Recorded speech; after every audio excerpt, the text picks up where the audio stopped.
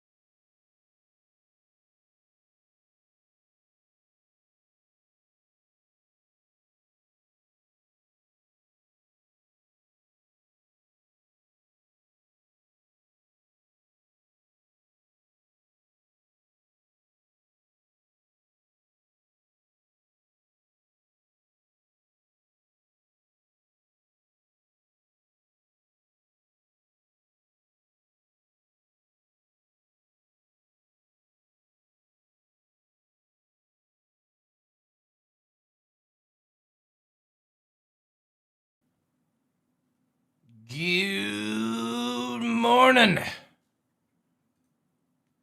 Welcome in. Sideways, Undane. Mr. Eagle, Glitch UK. Tispato Kara, Cough, Marcus Hazen. Also, Marcus Hazen, congratulations on getting a founder badge after it was rotated off somebody who wasn't subbed to the channel. Enjoy it, as long as you're a subscriber. Give me a sec, chat. For some very annoying reason, everything on my gaming PC has been logged out.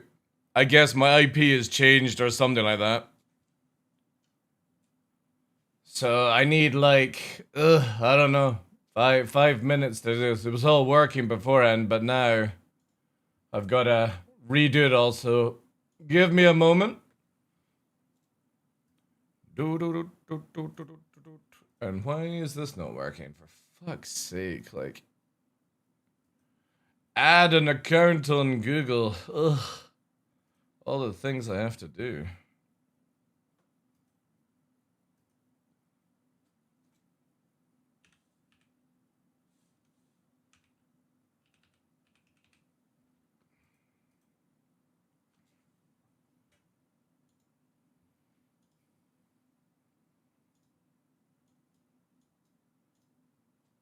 Super annoying.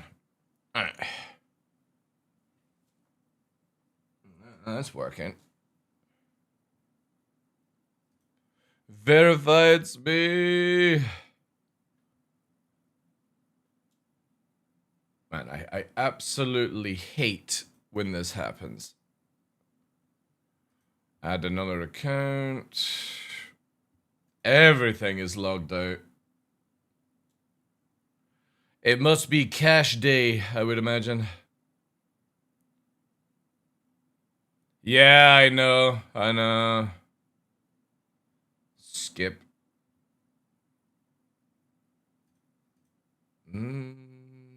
Alright. That's that. Now to log into fucking YouTube. Do I have to log into Instagram? No, for some reason Instagram is okay. What the fuck? What about Crunchyroll? No, that's fine. Facebook, I don't use that. Twitter working? Interesting how it was only that. What about Star Citizen itself? Nope. Oh no, that's under maintenance. That's fine. Oh shit, wait, is there maintenance on? OnlyFans login? Nah, that's secured. That's secured.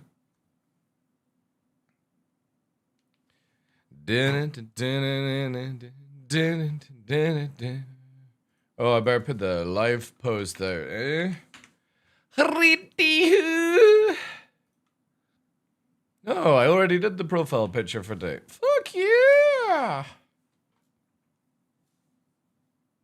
Oh well, we can watch a little bit more of Scotland! Scotland!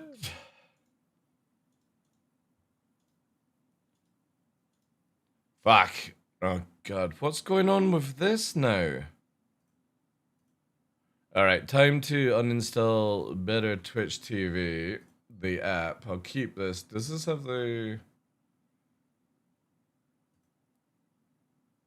Yeah, enable the emotes. Enable the emotes.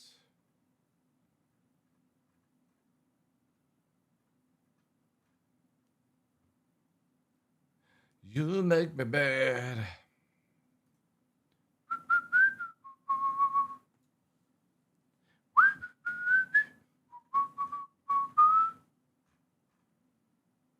Alright. Fuck's sake.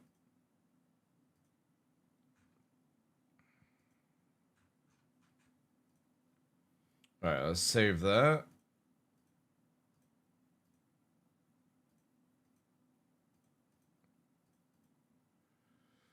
Backup and restore. Save backup of FFC. Right, let me go to extensions and fucking delete Better Twitch TV, because I don't need that.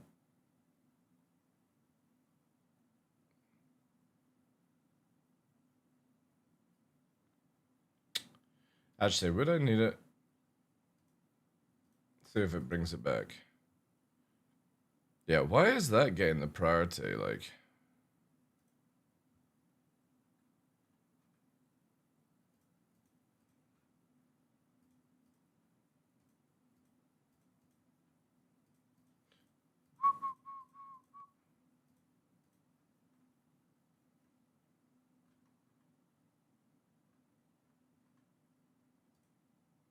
Ah, that's all I had to do.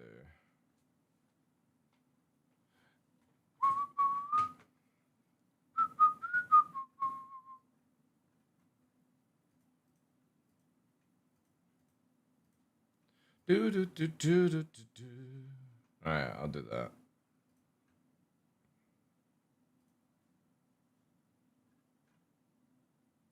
Actually, to be honest, I'm just gonna disable it. Fuck it. Yeah. Remove it. Remove it. Welcome in, Blue Banks Pagan. John, good day, guys.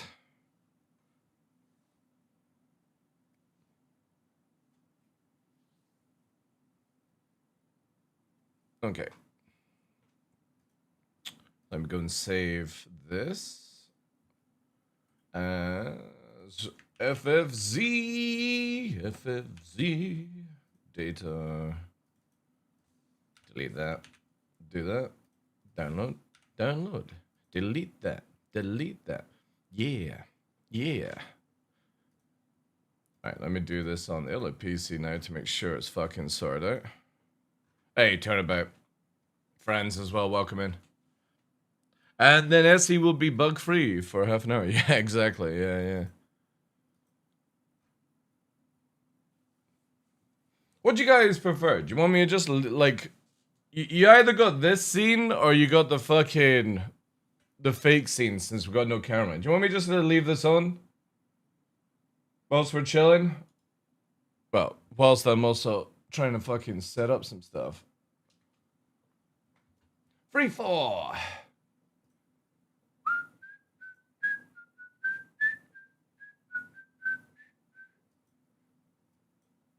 Get rid of that as well. No, fuck off. I don't know what I've been told. Music makes you lose control.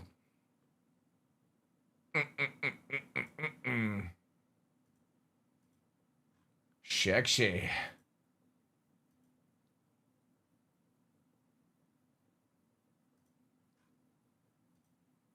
All right.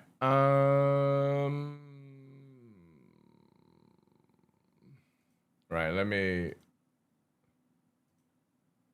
me unpause that so we can get a sync on the go, so I can get the file across to this PC. Oof, the joy, the joy. I could watch those landscape for hours. I know, that's why I don't leave Scotland. It's very difficult. All right. 2 seconds. 3, 4. All right, so we go to here. We go to backup and restore. Restore backup all the way down to data. FFC, do that. Refresh that. Okay, that's set up like that.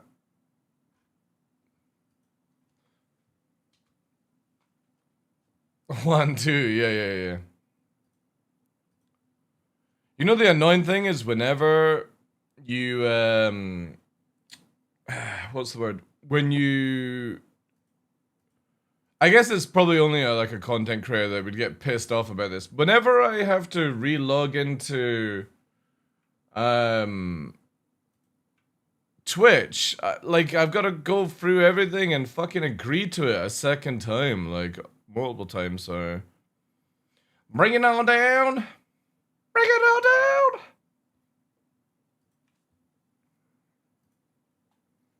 I gotta set up this bloody thing again. Sorry, guys.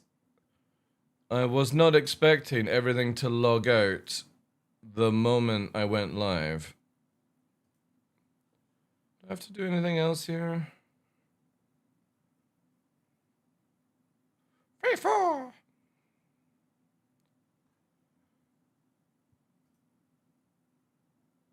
Okay.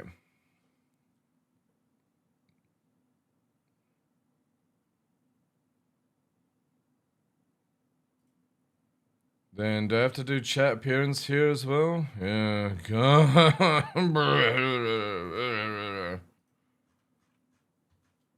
Hey, doing today, Alpha Wolf? Okay. Do I have to do anything for Kick? Let me have a look. Hope everyone's well over on Kick. Well, no, it's still 404, man. I swear, Kick is the weirdest website where you have to press F12 on Brave to, like, get the page up. I've got to redo the page. What the fuck?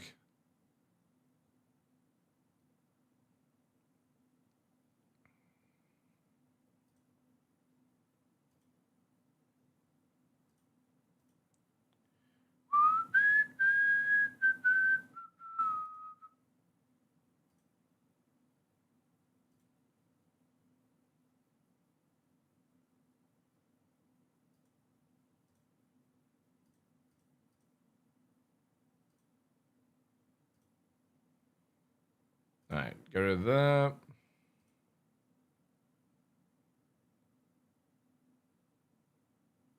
Get rid of that.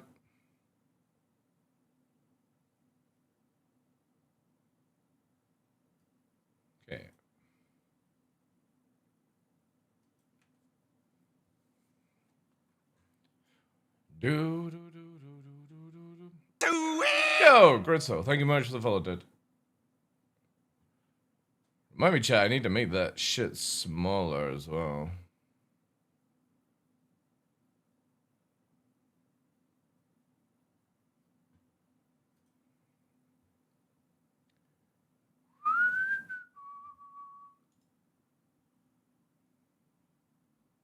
Alright, okay, that's that. Oh, man, so frustrating.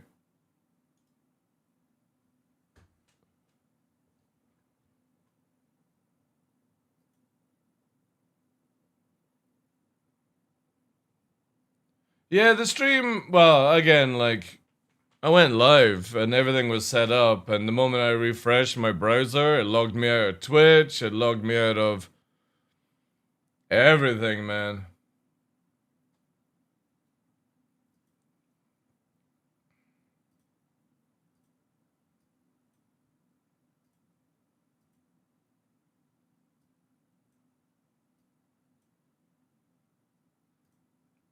But I think I'm there.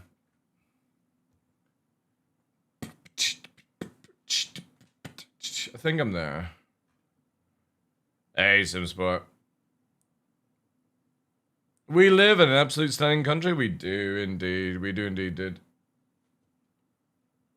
That's why it's very hard for me to ever move from Scotland. I literally live rural. I have 5 gigabyte up and down fiber. I've got hardly anyone around me, and huge amount of landscape to roam. If only I had a tanning salon right next door to me, that would be... I'm just kidding on that one. The fuck do I want a tanning salon?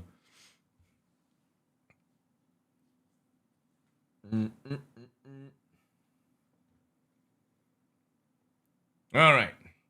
We're Kushi. Let me just double check YouTube.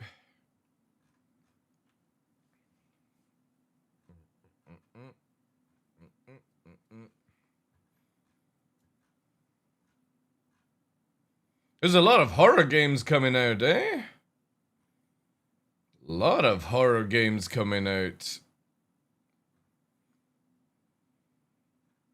I just looked at my feed on YouTube. Holy shit.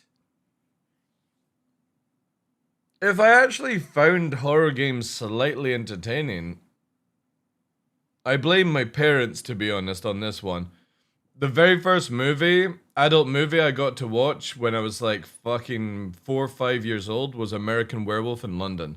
After that, watching that lovely movie at that age and having nightmares for weeks and unable to go into the dark or go upstairs into the attic where my bedroom was.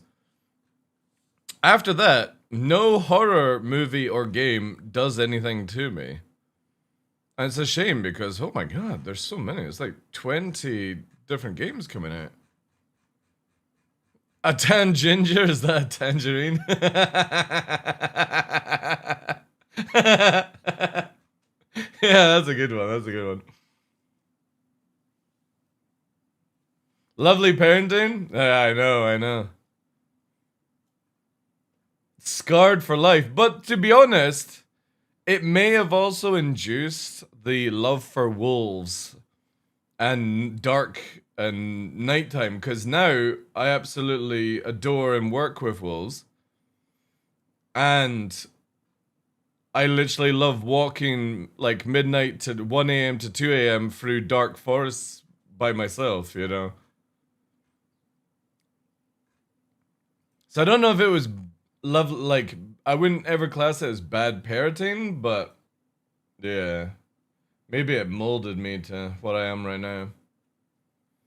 Oh man, we can't even go to Spectrum and have a gaggle? Oh, god damn it. If only I had checked the news before going live. Damn it. At least it looks like maybe only 2 more hours, right? It started at like 9 o'clock, so it's like 11 o'clock, 4-hour window. Yeah, like an hour and a half, really. We have to just chill. Let's see if there's any Star Citizen videos we can hijack whilst we wait. Oh look, there's Harry Potter.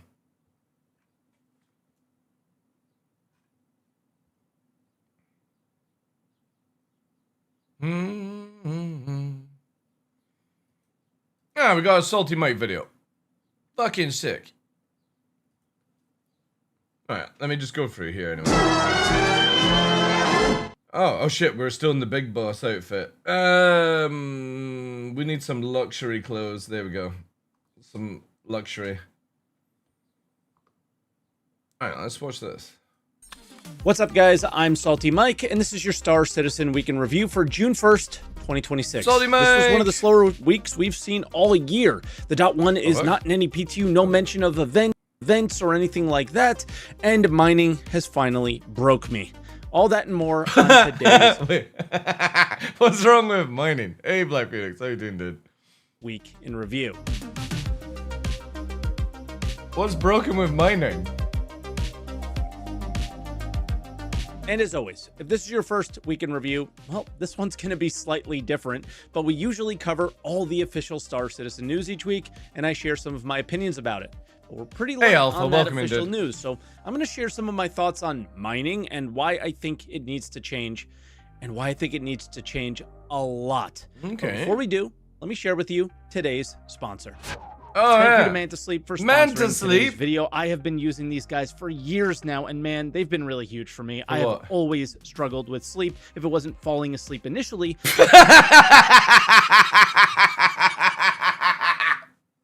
What the fuck?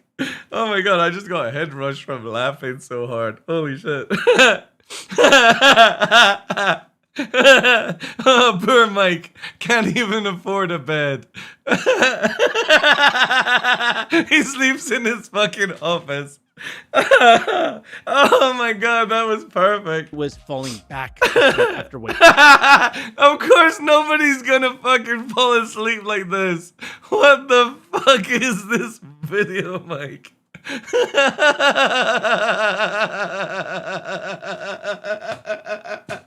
I can't stop laughing.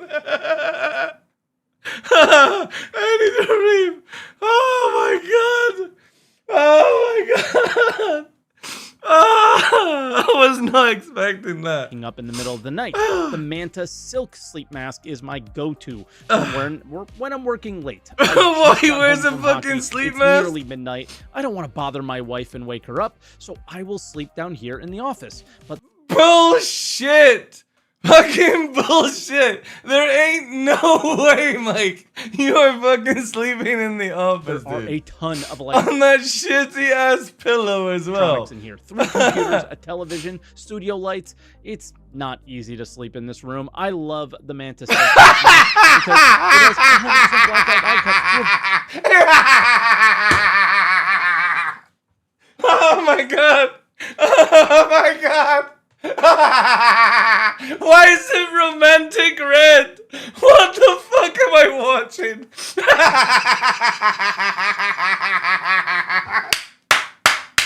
Oh my god, this is the best! Oh fucking gnomes, bruh. Holy shit. Holy shit, this is amazing.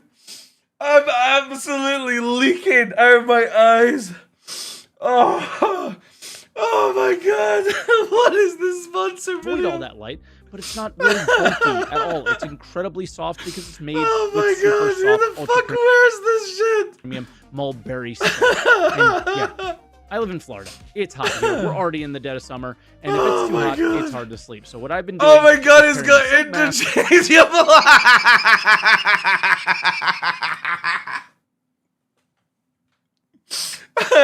Teenage Mutant Ninja Turtles from Temu. With these Manta eye cups that I leave in the freezer. Oh god, this is amazing. So if you're proudly pro-nap like I am, head to the description. Dude, how the fuck could you make this video without laughing? Or the pinned comment and use my link. And use code SaltyMike for... Chat, I may need to buy this from Salty Mike's link. I may need to get these over here. Oh my god. My face is on fire. That's so funny.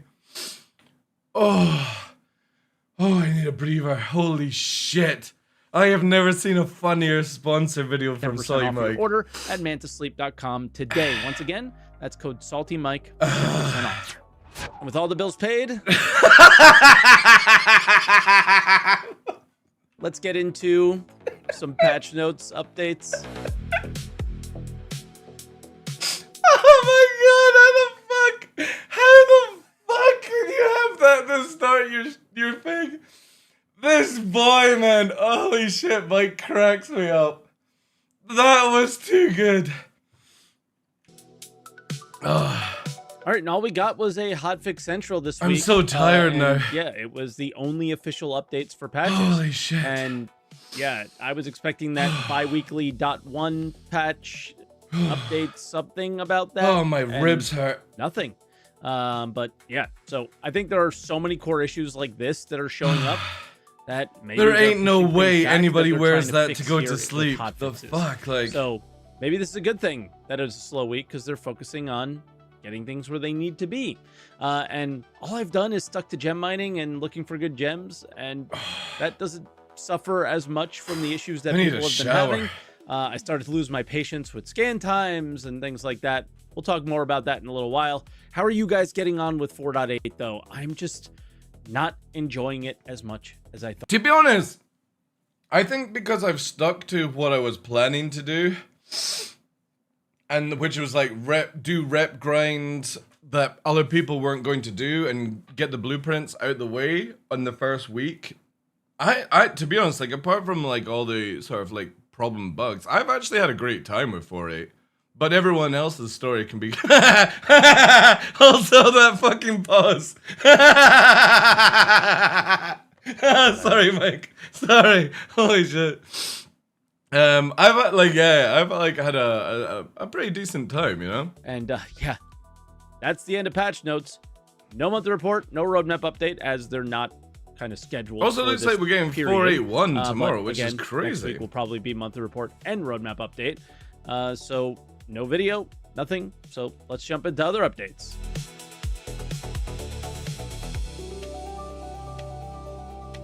And of course, we actually did get a sneak peek. So we did get something, but I can't recall a week this year where we didn't see something that was a sneak peek that wasn't something that you didn't have to buy on the store.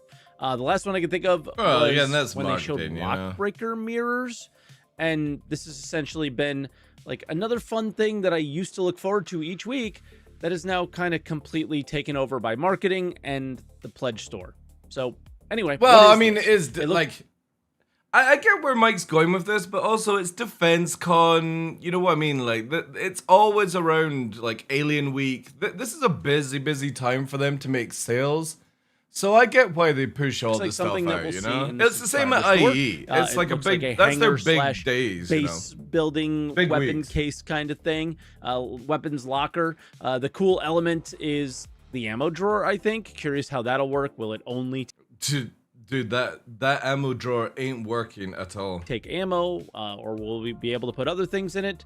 But I do hope we see some cool stuff from Siege of Orison here, Municipal Works, events, or something game-related in sneak peeks soon, because, yeah, they're one of the best things to discuss on this channel, on this video each week, with you guys in the comments and trying to guess what it is. It's super fun. Usually, you know, the ships are pretty... I just see what memory foam that looks like a ball gag holder.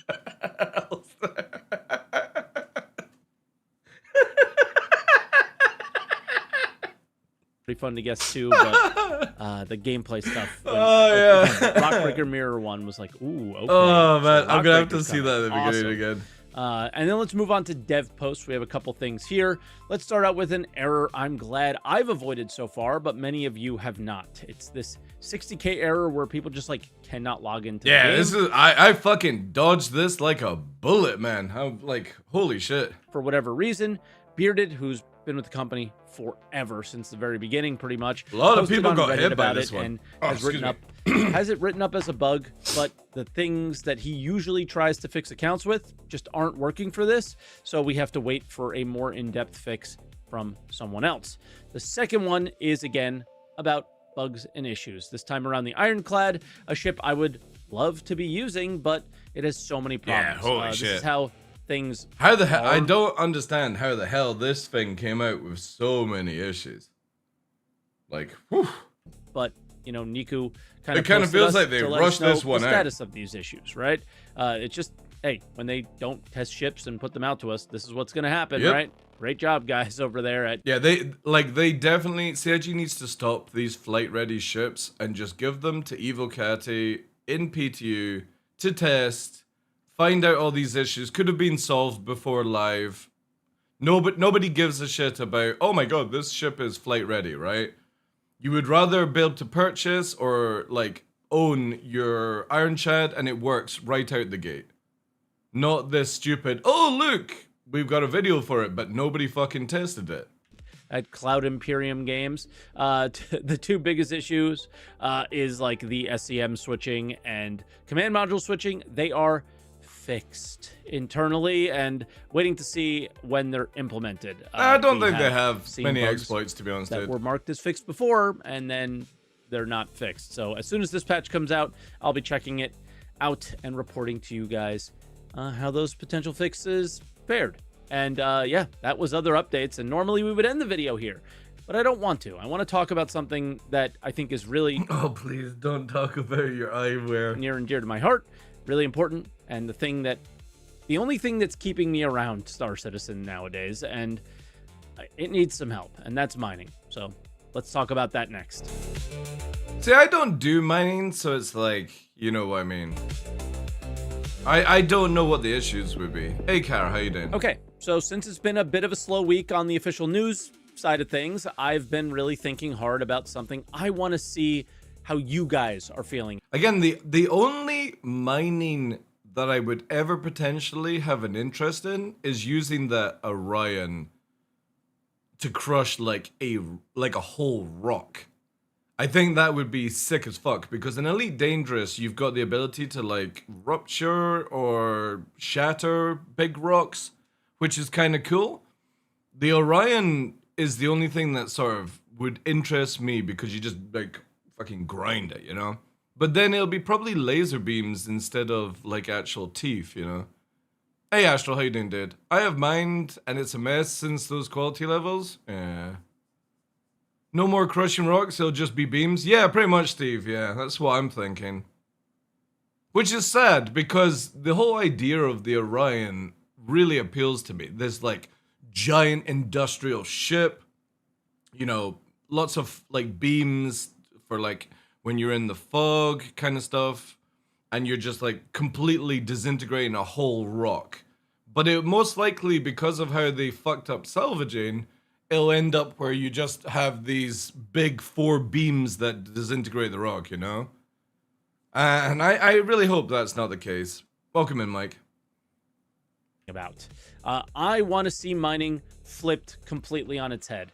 This is simply not working for me anymore. Mining has hit a level of importance that I was dreaming it would have years ago. Crafting is in the game in almost full force, and in order to get the best possible gear, there's only one way. Somebody has to mine a lot of high quality ore. But I want to quote someone that I really respect, but I'll keep who they are private. You know who you are.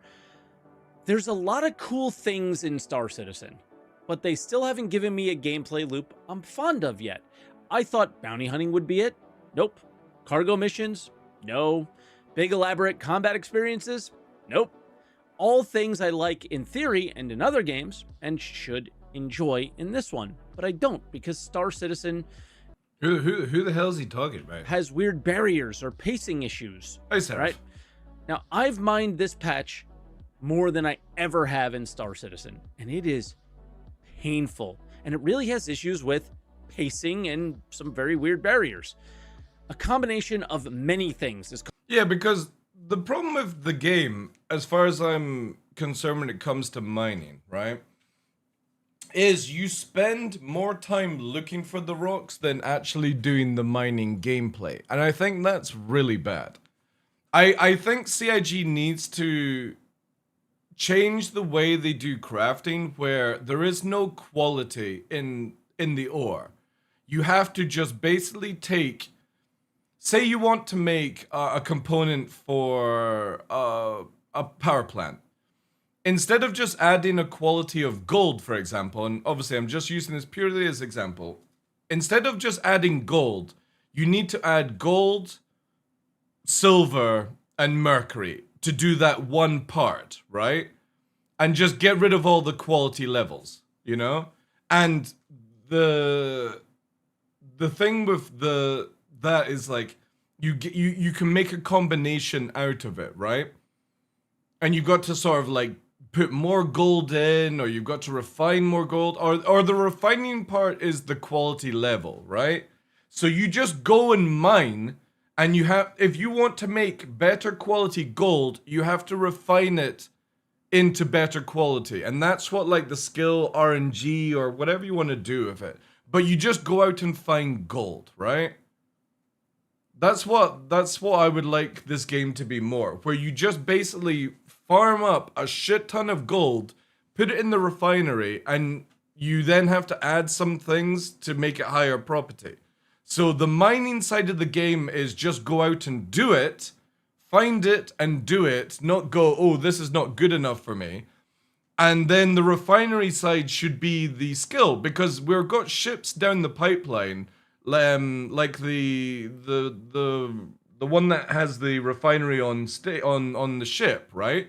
And you basically go, right, well, I bring a shit ton of gold, and I bring a shit ton of mercury, and I put them together inside the refiner, and I RNGs out the quality and stuff like that. And I basically get it in batches, get it in cubes, whatever they want to do. But the mining should not be the finding the quality, in my opinion. It should be from the refinery, you know? I love how rare some of the resources are, but the thing is, though, is like, also at the same time, it's a stupid amount of work for not a lot of gameplay, you know? You're spending more time searching for the ore than actually doing the gameplay. And it's the same thing with combat in Nyx. You're spending more time warping to go and kill one NPC than actually doing the combat side of it. CIG has everything so backwards where instead of doing the gameplay loops, you're spending the time traveling to the gameplay loops. And that's boring as fuck. Causing this, in my opinion. The most obvious one is scanning. The solutions they have spoken about do not... Expanse, that was it, yeah. But isn't there another one that does refinery? Or was that where it does refuel refinery or something like that? It was like a mist ship or something like that. Solve the core issue. Declan posted on Spectrum about this. Asteroid Galaxy? No. Wasn't there one that does refinery as well? Was it the Arasta? I'm saying that right. Yeah, the Odyssey was the refueling big ship, right? Yeah, there's something that obviously, like, you've got the Expanse, which is the tiny one, but there was another one that was meant to have like the mining capability and stuff like that. So for me, it should be where you go and do the mining, and then you bring the materials to the refiner, and the refiner is what makes the quality. That's how I think the game should be. And then lower the qualities down to 1 to 100 or 0 to 100. So when you find 100, you know you're getting 100% quality material, right? And then if you're loading in 90, you know you're loading in 90% power or whatever you want, you know? That's how I think they should do this whole crafting side. Simplify it, make it fun for the mining team, and make it a skill check for the people doing the refineries. Months ago, saying that they want to add secondary materials like carbon. It'd be the Rasta. Okay, thank you guys.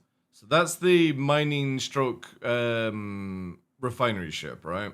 Steel refining, and the quality just won't be as much of a factor on the end product, or at all in this case. But just the lower the quality, the more of it you will need. Will that help us want more material? Maybe, probably a little bit, but this doesn't solve the fact that ore is 5 to 20 kilometers away from each other. A cluster you might scan. Yeah, see, again, CIG has it where you are spending more time traveling to do gameplay loops than the actual gameplay loops. And it's where I think quantum travel should be 5 times faster than it is right now, because I want to do more combat than warping around in Nyx. And I'm spending 60, 80 GM warps to go and kill one target for like a couple of minutes, and then I'm on the warp again for 6-7 minutes. It's so boring. For minutes to see if the quality is good enough.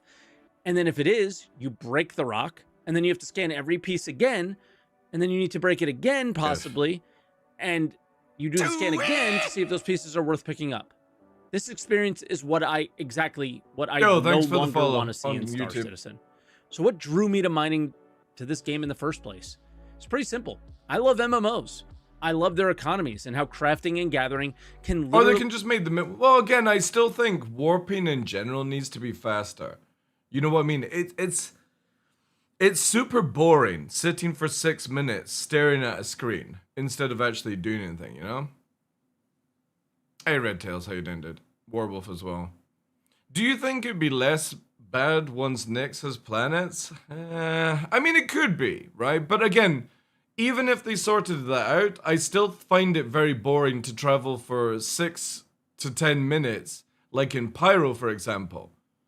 It's super, super boring. Like, why do I want to spend... Say I've got a couple of hours to play, and that couple of hours to play per day, for example, I'm spending a good 50% of that that time warping around.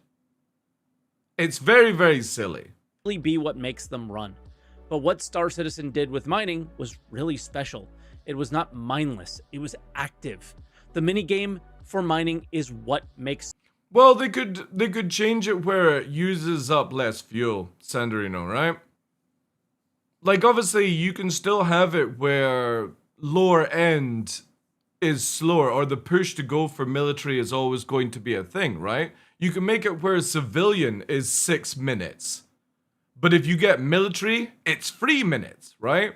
But military on top of a standard quantum drive right now is only maybe a couple of minutes. So you could make it where, you know, 50% faster or something like that would be good. But it's still, you're spending a lot of time warping around and there's nothing to do in warp. And I would just rather be doing the activities at the location than spending 6-7 minutes in warp in Pyro. It's very, very boring. But again, it's each to their own, you know? If there was something to do. But I like, for me, I think there was a bug in one PTU, right? There was one bug where you could warp from New Babbage on Microtech to the Pyro Gateway, go through the Pyro Gateway, warp all the way down to Gaslight in Pyro in under 5 minutes. And it made the game fun because if my team was waiting for me, I could get all the way over there within 5 minutes and do stuff, right? But when you're spending like nearly 20 minutes playing the game just to go and meet people, it is very boring. And then they're like, oh, we're going to have it where you can teleport to people's hangars. It's like, just make the traveling faster. I don't want to teleport to people's hangars. Just make it where I can travel, instead of 10 minutes, I can travel to that location in 5 minutes. Then it's just a much easier way to play the game. But mining, for example, is where you're finding... hey, Razar, you got your holy stuff? Nice, nice. Mining is you're going to a rock, you're like, oh, this is not good enough. Then you're traveling 5-10 kilometers. Oh, this is not good enough. You see what I'm getting at? Is you're spending more time traveling to look for a decent rock instead of just doing the mining activity. And make it where the refinery is what gives you the quality. Star Citizen mining so special. And I never want to see that go away. But in the example I gave just if Quantum gets that much faster, then the scale of things, the size of the system is pointless. But the thing is, though, is the system is pointless. Find it. When I'm on a planet, right? Say, for example, I'm doing missions at Crusader. It takes me to Yella. It takes me to Daymar. It takes me to Selen and back around, right? There's no way for me to just go, I want to do all missions on Daymar. So as you're cycling through those missions and then they're on a timer, you then have to warp to Hurston to quickly go and do the next set of missions to then warp back to Crusader to keep the chain going. Or you're spending 10-15 minutes bored out of your arse. But then you're spending 5 minutes each way bored out of your arse because there's nothing in Quantum to do. And even though it's not a loading screen, it is as a loading screen because you, again, don't do anything in it. So which would you rather have, where people are able to go around the game and actually have fun, not having these time periods, or would you rather sit at a loading screen and watch, a fake scene go past you all the time? Like Elite Dangerous does it really well because when you're jumping from solar system to solar system, it's instantaneous, right? And then the time is in Elite Dangerous, you're warping around or moving your ship by yourself and slowing it down. So there's a lot of interaction. But there's nothing to interact in Star Citizen during a quantum drive, right? And that's the boring side I find to it. If there was something for me to do, right? Like, for example, I actually had to regulate speed or something like that. That would be amazing. But I'm sitting there for 6 minutes going, I would be rather doing something else, right? Elite does have a lot of flight time, but there's also a lot of solar systems that are very small. I hate nothing more to find out. I have to go planet and mission. Yeah. So again, like, CIG could make it where the time to go to, like, say you had to do Crusader to Microtech. That can be 5 or 6 minutes, no problem. But then they have to make it where I'm able to go to Daymar and keep doing the missions I want to do on repeat without having to leave Daymar and travel around the game just to keep the chain going. No, the Quantum Boost is only interactive at the beginning and then it locks down. But you don't actually have, like, what I'm talking about, Frosty, with the Elite Dangerous, where you can turn around in warp. It only goes in one direction. But it's only for the first 30 seconds you have to hold the circle before it locks in and you can walk away and go to the toilet, basically. It's not, it's just in a straight line as well, dude. It's not like Elite Dangerous. I don't know where you got that information from. But from the actual designer, it only goes in a straight line, dude. You can't turn around in it. You basically warp in a direction and then you come out of warp, stop, turn, go in another direction. It's basically the old school blind warping from back in the day of Star Citizen. You look in a direction, you warp to it. You come out of warp, you turn around, you warp to it. There's no interaction to actually hold it. Yeah, well, I'm talking to the actual designer of it, dude. And what you see at SitCon is not what the game is anymore. That's like 2-3 years old information. You basically warp, but there's no interaction apart from holding it in the center. That's it. What I'm talking about is the ability in Elite Dangerous where you can navigate left, right, up, down whilst you're in, what do they call it? Super Cruise, right? There's a huge difference than holding the mouse in the center to go to a location than there is being able to, like, go around the planet in that speed, right? And that's what I'm talking about, is that QT flying is super boring, right? And obviously the new Quantum Boost will give us an interaction that's different because we can't go up to like 1,000 meters a second anymore. You basically go from SEM into warp to that location and you're then traveling around in SEM. That's completely fine, you know? But it's, the point being is that the different to the game is you have a short interaction, which is fine. In Star Citizen right now, when you're spending 5-6 minutes in the warp with nothing to do, that's a little boring, right? For me, I bought Elite Dangerous Lifetime DLC when it first came out, and I have probably about 2,000-3,000 hours on it. And I stopped playing when Engineers came out because I just hated the idea of grinding for RNG chances in a game like that. And obviously, it's still a really well-played game. There's lots to do in it. But it never really, like... The UI and some of the features of Elite Dangerous massively appealed to me. But the way I always describe it is... Elite Dangerous is an ocean the depth of a swimming pool. And Star Citizen is a swimming pool the depth of an ocean. And that's more appealing to me. I don't need 400 billion solar systems that look all the same. I'd rather have everything look different and only have 5 solar systems. So Star Citizen always appeals to me more because of that depth. The problem is obviously like the UI and stuff is not on par like Elite Dangerous. If you took both games and combined them together, it would be fucking sick. But that's never gonna happen, right? But Elite is like when Elite is on sale, it's definitely worth playing, having a wee shot of it, especially in VR. It's fantastic. Yeah, then I would be fine with that, Finest. Like if travel times would be fine. I'm very against teleporting to people's ships. If CIG make it where you can only teleport to the leader's hangar and you have to claim your ship, I'm fine with that. No problem. Long as they don't allow somebody to teleport into somebody's ship whilst it's in combat, I'm very against that idea if they went that route. I don't mind travel times if they make it where I don't have to move location. Like I go to Microtech and all the missions are always on Microtech through a filter. I would be completely fine with that. But the point being with what Mike is talking about is he's spending a lot of time going from 5-10 kilometers to try and find ore that's worth even mining. And that sort of just defeats the purpose of mining in general, right? I think refinery should be what makes the quality level of the ore. And you just go out and have fun getting stuff. And obviously you could still make it where you find high quality ore.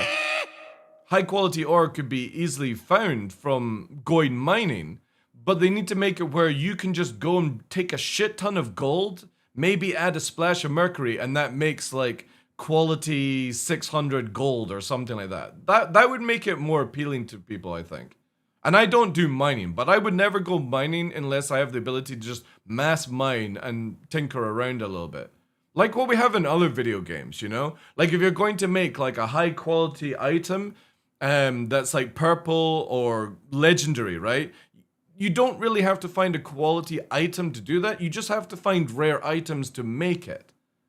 And CIG has it where you've got to go and find it, then you've got to hope that it's a good quality, you know? Thank you for the follow as well, dude. Yeah, I'm completely fine with that, Findus. Long as it's only to the person's hangar. If, say for example, a solo player is on an Idris and they're in combat and they get in trouble because they're solo and they go, I need 50 people to teleport to my Idris to man the guns. That's a big no-no for me if CIG went that route. That is very bad. But I have no problem if, say, I'm at Microtech and we're about to do something and somebody goes, it's going to take me too long to get there. They teleport to my hangar, they get on my ship. I don't care if that's the thing. They could make it a 24-hour cooldown for all I give a crap, right?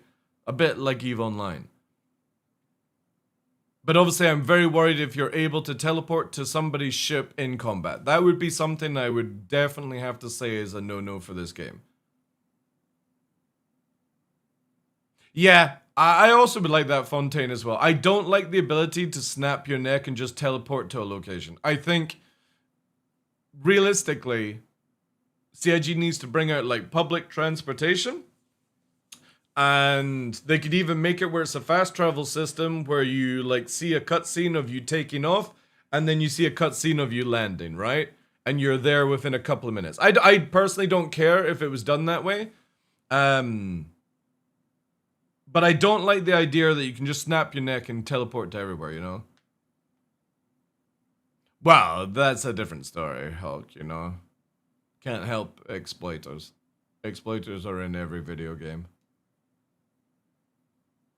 Second ago, how much time did I spend scanning and how much time did I spend doing the mini game of mining? I would be lucky if I spent 3% of my actual session mining. That's what I want to see change at its core. Yeah, I would agree with that massively. Where I would stop on my feedback. I have so much faith in people like Torsten and his team hey, Comatron, that they get it. But like most teams at the company, they're probably doing way too many things at one time. We know that they're on engineering, and look at how that went. To really just stop and see how far off the experience really is that they're trying to deliver. So what triggered this conversation? Well, I didn't even know there was maintenance when I went live. That shows you how much I check on things. I believe it started at 9 o'clock. We're coming up for 12, so I think it's only like another hour until the servers are up. Or they could be earlier up. Just do !servers and that should give you the link. It was a new game that just came out that's all about mining. It's called Star Miner. I do not want to make Star Citizen Star Miner or EVE Online That's kind of cool. mining like people in the That's like a weird 3D, 2D kind of. I don't even know how you describe a game comments like that. will That's very surely interesting. claim. Absolutely not. That's not what I'm trying to do here. But can Star Citizen learn why those games feel better? 2.5D? Yeah, it's weird. That's a really interesting sort of camera. And maybe change something? Yes. I like the ships though. They're very like. So when I mine Looks like in those modular, games, right? I spend very Oh no, I couldn't play this game. If the rock shrinks in size while you're oring, little time scanning. yeah, that If that that would definitely put me off. Mining. In Star Miner, Oh you my mine god, the asteroids rock that are is quite large. shrinking. When you scan, it reveals where each material, the rock, like That's what kinda each cool. Material is. Like, Oh shit, you can actually where rotate it is it. on the rock, which is super Wow. cool. And as you mine the rock, it slowly shrinks, which I kinda thought it feels was an satisfying as isometric well, game. But you're mostly just static there. Also, bloody lasers, man. What is everyone's obsession of lasers? Lasers on. Kind of boring, right? It reminds me of Armageddon. You guys remember the movie Armageddon? The fucking mining vehicle in Armageddon is so cool. And I kind of wish more games went with like the grinder, drill bits and stuff instead of lasers. Right? That's not exactly what I want. Yeah, to I bring know to the lasers game. equals future. I It's think just it's so something boring entirely now. different. And Star Citizen was already set up. All right, to we got kinda ads solve starting this in 50 problem. Why did seconds, it guys. feel Thank you better, for watching the ads. Right? They're only on every hour for 3 minutes just to prevent pre-rolls. Well, they kind of screwed that up because If you don't like ads, you can subscribe to the channel or get Twitch Turbo. 4.7 and 4.8, they made a change that basically ruined everything. In nearly And also with a huge drill bit, that would be fucking sick, man. every game I've enjoyed mining in, but specifically Star Miner and EVE Online, cargo and logistics is the way ships are balanced. Yeah, I've never done Elite's deep core mining, but every time I've watched like Hank and play it or watched videos online, it looks fucking dope, man. Like just cracking a rock is so satisfying. For those games. How do they achieve? And for me, I did a crap ton of, like, I played EVE Online for 9 years, 2003 to 2012.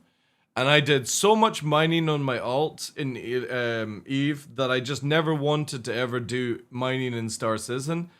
And even though EVE Online is just basically target a rock, put the beam on, forget basically, right? Unless it's changed, obviously, since I last played, which is, what, 14 fucking years ago. Star Citizen's mining just doesn't appeal to me. It looks so boring. Now, obviously, if you're into mining, awesome, right? If you're happy with it, cool beans. There's nothing that I see ever from like Mike or anybody doing mining that would make me want to do it. It looks so boring. Now, if you had the ability to go to this rock and 2 arms came out, right? And I could use dual joysticks in real life to control the left arm and the right arm, and you started to like rotate the grinder and like rotate the rock and grind it that way, and you had more interaction, I think that would probably appeal to me more, but yeah. This by requiring Thanks for follow, dude. a lot of material to craft, and inventories on ships are limited. Star Citizen has limited cargo Yeah, I can totally understand that, Zimba, yeah. on their mining ships as well, but with the advent of quality introduced into the game and the time it takes to find a good rock, it could be hours or possibly more than one session to fill a golem, let alone a mole. Yeah, see, I'll wait till the ads are sort of, till we go into this topic, but the next topic obviously would be is, what would you guys prefer that go out mining? I don't do mining, so I don't have really that much of opinion. I would rather have it where if I find gold, I'm getting just a shit ton of good quality. You know what I mean? Like, or some way where you could narrow it down to only find the good stuff. But this whole like trawling, because whenever I see like this type of video, right? It just feels to me like those fish in a fish tank that go around on the stones and pick what are they called? They're bottom feeders. Like catfish, you know, they go over the stones, they put the stone in their fucking mouth, clean up all the shit, and then move on to the next stone. That's all mining in Star Citizen on a planet looks to me like. You're just fucking trawling with your nose down, scooping up some shite, and then, you know, being generally fucking bored. Logistics or cargo capacity is a non-factor in this game now. Yeah, we're watching Mike's nowhere near as important. Well, I guess it's not a non-factor, but it's nowhere near as important as it used to be. The hunt for 900 plus is absolutely terrible, and it's not fun even when you find it. There's just not a lot of it, right? So let me get to the point. I usually don't want to give solutions. I like to share my issues and let developers do their job and solve those issues, right? As they're the... Yeah, but the thing is, if you give a solution, the developer can either listen to it or doesn't need to listen to it. Like, there's many times that I've suggested to Yogi. So Yogi, who does the flight model, we have conversations occasionally about the new flight model. Obviously, I'm not going to go into detail because it's a trust issue between the developer and myself. But I've suggested things, and Yogi's gone, And I understand that the can possibly mean, yeah, that's a good fucking idea, DarkLaw, or that's a shit idea, DarkLaw. I might use that, DarkLaw. I won't use that, DarkLaw. But I never go, you know, my idea is more important than, or my information is more important than Yogi's. It's just basically giving a suggestion on my point is, if you make it this way, this then follows down a different train or a different road, right? So I think Mike should definitely, as somebody who mines a lot in the game, should give information to the developers or give opinions on how he would prefer it, and it's their choice to either listen or not listen, you know? The developers, they certainly know more about game development than I do. Yeah, but do they know about making a good game is the question. Yes, they can build video games. Yes, they can do all the wonderful technology that's in Star Citizen, but can they actually play video games? And would they want to play their gameplay loop for hundreds of hours without cracking up, right? Pun intended. But I think CIG is so far from where Star Citizen mining needs to be, and I have to at least give an example of what I might want to see. I want to mine.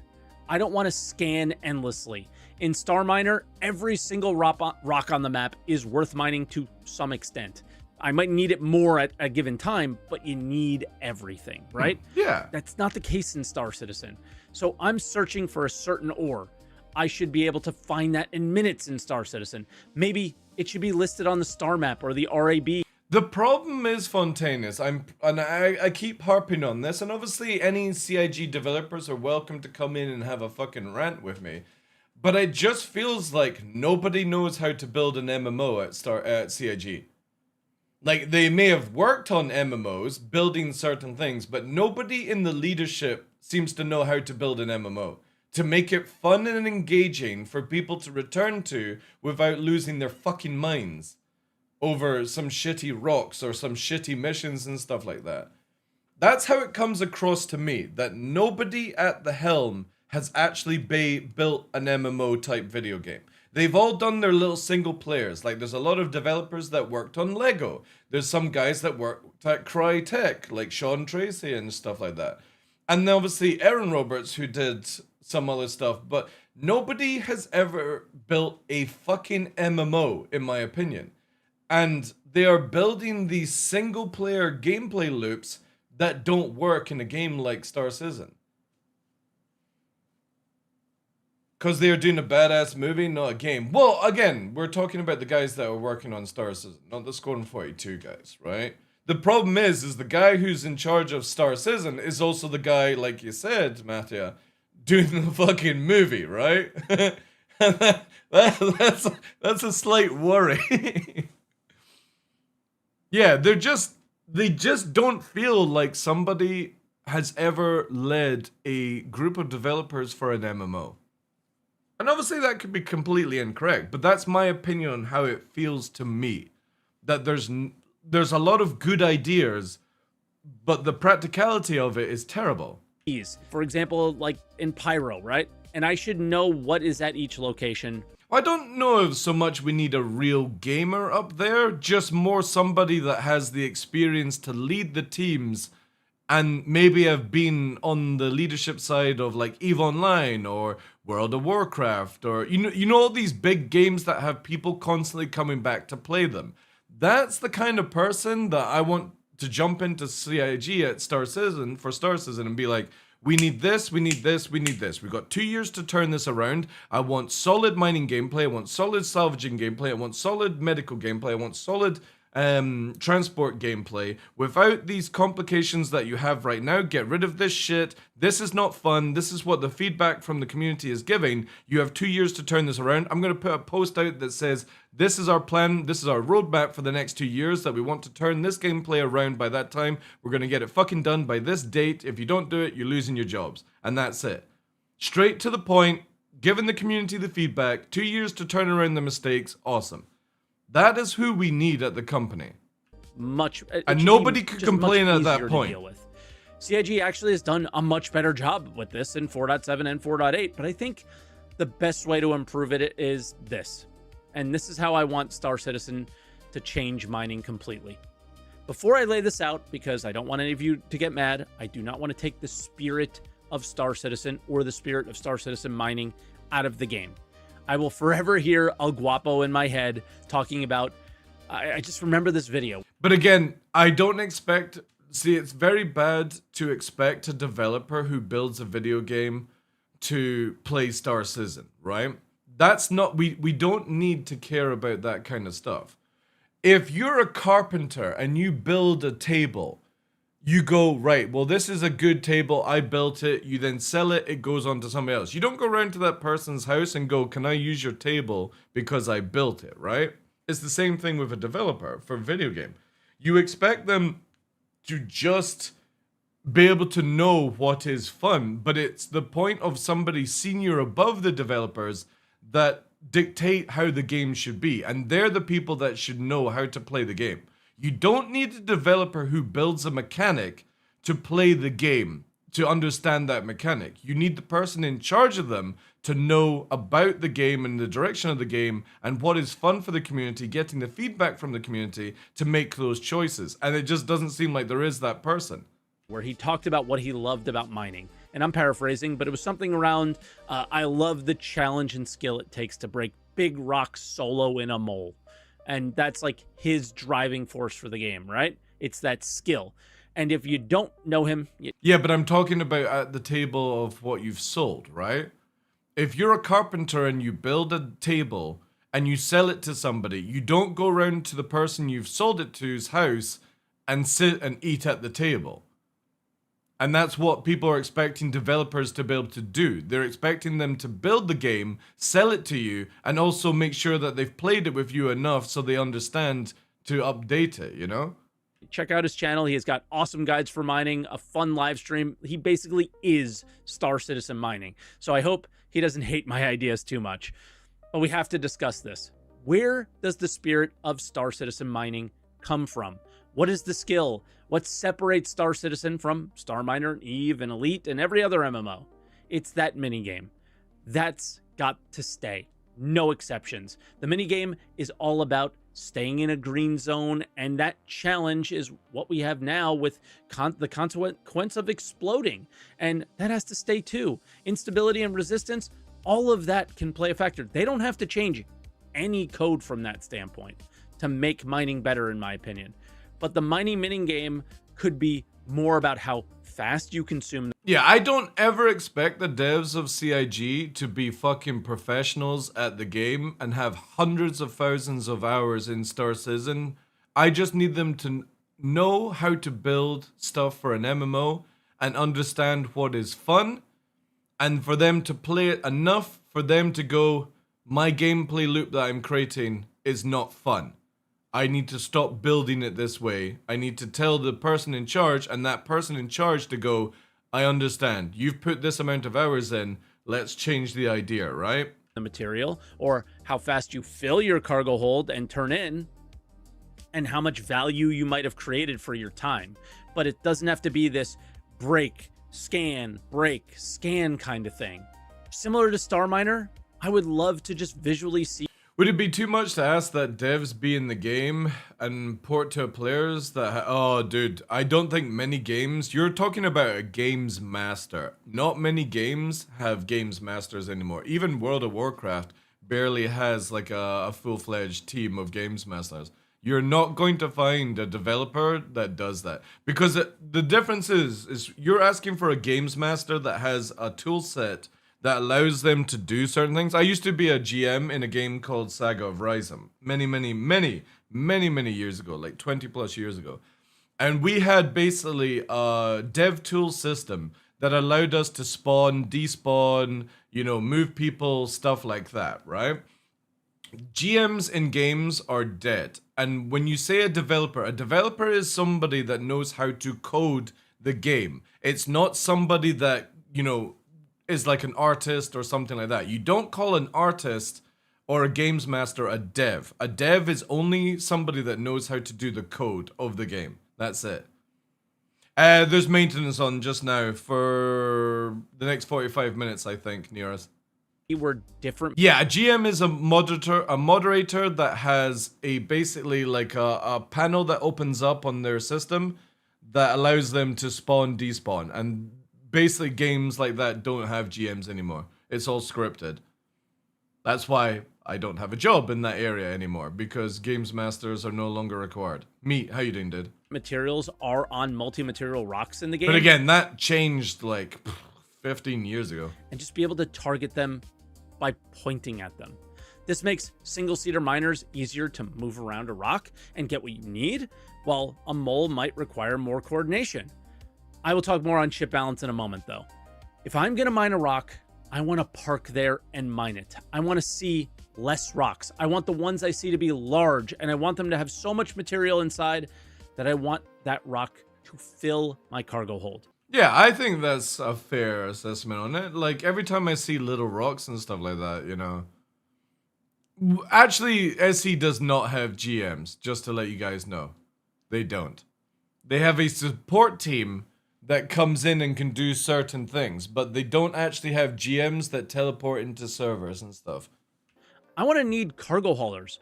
Maybe I have to leave and come back. Maybe more than once if I'm in a single-seater ship. Maybe more than once if I'm in a mole. Why not?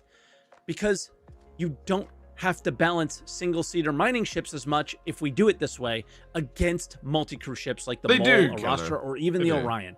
The current balance with mining ships... The problem is... Sorry, let me change Mike's posture there. Look at those luscious lips.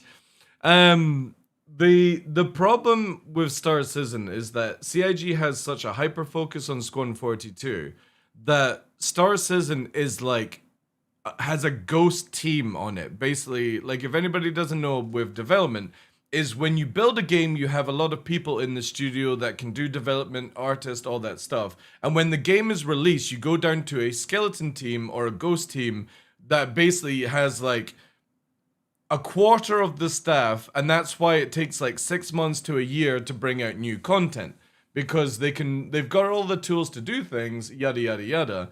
And Star Citizen is running on the skeleton ghost team basically right now, and they need to get this goddamn Squadron 42 out of the way and basically bring everyone in to start snowballing Star Citizen for it to then go back to a skeleton crew.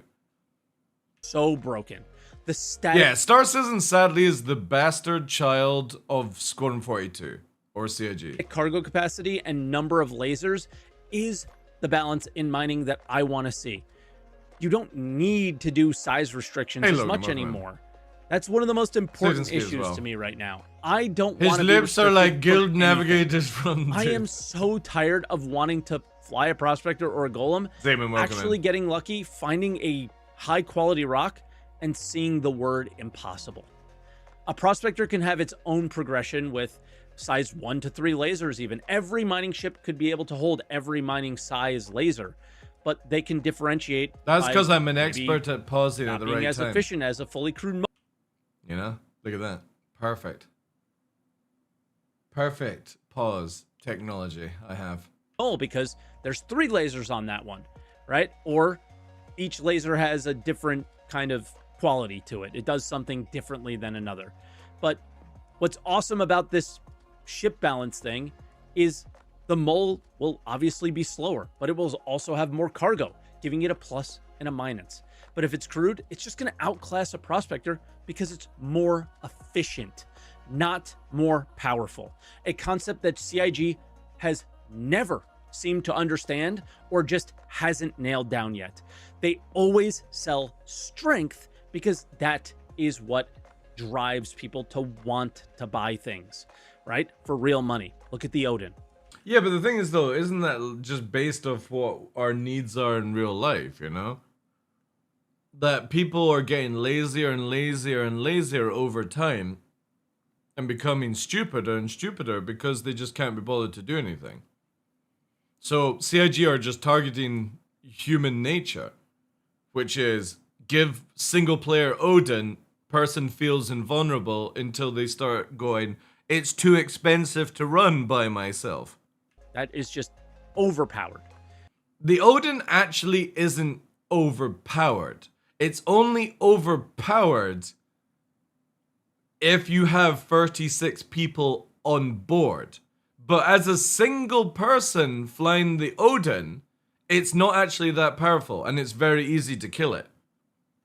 Now, a mole could chew through a rock much faster if it's crewed, because it's not about luck either. This RNG stuff with the finding the rock that you want and it being the right, it's been that way since the beginning of mining, and it's just changed in different ways from the... I never understood why there's a little Argo cargo in this what video. The quality of the rock is. And yeah, again, a mole could chew through a rock much faster if it's... Yeah, I agree. Like, again, it's difficult for me to go through this because I specialize in flight and movement and aerodynamics and combat, right? So I will always agree with Mike's statement because Mike does a lot of mining, or you guys do a lot more mining and stuff. But it seems to me that I agree with you, Shoremain. Every ship should be able to mine a rock. It's just the bigger the ship, the more efficient it's at doing it, or less time consuming, right? Screwed. Because again, it's not about luck, it's about... Because they're the same lasers, right? There's nothing special about the laser on the mole compared to the prospector, right? It's just you have more lasers. Power. It's about efficiency with your time. It's about the skill your crew can make with how much alpha UEC they can make an hour, or eventually one day UEC an hour. Real it has size 2 progression that you lasers, can okay. feel in Star Citizen. Better lasers can increase mining speed or efficiency, or maybe they can grab a wider cone of rocks and you can grab 2 different materials at once. Who knows? With the drawbacks like making it harder to stay in the green zone, or maybe burn off rocks. Kind of sounds like salvaging a little bit in Star Citizen, which I have found myself to appreciate a lot more because it's more simple. It's more clear of what you're doing. I think that can be taken for everything in Star Citizen. I think CIG really needs to take this chip off their shoulder nonsense of immersion and dial it right back down to fucking lot more fun than immersion. I know that they say we take it to the level of immersion and we dial it back to fun. I don't think you guys know what fun is at CIG. You know? The game on a simpler level is always going to be more fun than an immersion level for people. And you can just add different levels of skill to certain things, right? To make it more immersive. But with that, you know, kind of more at stake with mining, because you can actually blow up the rock and still destroy yourself with what changes I want to see. So what do you think? I want a world where mining is still a challenge, but I'm actually... Yeah, I mean, in this video looks to me, it's like you just look at this landscape and there's fucking nothing, right? However, I will say this with Mike, though, and I always bring this up because spoken to the team a bit about this one, and it's the Genesis system with Starchitect, right? And it is incredible, this technology here, right? Where is it here? This, right? Scale. but to our level of detail. So when you look at these, let me get rid of this With chat. the assets being spawned whenever and wherever See. the correct criteria is found. So when you see a forest or a meadow, it's no longer because an artist So basically, planted it there. instead It's of now because it simply instead of the wants to be there. randomness, right? Planet. For mining, can you now would basically tell go where to to like the mountain region. So you wouldn't right now in Genesis, you wouldn't go to this location to mine in the middle of a field. You basically go to where this is, and you have a higher density of rocks, right? And then you know, because of Genesis, this is where you go mining. And this is what the game massively needs. And for CIG to pump this out on a much faster scale, if they can possibly do. Because this makes more sense to me, where you literally go and you just mine this fucking... Look at all the rocks, right? This is where you should be mining this whole area. And you don't move around, you just basically scan, you find the juiciest chunks that you want, but you're just mining this vein, basically. But in Mike's video, look at it. Look at it. It's fucking diabolical. Mining when I'm in a mining ship. This looks so shit. So I like where CIG's idea of is this is where you're going to find the ore, right? Of course, these Let me go back here. valuable minerals as the geology looks like it would be suitable for it. Where scree piles exist below sheer cliff faces, and where rocks have broken off over time due to erosion. See, that to me appeals, where you're then just looking for the veins and you're getting the good stuff. This I want to see the progression be is about fucking shit, you know? efficiency and not power. And with that balance between ships could be so much easier. The goal should be... But the problem is that Genesis brings this out in Nyx this year, but CIG have already said you ain't going to see it in Stanton anytime soon. So it's like, well, great. You're just going to go to Nyx to mine because you don't want to do it anywhere else. to gather as much material as possible in the shortest amount of time. Whether you are a solo or a group mining in Because this, oh my god, like this is so Star boring Citizen, to me. it should not require RNG loot crate mechanics. Look at it. To This decide whole if that session video was is good just or not. looking It should for not be good about- shit. It should be about being good at gathering, right? Not good at getting Like, look how much ore is bypassed because it's not worth anybody picking up. lucky. How I log bad in is and I that? mine because that's what a miner Look, But again, I'll who are a solo or a group Shit. mining in Star Citizen. It Shit. should not require Shit. RNG Shit. loot crate Oh, look, mechanics that's a dull vine. to Shit. decide if that session was good or not. God, it's wants to crap. do. It's really bad. And that's our show. Hopefully next week we'll have more 4.8 updates, even 4.9 updates. Yeah, 'cause we're meant we'll to certainly be have a getting roadmap update and hopefully 4.8.1 more. But with that, make sure tomorrow. if you enjoyed the show, leave a comment, like the Here's video, Mike's and chat. subscribe. And I'll see you guys next week. Goodbye, But, Mike. Yeah, that was a Mike's big, live big right rant, now, big guys. change. Let me know what you think about it down in the comments. I feel really strongly about this, really strongly. And Oh, look, yeah. I think this is what Star Citizen needs. But before we go, chat, before we go, 100% blackout eye cup. To avoid all that. I think the funniest thing that somebody said in the chat, well, before we started watching this video, was it looks like a gnome's bra. Light. It's not really bulky at all. It's incredibly soft because it's made with... Also, I gotta see Sleeping Mike. got That home was from so hockey. funny. Here we If go. it wasn't falling asleep, initially Sleeping it was Mike. falling The shittiest pillow. And he's fucking lying on his shoulder. This is such a bad posture for lying anyway. He's got this fucking cramp thing, and that's how he's watching on the phone. Oh, it's so asleep funny. after. So comical. Anyway, let's finish off Genesis, because I love this video. Of course, these new tools still give us the ability to direct the look and feel we want.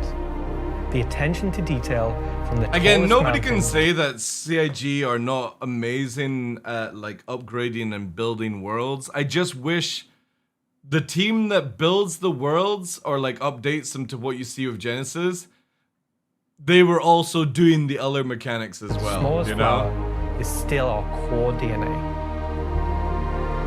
With Genesis, we can now keep that detail Yeah, it'll be one planet for now, but you know, since the Odin is apparently 5 years away, there's 5 years time to upgrade everything, right? I just hope CIG really goes back and works on Stanton. Stanton is a fucking mess. An absolute mess. And Pyro is actually semi-decent. Like, the landscape on Pyro is good. It's nothing going to be compared to Nyx, because obviously it's on the Genesis system, but Stanton really needs love. It's horrible going back to these places now. orientated mindset as we focus on the quality, and it provides the quantity. Yeah, CIG said 5 years for the Odin. Genesis provides our So everyone bought a 5 grand plus forum badge, Astral. All the people that spent real money on the Odin got a 5 grand plus forum badge, because they're planning to sell the Odins multiple years, and they're selling the skins as well. So it's like, congratulations guys, you spent 5-6 grand on a fucking forum badge, because everything else, everyone else is getting. Congratulations. planets with the ultimate sense of exploration and adventure, discovery in the purest emotional form. We want you to find that perfect place, with the planets providing an 2014, the abundant Javelin resource came to out. harvest. This is a major part of what They should have sold that on finance, yes? That would have actually probably made a lot more money for people. exploration Or for is for them. us. We want that feeling of finding a corner of the Hey Jack, how universe you doing? that you'll Tigsy as well. Yeah, the Pyro Planet, Pyro 4 is really good. That's like the gold standard that we have right now in the game. And I can't wait to see Nyx 1, because hopefully that will be the standard of every location in Star Citizen before all of us are dead in real life. fall in love with, and where you want to settle down and build your home. Now I'm going Yeah, I mean, when you look at this, you can see the verticality, right? So the verticality is, if you're on the ground, it's not just a flat plane and a little bit of trees. It's the fact that if you were down here, for example, you can then see the sun silhouetting with shadows and clouds. And that the mountain range isn't just a flat landscape like Daymar or Microtech. It actually monsters up to a certain height, because CIG can actually cave into the sphere of the planet now, instead of how they use it. So for example, Microtech, just to let anybody know about the technology, Microtech, all the mountains are built on top of the sphere. If you imagine a circle as the planet, all the mountains are built on top of it. Genesis allows CIG to dig into the sphere that is the planet, which means that you can have canyons that are deep without going up too much into the sky level, which means that obviously you get a lot more verticality because of it, because the canyons, instead of being built on top of the sphere of the map, they're dug into the sphere to allow it to be deeper. to hand you over to Will to go deeper into what we have built that allows Genesis to realize our vision. As a reminder, some of the visuals you'll see will evolve and change as we continue our technology. Well, again, just roaming around Fett is also going to be amazing. Like, the fact that you can see this Corsair going through here, and the crazy thing about this is you could make the mountains 5 times bigger, where they're actually into the clouds, like 10,000 meters up into the sky, and it wouldn't affect anything because of how this technology actually works. We just obviously need this out, and we need them to basically fire it through the whole Stanton system and the Pyro system, but most likely we won't see those systems get updated, and it'll be Castra and Terra that will come out fully updated with Genesis, and then they'll go back and do Stanton, which would be like 4 or 5 years from now. It's like, well, why would anybody want to go to Stanton if the locations are all much better, right? Some of the visuals you'll see will evolve and change as we continue our And I technological think you should be development. concentrating on getting Stanton up to scratch Pyro up to scratch before you ever release another solar system. But I know CIG is going to do that. I bet you they release another solar system at the end of this year, and it will be just like Nyx, fucking empty, and we'll be like, what's the fucking point? Just update the 3 we have, and people would be massively happy. We don't need the other 2 until everything else is caught up. And hone in on the final look for Nyx. Thanks, Ian. Standing up and Because again, like when you actually look at this scene, right? The verticality here compared to like how Microtech is done is insane. Because in Microtech, this type of mountain range is built on top of the sphere of the planet. But this is actually cut into it, which allows sharper edges for navigation. Like the sharper edges of this can be more up in the clouds. In the distance, it looks more vast. Instead of everything looking like a really bad algorithm that repeats itself for hundreds of miles, this actually has a little bit of like discoverability to it. This looks different than what you see in the distance. But there are same algorithm spikes. So for example, here and here are very similar to these peaks here and there. But you then have open space instead of it like a billion rocks all over this area for no reason. Sweeping forests and grasslands, and from damp, expansive wetlands to claustrophobic vests. Like if you were to do this in our current system, there would be 20 billion rocks everywhere that you would bump into. Festering swamps. You navigate through here, there would be 20,000 rocks in this scene alone, just trying to get your vehicles around them. These core biome concepts give us a fantastic platform to hone our technology. In some cases, this planet, and the ground color of the data. But this stuff between here is the really cool shit that CIG is adding in with the tech, that you can actually create proper sea levels. Creates a far more. And also when it comes to the rocks, like for here, for example, you can make it where all the ore is in this area. And the plains and stuff don't have the rocks anymore. They would have like the animals basically. Instead of it being such a weirdly algorithm scatter that they have right now. This is where I want it, where as you're approaching the area, you go, there's a fucking giant rock area, like canyons and stuff. This is where we're going to search for ore. Oh, there's a giant grassland. We're going to go and look for animals here and maybe some rare ore, like with the red things there that are hand mineable. But we don't need to bring all our mining ships to this location. You can just send somebody out with hand mining to do this, whilst in the distance we have our whole fleet doing the ore mining over there, because there's big ass nodes, for example. Hopefully that's what CIG are working on with this tech, because otherwise it just feels very stupid. The rock assets themselves have had a glow up too. We now create rock sets related to a particular geology that look like they originated from the same source.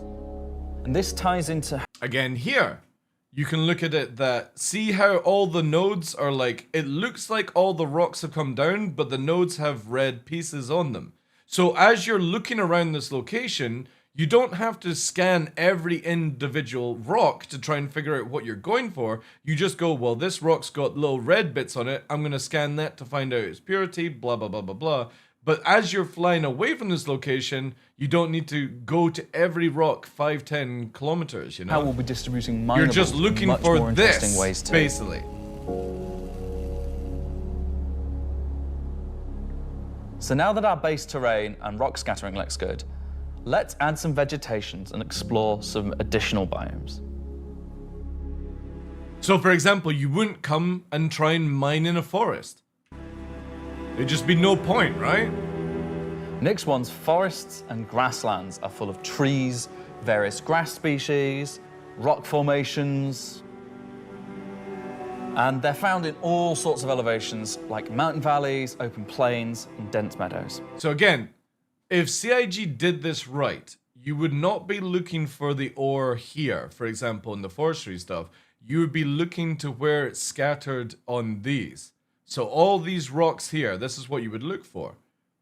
Hopefully, if they do it right. And when we start to add a bit of fresh No, I'm just water, highly intelligent. they begin transitioning into more wetland-type biomes. And while forests are super cool, let's focus on the grasslands and wetlands today. Because again, there, you would just be expecting animals in the grassland, and round the rocks is where you're going to be looking for the ore. But hopefully you don't have to travel 10, 15 kilometers in that direction to find it. You will find enough resources lying around here. And if CIG don't do this way, I think they're stupid. How are we making these look so great? Obviously, we've had grass before, but never meadow the ground. Large distances. Where is it? There are This is the coolest thing possible I've ever seen CIG build. entire swathes of the planet. Enter the virtual terrain.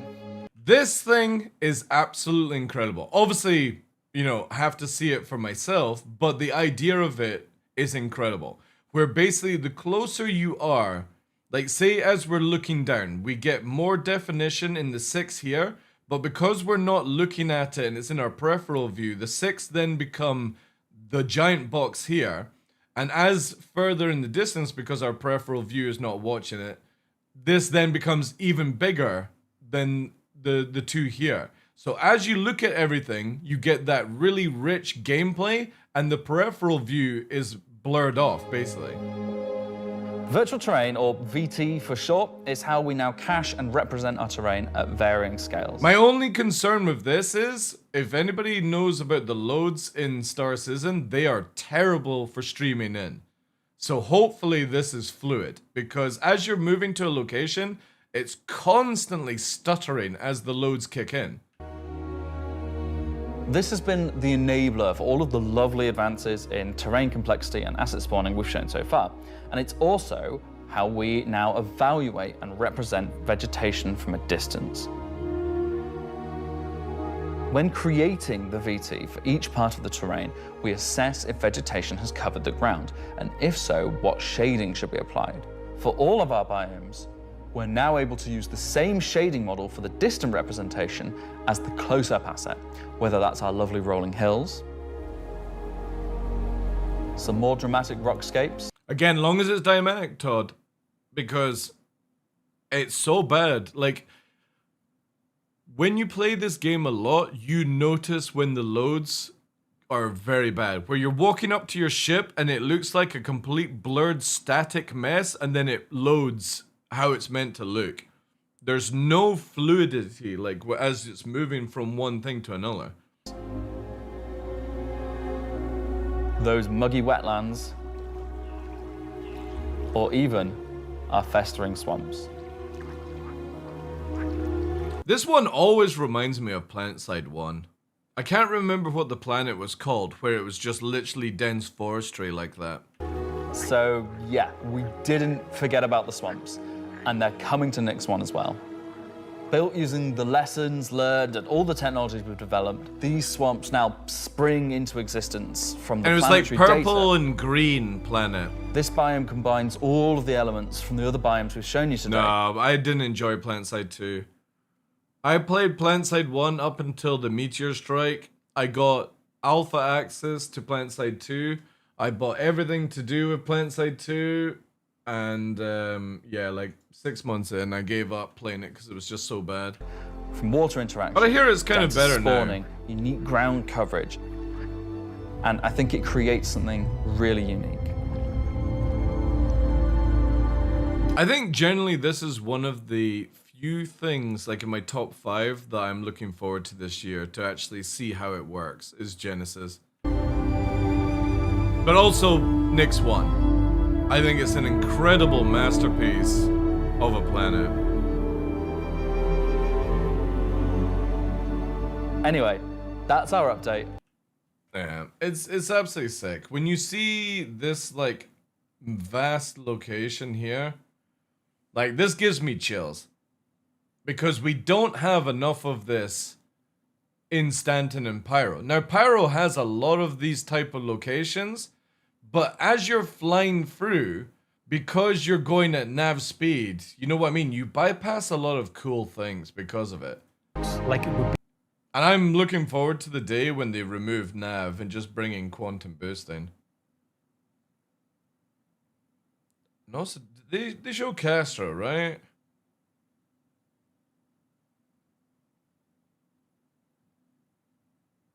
Is Castro? Members of their groups were taken hostage. Of course. Oh! When you Oh my god. Let's watch this meme. arrive, you will have this big asteroid.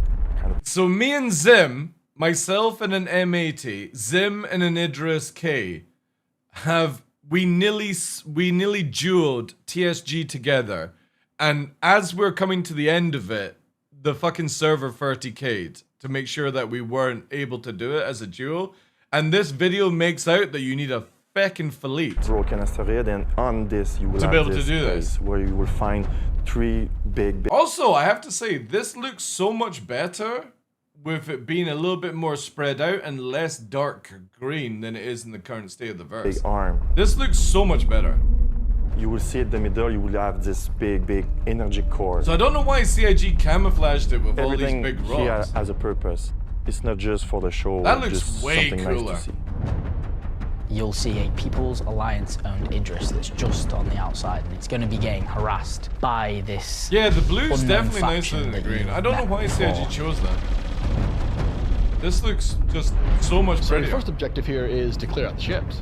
There'll be waves of these ships, so We this do is need what you upgraded want, your turrets, light man. or your medium or I your heavy didn't know. fighters, whichever playstyle you prefer.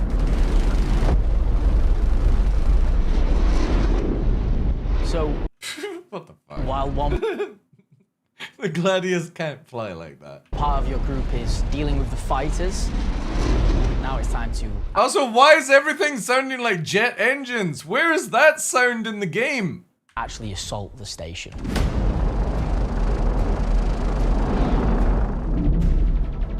This station has been outfitted to resist all of the obvious wave attacks. But it doesn't resist DarkLaw. Now they've incorporated Vandal capital ship killing turrets. These turrets ignore small fighters, and they have the firepower. I will say this though, the beam laser, when you're flying a capital ship and you get hit by this beam laser, it's fucking scary.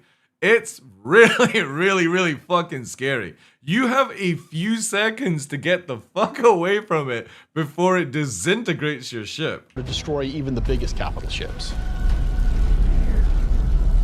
Your Polaris and your Idris, if you get it close, it will get shredded. The It idea does, of like these Elliot is wasn't so we lying. can sort It's of crazy make amount it of so we can damage. mix up that ship combat, and not everyone can just bring the biggest ship and win just because they have the biggest ship.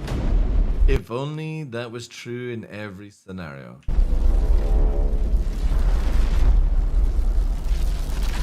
You have to send out your best pilots to navigate the superstructure DarkLaw. and take down anything that may damage your bigger ships. So at this point you're thinking, destroy the turrets. But it's not that easy. It's very easy actually, CIG. I can literally kill these turrets with 5 mags of my M80. It is fucking easy. This turret has shields that you've never seen No, don't lie, don't lie. It doesn't have any extra shields. before. It won't take any kind of damage. Ah, she cracks me up. Your missiles No won't do knowledge anything, of Your lasers whatsoever. won't do anything. Your ballistics won't do anything to Ballistics do plenty of it, actually. them. But like everything, they do have a weakness. Yeah, ballistics. You have to cut the power No, you just have to kill them with ballistics. to their shields. To do that, that actually brings you to your first objective, the power relays. Oh no, shoot some doors that also require ballistics. So what you're saying is just bring a ship that can do ballistics. So the exterior I love how they've got this like fucking red button and now it's just a flat door you has shoot. a number of power relays that are holding the doors closed so that you can't get in. You have to find them, Thanks for the you follow have as to well. target them, and you have to destroy them. But it may not be as easy as it seems. It's super easy. It's a giant door. Here's our first wrinkle. The power relays have their own shields that that are resistant to energy-based attacks. We know how much you like using laser repeaters, but so do these guys. Yeah. Yep, that's not in at all. Capital ship can't get close enough because of the turrets. So ships with explosive or ballistic ordnance will be needed here. That's torpedo ships Oh, yeah, like your yeah. Retaliator or... I've never seen anybody using a Retaliator to do this job, when you can literally do it with a Gladius with 3 deadbolts. Gladiator, or even another fighter with ballistics loadout. That's going to take you a while. That's going to take you a while. Chat, how fast do I solo the relays and the cores by myself? I think it's under 10 minutes I do it in. If there's no desync.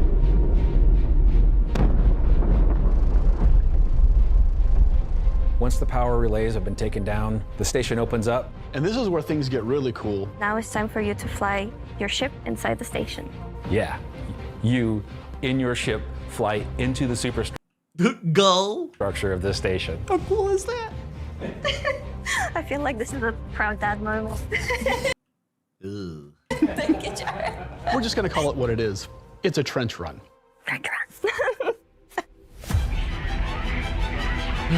But we built it where a Perseus can fit through the trench, making it not very much of a trench run, and even still, humongous amount of content creators can't fly for shit through it. And they make themselves look like complete imbeciles when you can literally fly a fucking Perseus through it.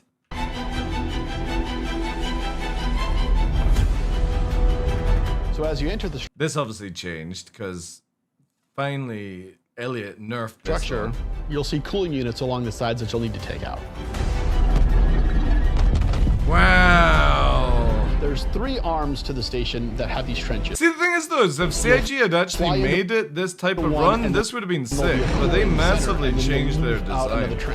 This is way more compacted and compressed in certain areas, requiring you to actually go fast. But they gave people too much space. You're either gonna do it multiple times, or you need to bring friends. Or just TheDarkLaw, and do it in 2 runs. At this point, the core is still protected, so these are essentially strafing runs. No, you can stop and just shoot them. There are objects to avoid. Not really. You're gonna have to be able to dodge. You're gonna have to move quickly. You need an agile ship. Not really. You can do it with a Perseus. Because the shield generator that you're targeting is emitting lots of distortion damage. Yes, sure it is. So once the cooling units are out, that exposes the core to overheat, which means that you... Yeah, I have done it in a Perseus Blue. I did it in PTU.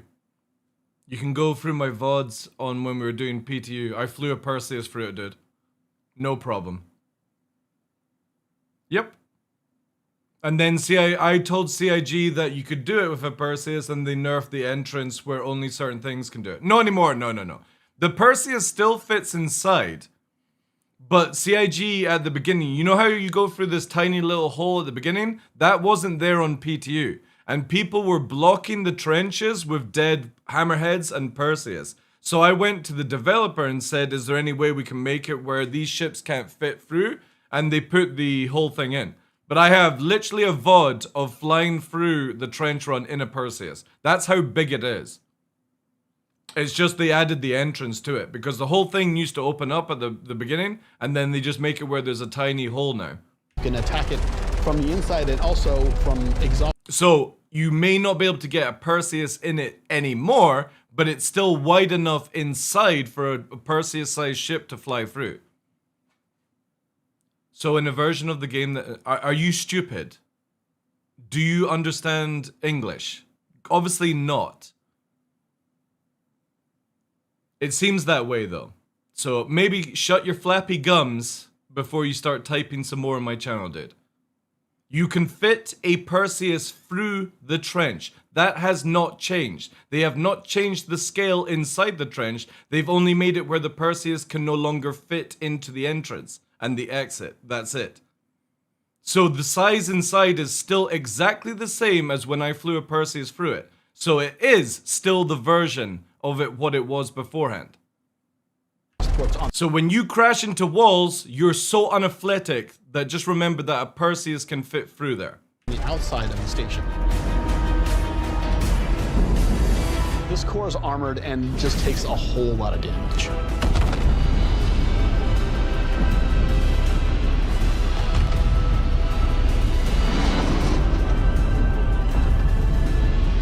Once the power core goes down, the turrets come down, and then the capital ships can get closer. Why is that important? Because during all of this, you spend a lot of ammo and munitions and ballistics, and you're going to want to top up. This is where we're going to get our new feature in. Ship hangar, refueling, and rearming. But this only works on our ships. In PTU, I've only ever had the NPC rearm repair me once. And in live, it's never done it. Which is such a shame, because I was looking forward to this feature. Land in the hangar of select ships. But if you bring your own Nidra, it's not a problem. As you are right It just now won't at work on the stations NPC. To refuel and rearm. It's specifically for Crash, ships how you like the Idris and the Polaris and other ships that are designed to have other ships land inside them. Of course, it'll be more than just those two ships, and you'll find out more once we get closer to release. But this is a really important feature that we're really excited to get out. If you're not bringing your own Idris, the People's Alliance has an Idris there that can provide a safe port in a storm, allow you to set back up and head back out. And it's a good thing that you've If rearmed and only. refueled too, because now another group of ships is coming to attack the People's Alliance Idris.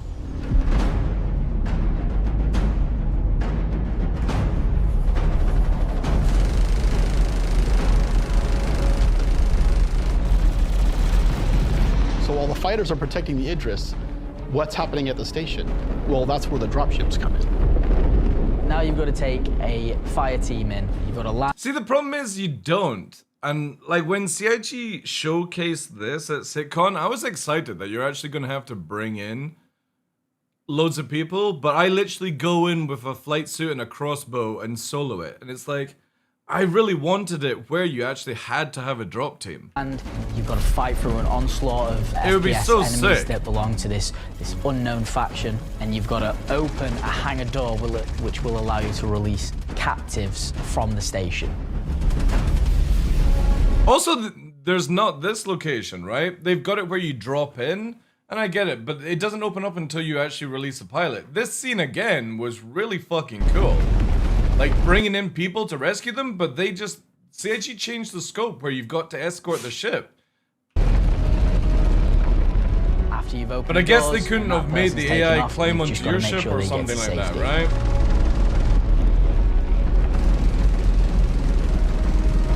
So at this point, all of this sounds pretty simple, but there's an additional complication. Oh no, the Van Duel. So up until this point, it's just been you versus the enemies in the station.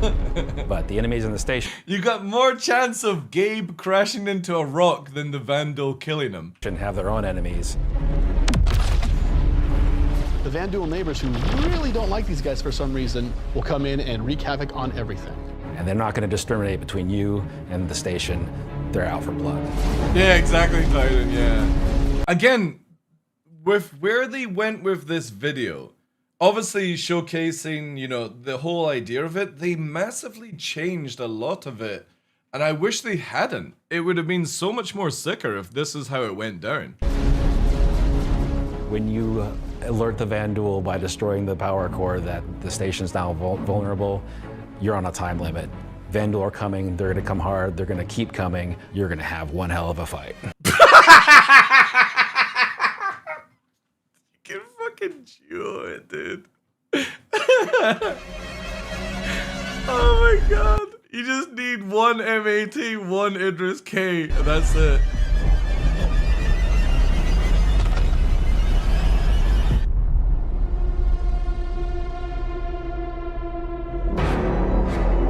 And this thing's an absolute joke as well. They made the Mauler out to be like this badass ship, and it's so weak. It doesn't know what to do against you. Ah, such a shame. If you actually had to have that amount of people play it, I think it would have been sick. Really, really fucking cool.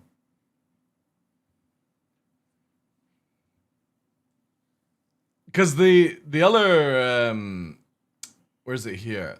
This one, where's it here? SE, and it was this video, right?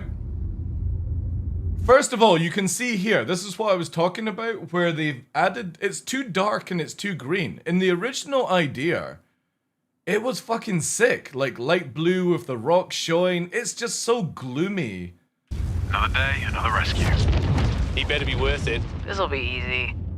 It is. Tranquility is taking heavy fire. Repeat. Not getting shadow radar. On it. Light him up. Our pilot is missing. Gabe. Fucking Gabe. This guy, he keeps ending up inside. Requesting tactical strike group. 2 people. Here we go.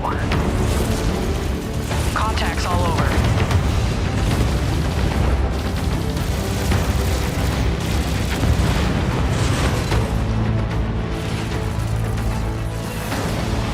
Man, if only Flight was actually that fucking cool, like...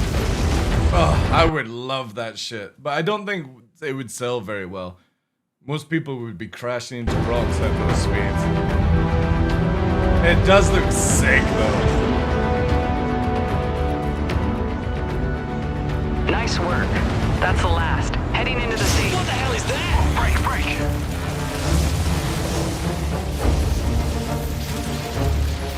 The only thing from this video is that laser is super, super scary against capitals. It will disintegrate your Idris rapidly.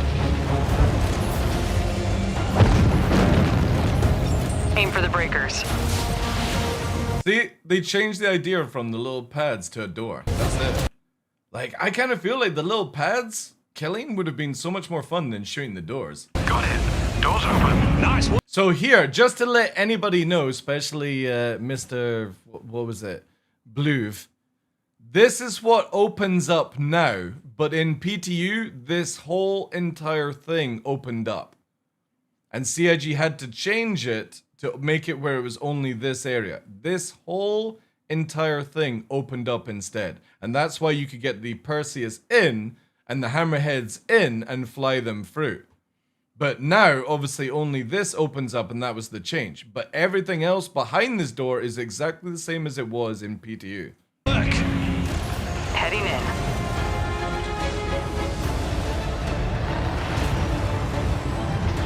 Oh, not a lot of room in here. Seen worse. Guys, stay focused. Hit the cooling units. And also with this view, makes it look way more tighter than it is. We gotta move faster, guys. Yeah, felt that one. Shit, it's getting hot in here. Last one down. The core's exposed. I repeat, the core. Take a damn shot.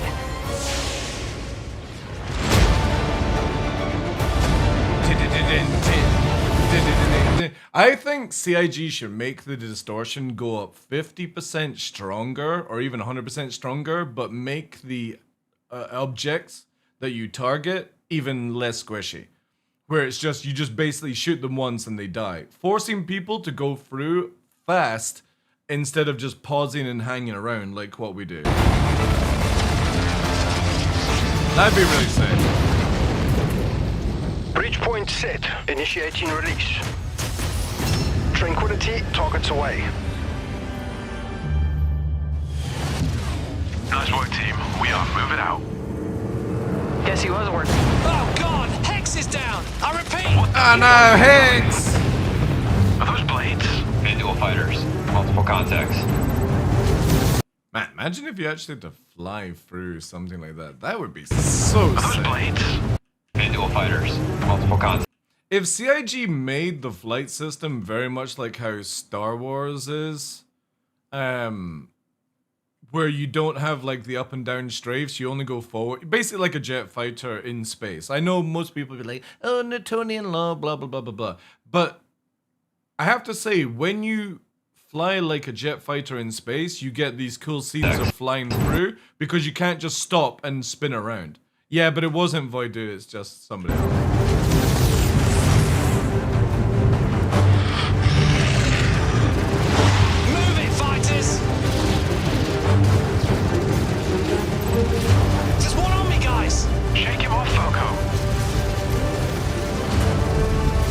Yeah, again, that would have been so sick. If that's how flying actually was in the game.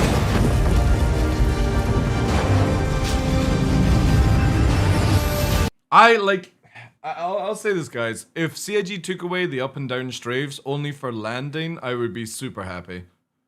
Give me this sort of combat vibe, and I think the game would be so much better. I'm taking fire. I'm in. Eject! Someone call for some backup. I fucking hate this scene because it's an Iron Chad. Hell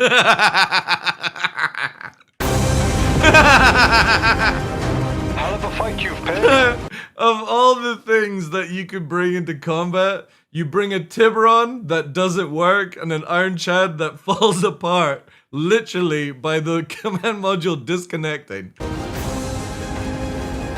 Fighters inbound, Tranquility. Yeehaw! Come on. Oh, hell yeah. Let's tear him up.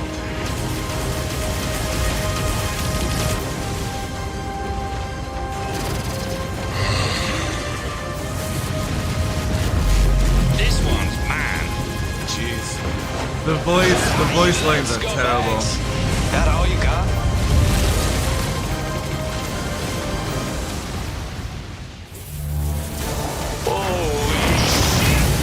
Yep. There we go. Instant karma. Man, if only the laser sounded like that. Oh, God, that goes down my spine. Oh, have you guys ever watched Pacific Rim?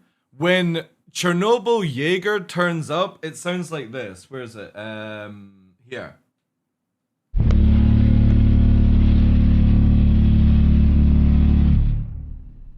That's Chernobyl's sound when it arrives, and it's, oh, I fucking love it. This laser has the same sort of vibe.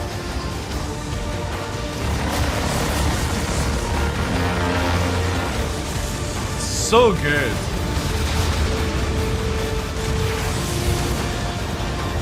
And I will never understand this with CIG. Why, when you do these really cool sound files for these videos, why can't you add them to the game? Like, if you're going out of your way to make a really cool sound file for these videos, why not add them to the game as well? Oh yeah, you're talking about the one where Battleship versus the aliens and stuff like that. Going down to touch now. Yeah, here we go. This ship didn't detach. This one automatically detached as the ship is flying in one direction. I never played Free Space 2. Let me have a look at that, actually. Free Space 2... What did you call it? Beam weapon noise. Hope there's a video. That'd be sick. Video games. Free Space, Turn Destroyers. Free Space 2, War Machine, Preserving the Valiant, Audio Balance. Oh, wait, here we go.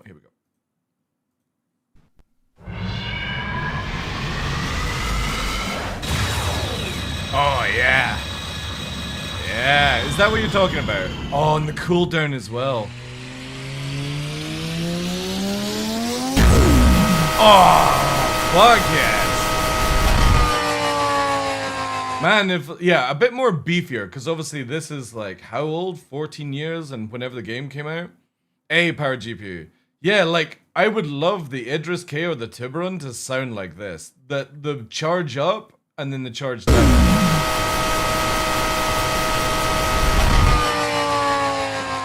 Yeah, that would be so sick.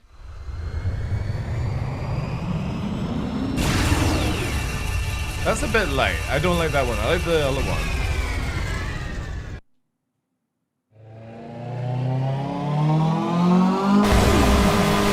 That's great, man.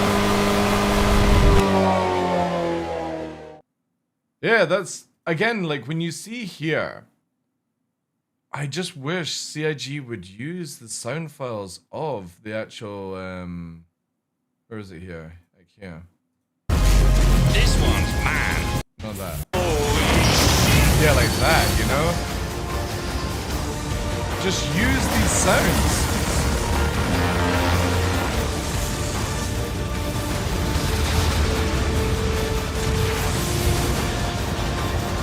Going down to touch now! Also, I saw somebody comment on this. Have you noticed that when the original Idris used to die in Star Citizen, it was super cinematic, and now the Idrises die terribly in the game right now. I don't understand why CIG disabled all that.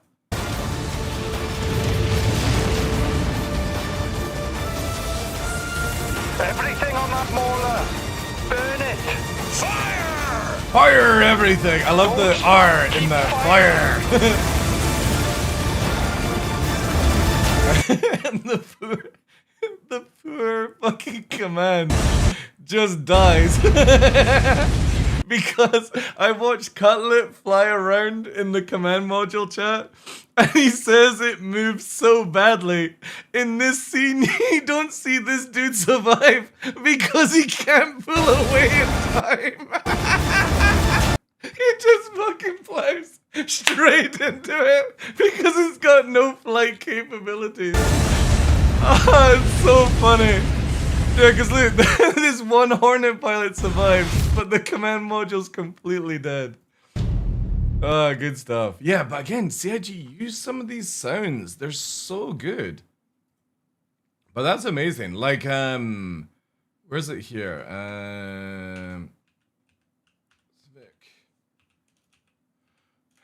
RIM sound files. Like here, right? Some of the stuff in Pacific Rim is so good. Like,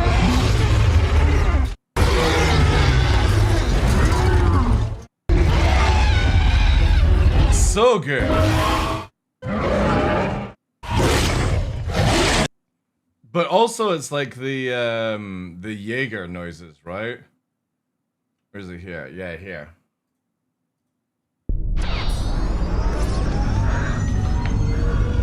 Like, listen to it powering up.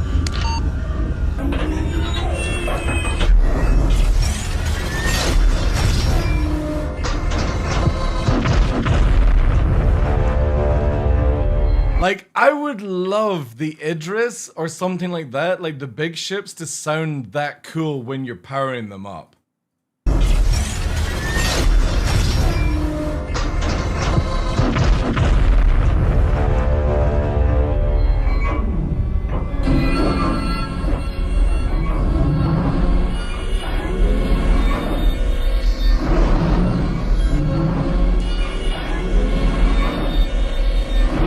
It's so good.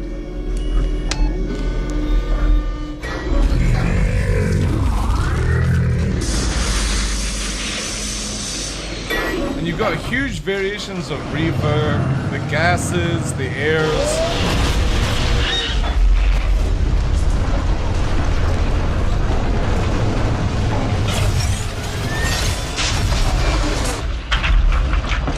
Yeah, like, I genuinely hope they give the sound team at CIG a little bit more leeway to, like, add in more really, really sort of, like, what do you call them? I wouldn't put it as, like, good vibe sounds, but it's like ASMR. When you hear it, it gives you chills, basically. Yeah, exactly. It's the same with like their video of showcasing the hey Newtly, how you doing? The ships flying past each other sounded like jet fighters like do in real life. I think that would be so cool to add into the game. So you actually like feel jets fly past you, and before somebody goes, "Oh, you don't hear anything in space," it's like it's a fucking video game, guys. So look here. So this is how capital ships should work. So affirmative. Command, the Shevans have 4 undefended freighters in system. I didn't play this, so I don't know what I'm looking The juggernauts at. near the star have not responded to our deployment. Proceed, Colossus. We are sending in the fleet to attack the freighters. Ooh, look at that. Oh yeah, that's how Idrises should warp in.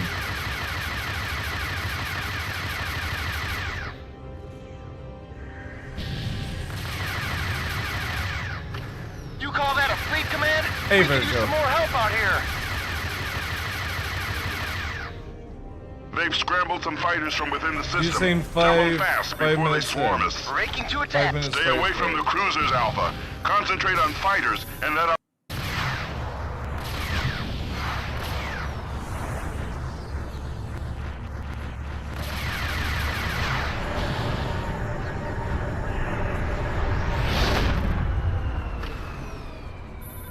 A Ravana-class destroyer has emerged from subspace.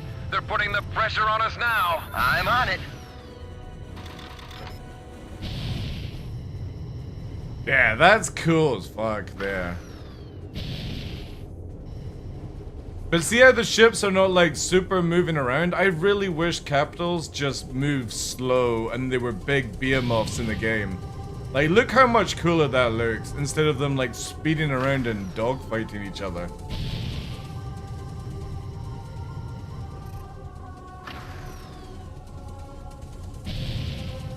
That's cool. Like, this UI gave you a lot of information as well, right? Kills. Wingman, is that how many wingmen you had left?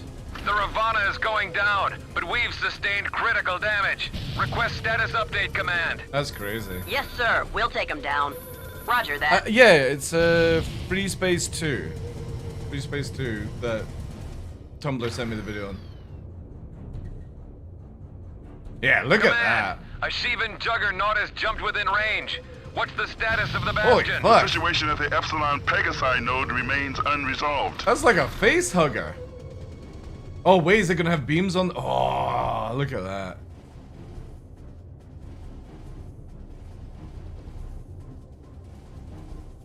And you just watch this at this part? Command! The Sheevan juggernaut is ripping our hull to pieces! We can't hold them back much longer! Colossus, we're pulling you out. Engage your subspace drive. Roger that. I don't think they're gonna get a chance to, buddy. Follow your orders, Colossus. Jump out of there now. Colossus here! Command! Yep, GG.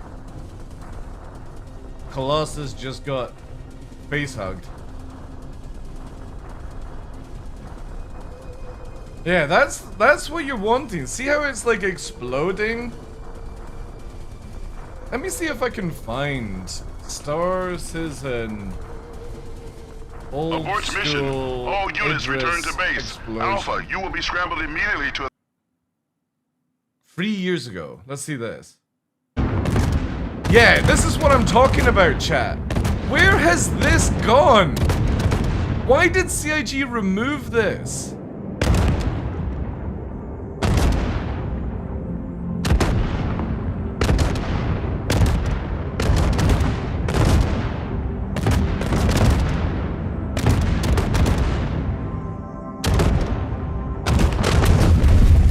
Yeah, like, where's that gone? Obviously it disappears because whatever, but yeah, that's so sad, man.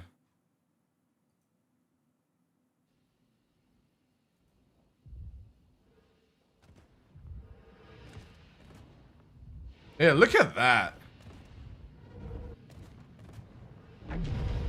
When do you see capital battles like this anymore? Now they're just face rolling each other. CIG has massively lost how capitals should be. They've made them too fast, too agile, and this is how they should be fighting each other, slugging it out.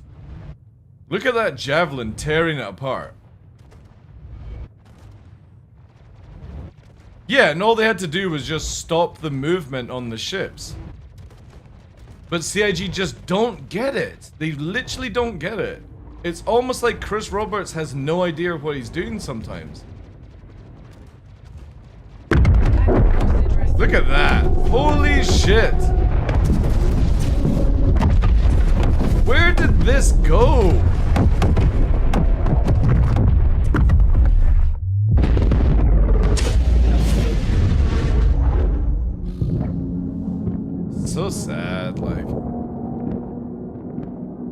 Like, CIG builds all this cool stuff, and then we lose it. All the time, we lose these cool things.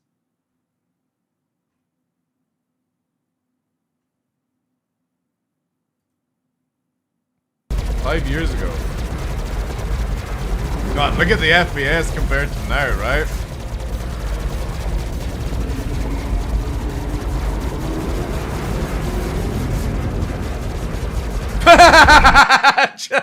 Did you see the two vanguards collide with each other? The desync is flying around. That's crazy.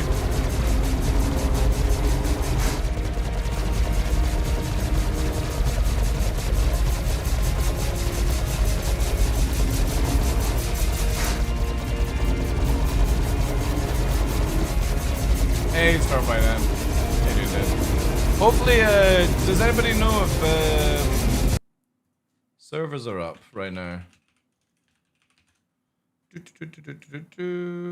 Nah, still in maintenance. Damn it, Gary.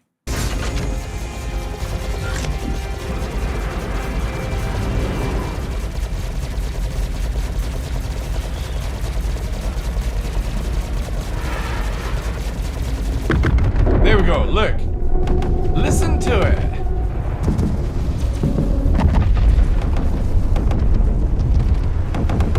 God, man, bring that back.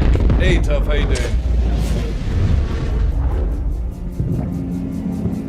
Where, CIG, you got to bring this back. If people can't... If people... you're gonna love where I go with this, Power GPU. They should bring this back, and if you guys can't afford a PC, go to Power GPU and get a PC from them that can play the game. Bring this back.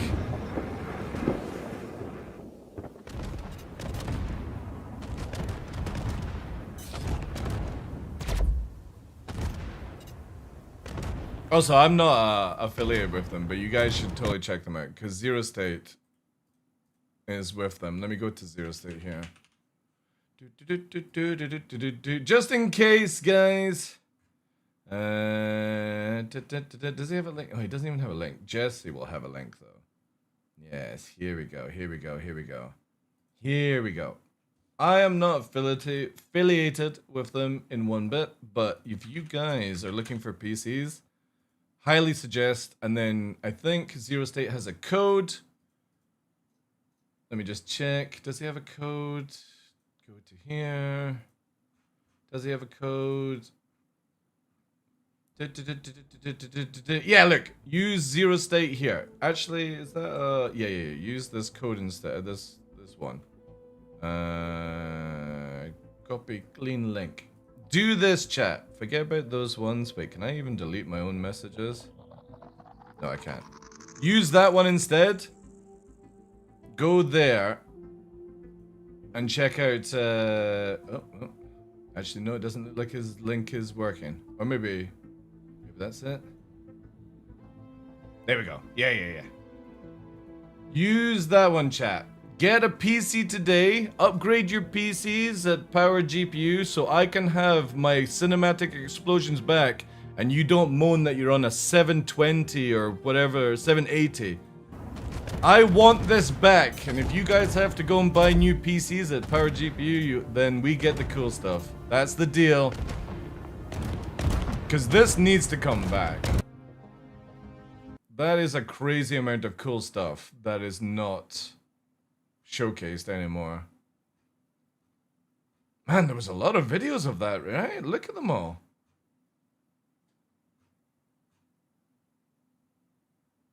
Miles Urquhart? Let's have a look at this one. This looks good. This looks like somebody had a semi-decent PC.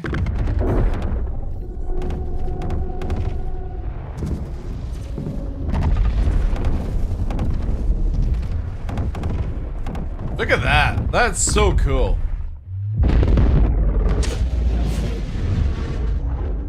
Yeah. I want this back. 5 years. So it's like 5. When did it go?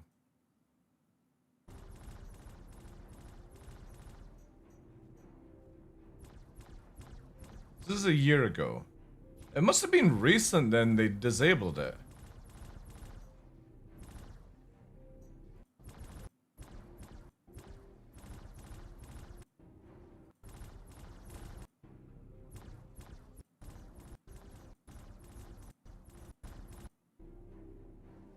Yeah, look.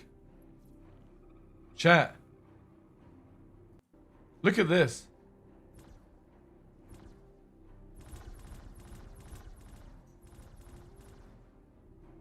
Wow. Wow. Do you see how bad that is compared to what we have now? And this is a year ago, and the other one was 5 years. So this is what we've lost. This is what we've lost.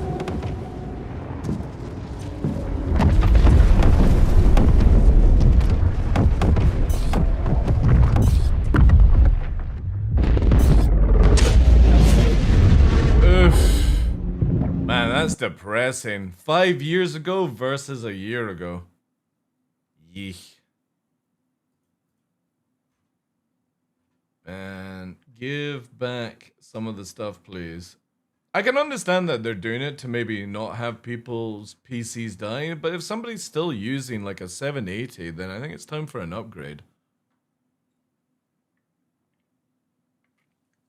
Yeah. I hope it does come back, though. I hope CIG finds a way to come back. Let's listen to the sexy lady's voice. Careful now. The surface holds its breath. Oh, she gives me chills. Inviting you beneath. I but freaking love this ship so much. Hide intention behind beauty. Come closer. Closer. Gaze beyond a fleeting glimpse until beauty becomes bite, becomes I wish power. that was the sirens of the ship. And power. If CIG wants to sell her as a DLC for the ship for like $50, I'll buy it. I don't care. Heavy fighter. Give me her in the ship. Look away. So when I kill somebody, she's if like you can. closer. It's like please. Behind beauty. Come closer. Closer. Closer. Yeah, it's so good. I love that video. For once, they don't like showcase some stupid shit of how overpowered it is in a video. It's just really, really clever. When was that? And we didn't get one for the Tiburon, which was a bit of a meme and stuff, but whatever. But their intro videos are so good. Let me close that down. Unresolved. Docking permitted.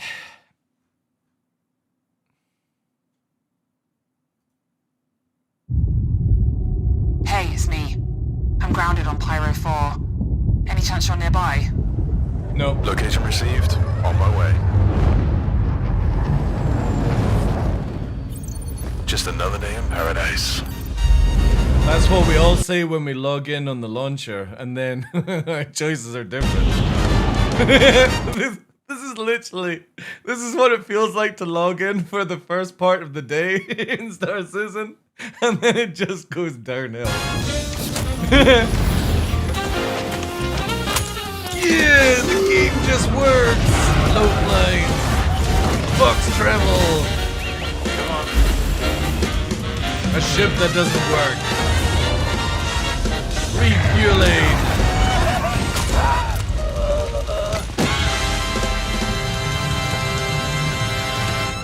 Man, if only Star Citizen just played like this every day.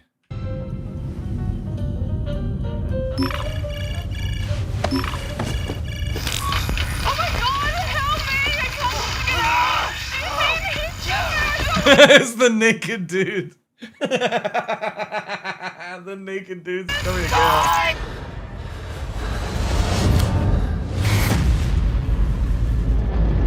If you can hear me, I'm coming. Wait, is there ASD on Pyro 4? I don't think there is there? Oh, that's a shame. Where are you?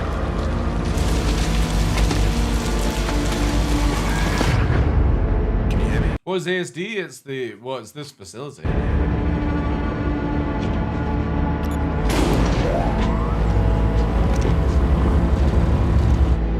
Amazing he got this far without being shot at.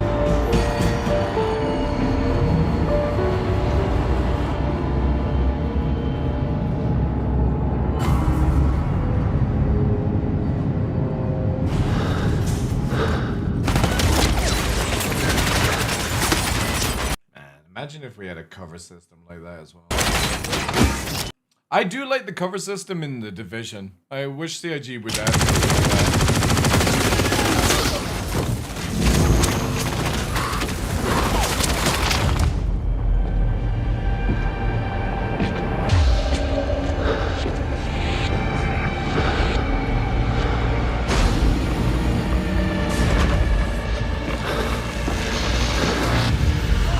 Stay down. Let me look. What? This can't be.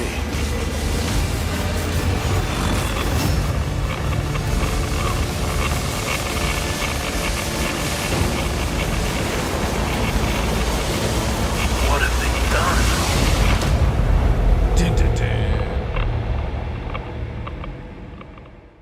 I do like ASD. CIG did a really good job at that location. Once it's built into the instance tech, I think it's going to be freaking awesome.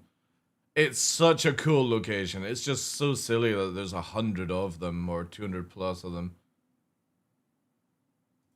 Man, I love these trailers. They're Day so cool. 96. This is it. How did he get injured in that room? It had no NPC.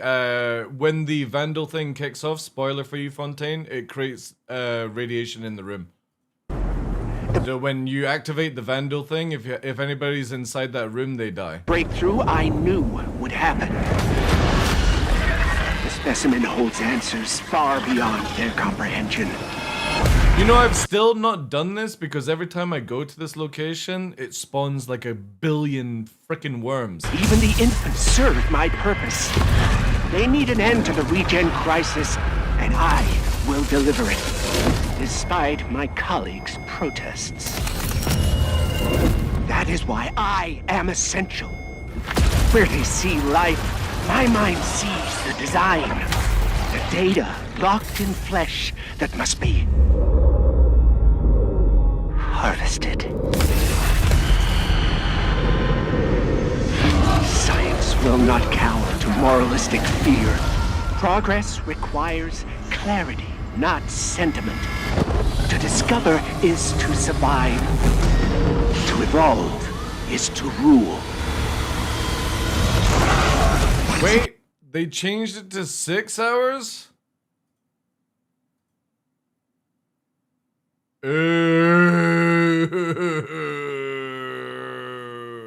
Another hour and a half then. Oh, thanks for letting me know, dude. Oof, oof, oof, oof, oof. Again, they put their future in the hands of science, yet still refuse. I guess to we're doing trust a long its stream today, judgment. chat. Its results. It's my responsibility to push forward. I must. I will save us all. Gross. Dun, dun, dun, dun. Dun, dun, dun, dun.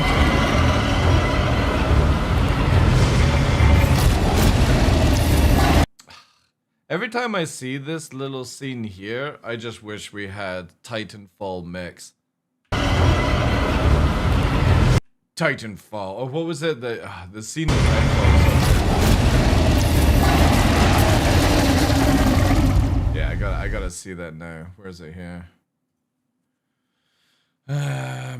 Titan Falling, or whatever it was called. Stand by for Titanfall, yeah. It's on the way. Stand by for Titanfall.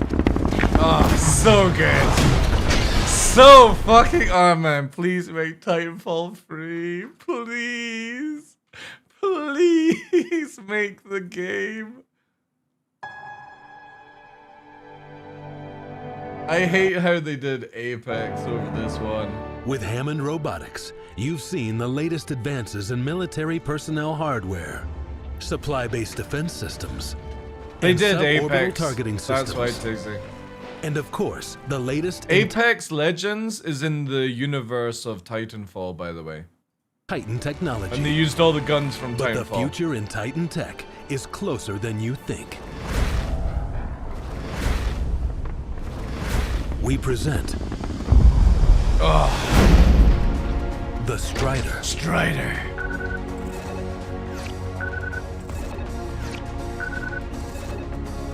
In field testing, the Strider outperforms all other Titans in speed. Such a good game. Acceleration. So much fun. And agility. But direct action missions is where the Strider excels. As the first to strike, Strider destroys Class A defenses with a 63% higher success rate. And it can secure rapid deployment objectives faster than any other Titan on the frontier. Hammond Robotics has always looked towards the future. Over the years, we have handpicked the best and the brightest talent with the experience and background to bring the future home and protect our frontier. We are the Titans of the industry, ready to empower your next mission. So today, Hammond Robotics would like to unveil its latest achievement. Stand by for Titanfall. Oh, so good. The Ogre. In field testing, our newest model uses its heavy armor design to destroy the competition. In ballistic and martial testing, and in the Ogre's initial deployment, we truly delivered. In total, it was responsible for 67% of enemy force depletion. It suffered only superficial damage to the outer hull, while mitigating damage to friendly units by nearly 40%, and inflicting over 50% more damage to enemy units.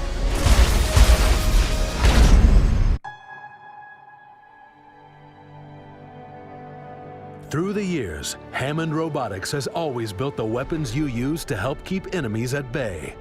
And Hammond Robotics will always develop the machines that are the cornerstones of any endeavor to keep our military safe. As the leader in the industry, we only build the best. That has been our legacy in every design. We present the Atlas. On the frontier, the Atlas has always performed when needed. From the first conflicts it wasn't to BB, the actually. latest Was it? deployments, It was the Atlas stands the test of time. So As sick. the workhorse of the IMC Titan fleet, it has survived every encounter and mission scenario and continues to outperform competing technologies on every battlefield. At Hammond Robotics, we're bringing the future home. So sick. I may have to play this game again. Ion.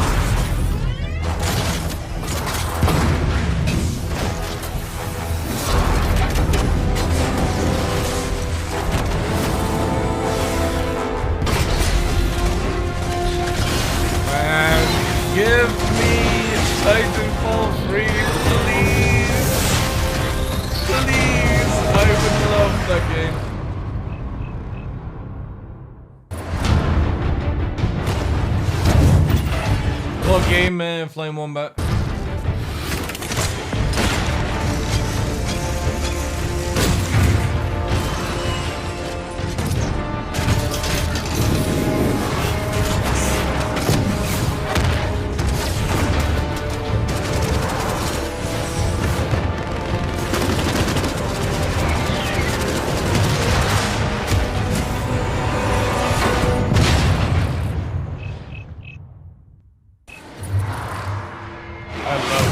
Ronin was so much fun to play as well.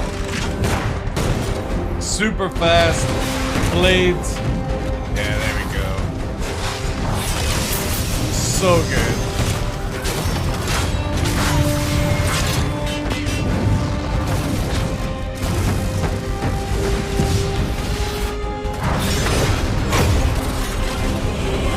It's so funny how they copied a lot of the characters from Apex. Like the Ronin is literally that female character in Apex that teleports through walls or makes a tunnel and stuff.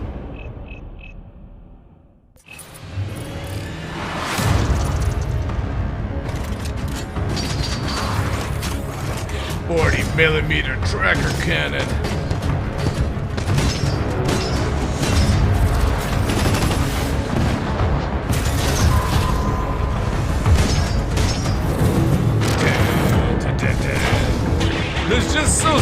It's just so sick, man. Like going from pilot FPSing into your Titan.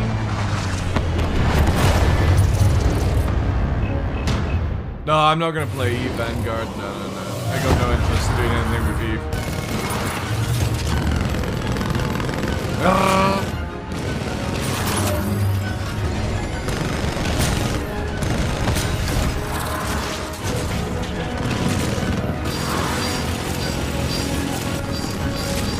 So cool.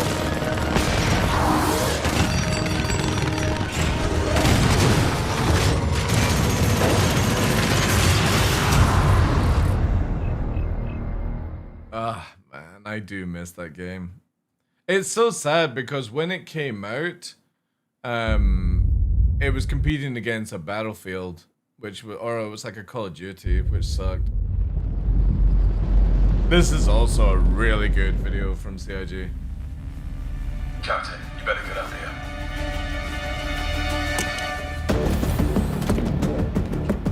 The thing is though, is like, how would you do the mechs? You know what I mean? There's not really any reason for like ground combat kind of stuff. We're picking up a distress. I would love mechs, no joke. Give me a mobile suit, let me plug into a Neuralink in real life, and I will show you. I will show you Gundam power. General quarters. All hands to general quarters. Down in Act 4. This is uninterrupted. General quarters. All hands. General quarters. So fucking cool, man. They did such a good job with the Perseus. And then they just fumbled the Tiburon so hard.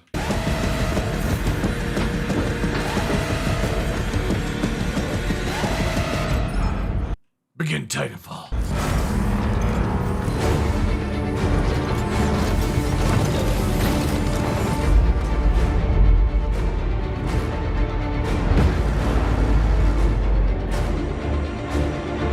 So sick.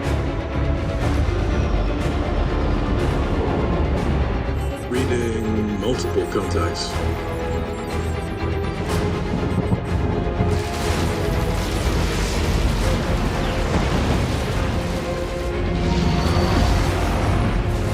Yeah, but the Tiburon's a joke. The moment you get behind it, it dies. Even with gunners.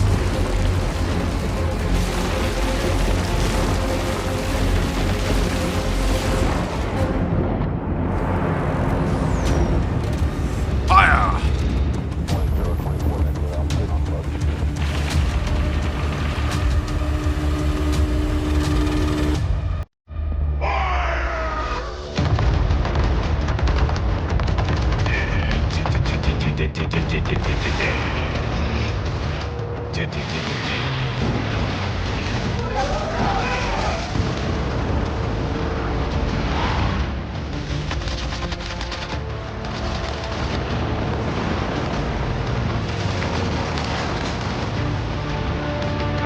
Again, just take away up and down strafe in combat and you would get these cinematic scenes.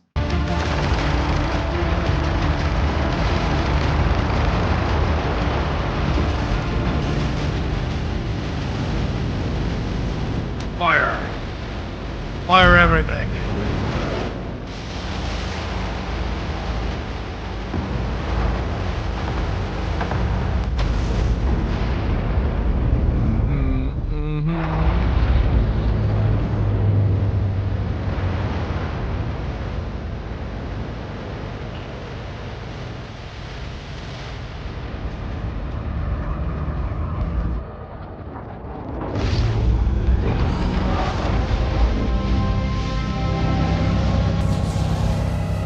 Oh no, it's a Mauler.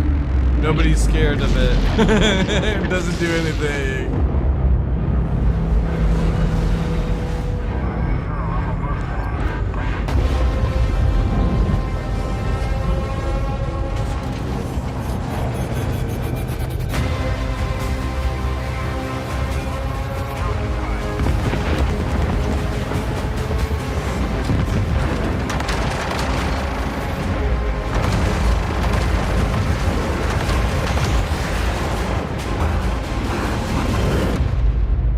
That is a sick video. Like on the team did such a good job with that. That one is really, really, really fucking good.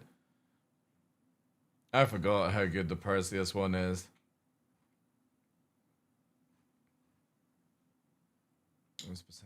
Did we actually get a wolf video? No, I don't think we did we? Or did we? Oh yeah, here we go. Before progress, there was classic. We say, why choose? Well, this is pod racing!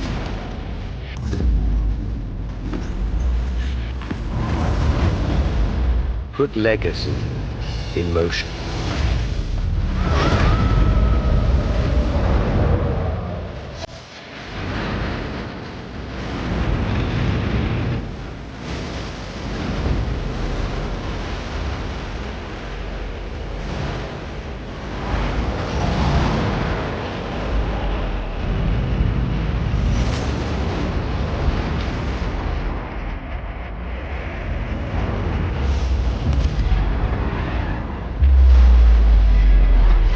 Minutes of warping.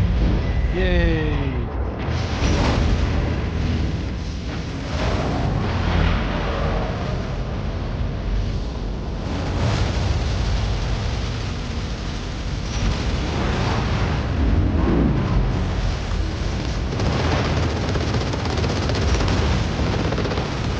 Introducing Kruger L21 Wolf. Perfection in every piece. Interesting to see how the Stingray is gonna look. The Meteor. I'm pretty sure this had a meme video as well, right?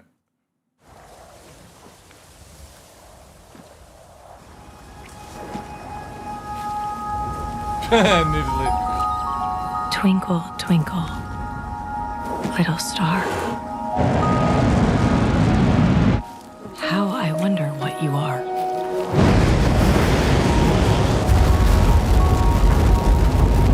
Through seamless blue, your fire takes flight and leaves its wake, so sharp, so bright.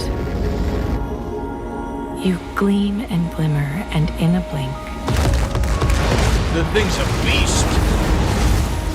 Carve the sky with fiery ink. After the dawn, before the moons, you soar and swath and all consume. Power sails through endless skies, beyond what flickers, burns, then dies. I send up wishes to my star and ever wonder what you are. Yeah, that's a good video as well. I like that one.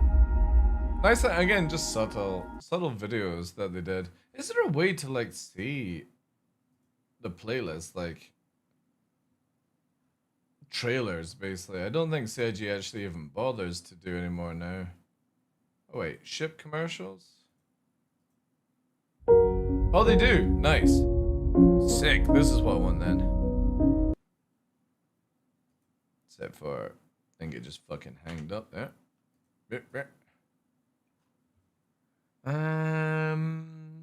Idris is here. Heartseeker, Polaris. Oh, I do like the Zeus one was cool.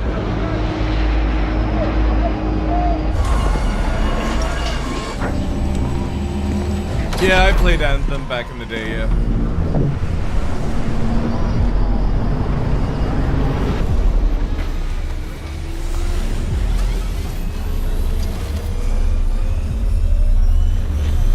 When I grow up, I want to be a Zeus pilot!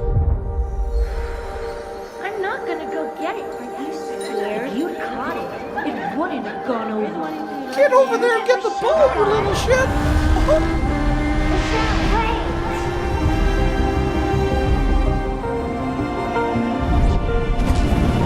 Abort, Salado! Abort!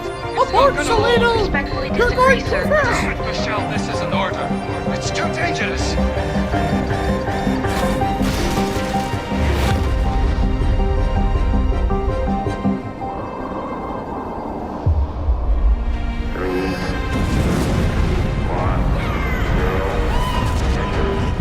What's your status, Captain Salado?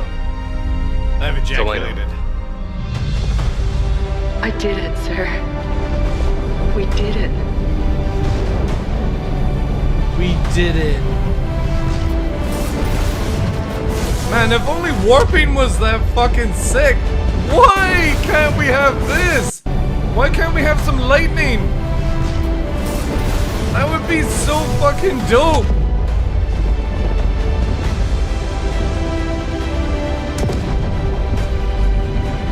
CIG better deliver on quantum boosting with all this nonsense.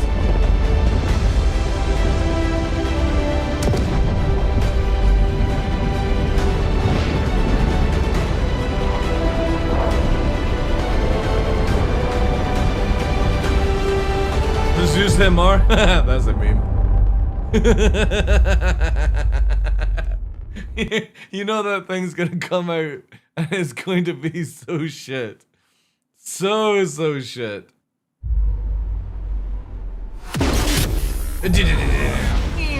Look how fast we can go. You ever get the feeling you saw something that wasn't there? Yeah. In the corner of your eye. Every time I go to the toilet. Dance, just out of frame. Blink, hell, breathe, and you've missed it. There. Did you see it? I saw it. Or was it just another trick of the light? No. Sometimes, if you're lucky enough, you might just catch lightning in a bottle. Sure. If only we could fly this. No joke. Most of the racers we have in this community would never be able to fly at this speed because they're all fucking trapped at 220 meters a second. The Aegis Saber Peregrine. Did you see Terada's fucking trench run video? Fucking geriatric controller. Catch it. It was so funny.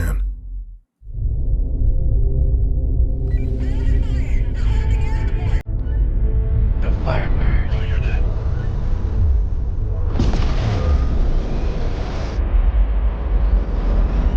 Yeah, that's very Starscream, right?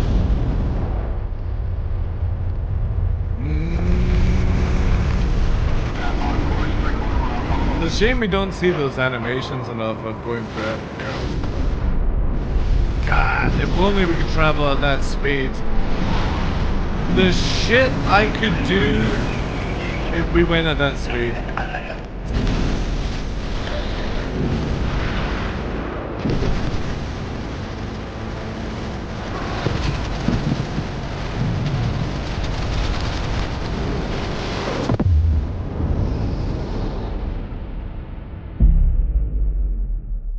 I really love when CIG do the little subtle videos, you know. Oh, this was the medic one, right? Probably thinking I'm a goner. Yeah. is what like I can't stand that video. It pisses me off. The Santo Kai.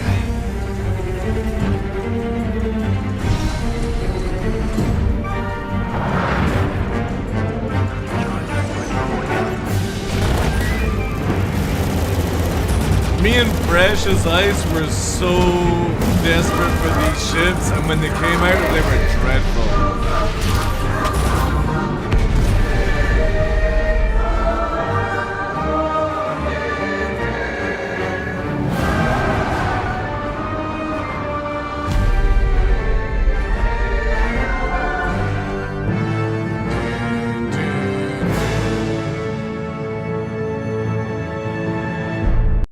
Star Runner? Oh, you mean the dude that just milks the fucking viewer base? Yeah. I got no time for that cunt.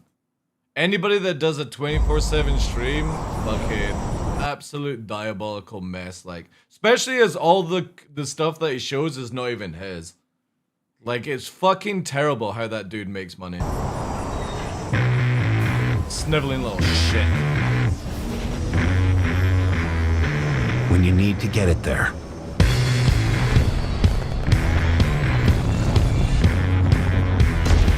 When the odds are stacked against Like, I don't hold anything back now against content creators, Iron Fuzz. I don't give a fuck what they think of me.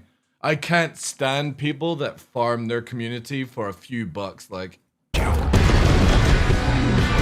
bring something to your stream, anything, apart from using content that doesn't belong to you to make money. Just enjoying the view.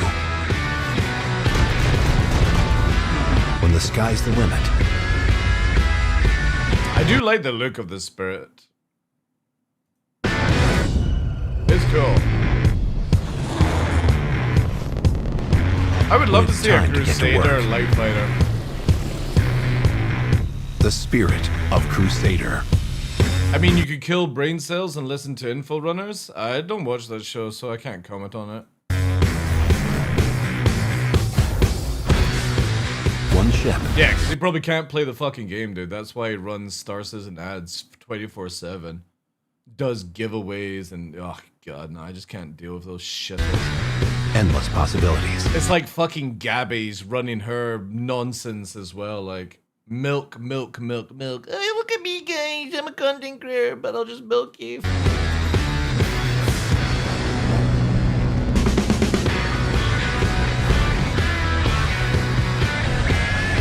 Introducing the C1 Spirit.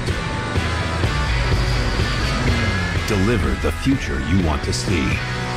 I just can't stand 24/7 streams that don't provide anything of worth, and those people just keep begging and begging for fucking money. It pisses me off. Hey, now I appreciate that, dude. What was this one? Oh, this was the. Oh yeah, this was the Hornet one with the song as well. A lot of guys with the Sims. Yeah. I love this video. Do you know that this song came out, I think, in 2018 by a developer, and then it got added into the Hornet video and stuff? It used to be in the background of Port Olisar back in the day, playing in the background. It was so cool. That's all you got. You're locked in. Yeah, the Hornet has cargo, yeah. You gotta swap the turret for it. Hold tight and seize the day. We can fly. Kicking into overdrive. Fucking Cobra over it as well. I do like playing the Hornet. It's good fun. Yeah, 2SU, yeah. Full burn. They should have totally used Chris Roberts' photo for this one. Hornet Mark II. Yo, Callie, thank you very much for the gift of sub to Nelib. Appreciate that. I hope I'm saying that name right as well. Thanks for the follow as well, dude. Oh, the Sulin one. Yeah. Man, these are old, eh? How old is this one? 2 years since the Sulin came out. Crazy. Yeah, the Hornets always had cargo marks, yeah. And where the turret goes, you can get a cargo box. There.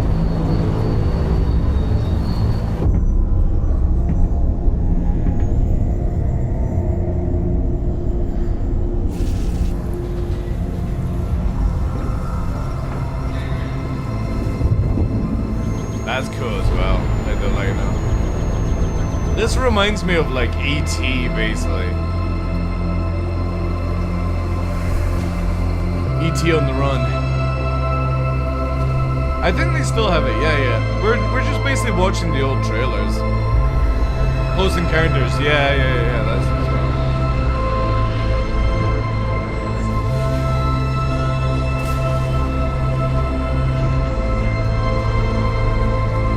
Such a shame. This ship came out like really bad. Like the ship is beautiful and I like the idea of it, but they should have made it where you had a choice to land on the side as well.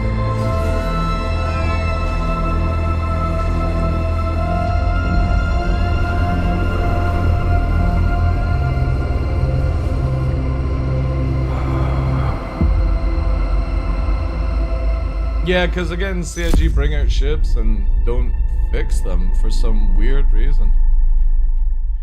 Just anything to just keep moving on. What's this one? Oh wait, they had a second Spirit video? Oh no, this was for the A1, right?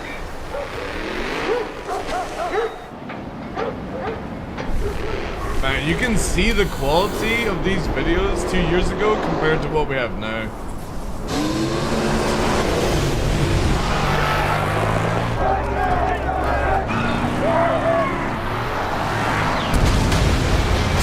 Whenever someone is in need of hope.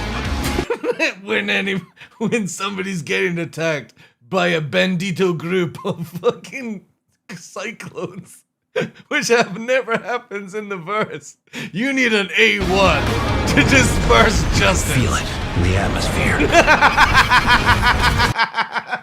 What a meme.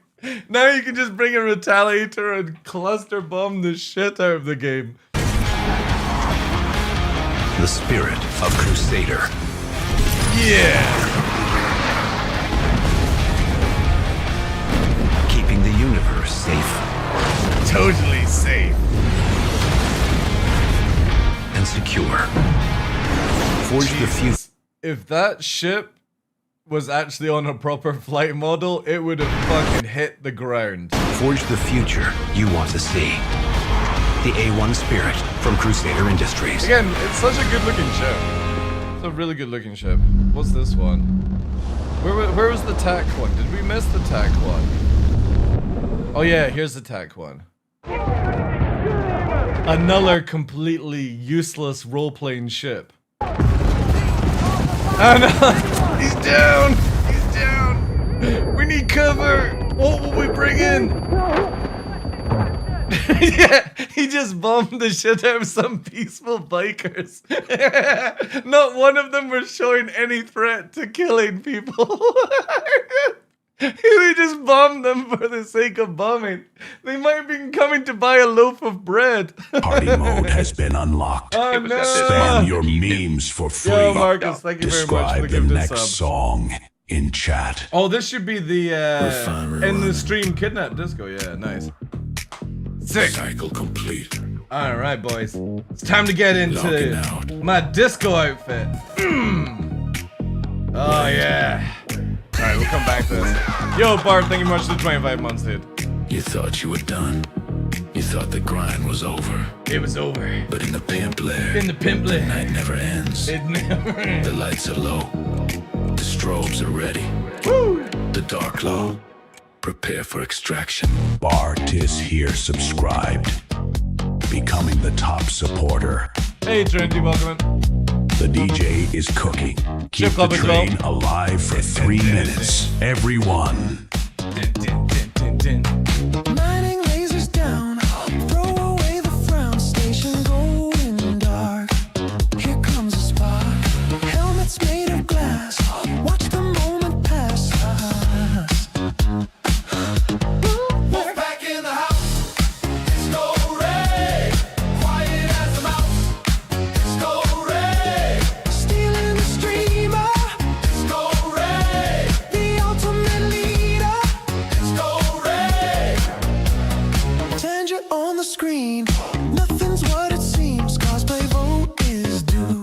that's not until Wednesday.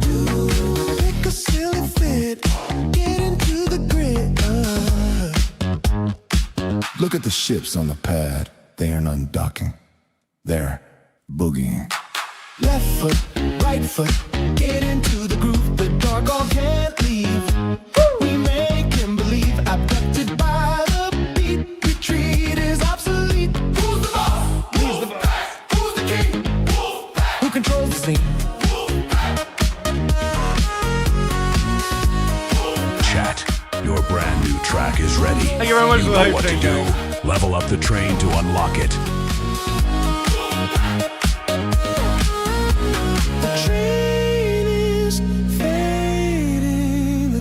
We need free subs for the next song, ladies and gentlemen.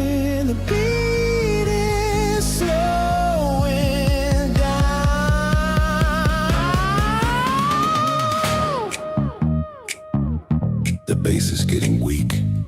Now it's gonna remind you to stay up. The hyperdrive. Oh, you've not is seen the cooling new off. outfit stuff. Is this the end of the party? This is my pimp suit. Is the streamer really going to sleep? Who has the bits? What is it, Nova? Are you wanting the bits? Who's bringing the bits? Nova wants the bits. Bring the funk back. The TheDarkLaw is ours. Are you wanting tonight. snacks?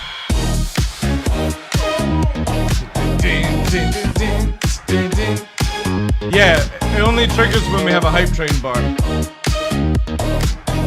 And then it goes on a cooldown for an hour. Wolf Pack.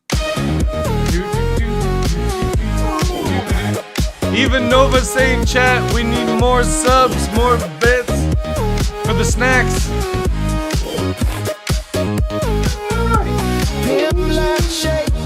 Iron Fuzz. Cheer. Yo, Iron Fuzz for the 100 bits. Appreciate that, dude.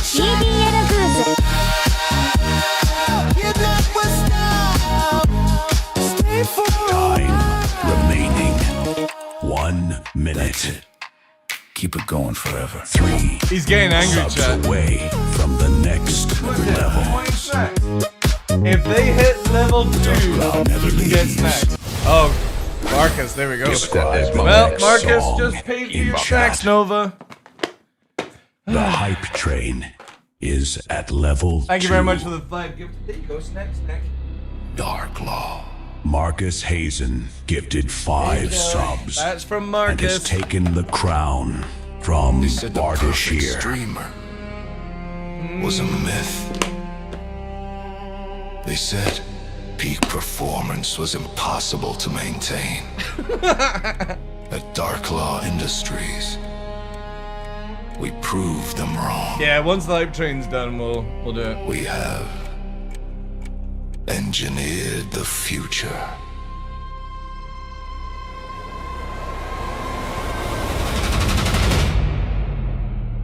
Field testing is complete. The results are absolute.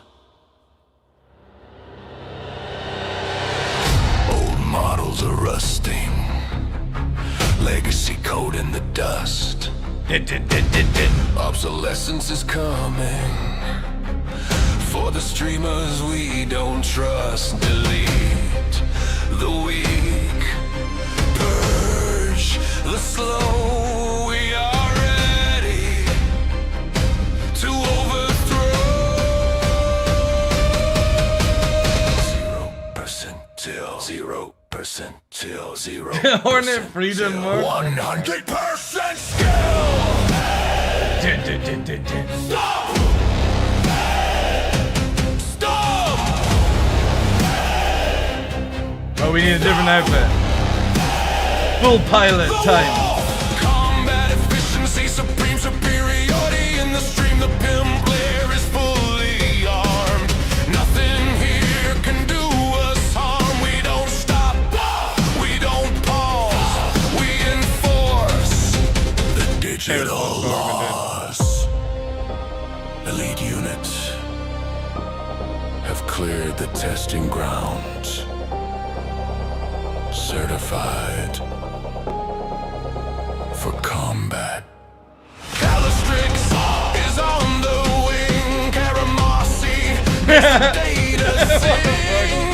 Chat, your brand new track is ready. You know what to do. Level up the train to unlock it. Test pilots! Engage. We are the Rage! Wolfpack! Time remaining 2 minutes. The TheDarkLaw!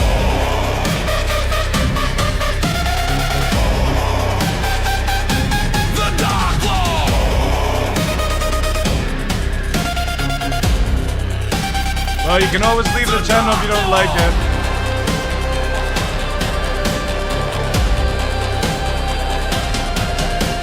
Attention. Hey, Gromite did. Energy levels dropping. The reactor is fading. The hype train is stalling. System critical. We need immediate fuel injection. Who has the resources? Who will authorize the drop? Don't let the machine die. Power! Fading! Silence! Incoming! Time remaining 1 minute. I like how always a minute out it starts Push telling this you. train up a level. Yo, memory though. Thank you for the 3 months, dude.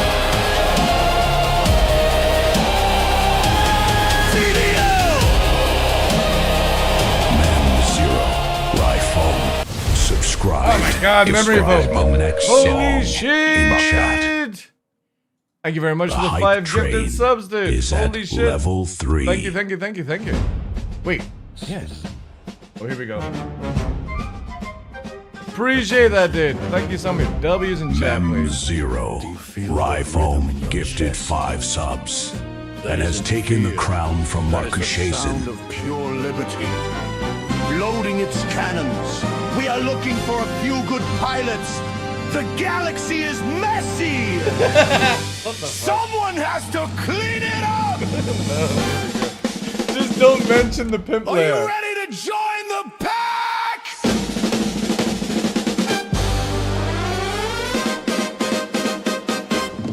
Wow, that's actually kind of like a Cowboy Bebop bit of it. Freedom pulsing the sky. Freedom protecting your life. Freedom it never ever dies. Load a hardpoint, check the shield. F7A is battlefield. Big guns blaring, hear the roar. Kick down the enemy's door, and we'll hammer iron skin. That is where we begin. Justice comes from above. Explosive tactical love. This isn't just a ship, it's a statement. It's a freedom cannon with wings. Look at that design. It's not just aerodynamics, it's destiny.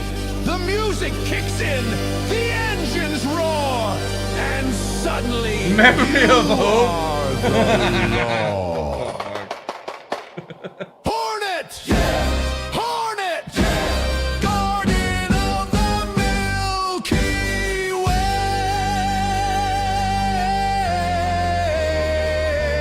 Fly the pad and stick the merge on the verge of a purge. Wolfpack leader, show the way. Chat, your brand new track is ready. You know what to do. Level up the train to unlock it. I see you out there. Chat, the train is stalling. The fuel gauge is dropping. We can't let the freedom run dry. Do we let the enemy win? No! We step up! Train is fading. Train is slow. It comes with the bait, man. Make it blow. Who's gonna save us? Who's got the coin to keep the engine purring fine? A special salute to the man with the plan, the one with the wallet, the heavy metal fan. Marcus Hazen funding the fleet, making sure the bad guys feel defeat. And Partisan with the eagle eye spotted the beat for the dogs in the sky. Remaining 2 minutes. Galaxy is gonna stop and think.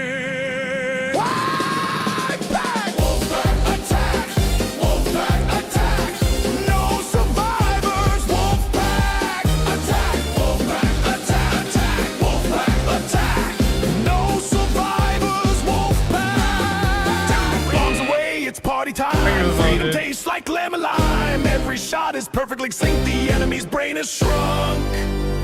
Oh no, I accidentally blew up the whole station.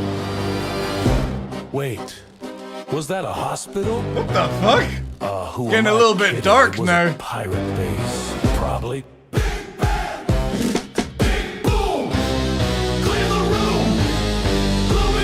We don't negotiate, we dominate, we liberate, we regulate. The hornet flies and justice cries for all the guys who fantasize. The music is swelling, the brass is loud. We are the kings, we are the proudest. 7A for 1 Let's settle minute. the final score. Just 10 more subs for the next level. God damn it. This is your commander speaking. The wolf pack is airborne. The Hey, Grumpy, how you doing, dude? is clear. The hype train will soon be over, guys. Don't beat is worry. dropping. Hey, Chell, thank you for the 62 months, dude. Appreciate that. T0. Armada subscribed. 30 seconds. Time is running out. Freedom cannon, let it rock. Freedom cannon, take the shot. Freedom cannon, raise the block. Anvil hornet, never stop. Please no more. Chat's in charge. There is only 12 seconds left. Thank you so much, guys. Holy shit.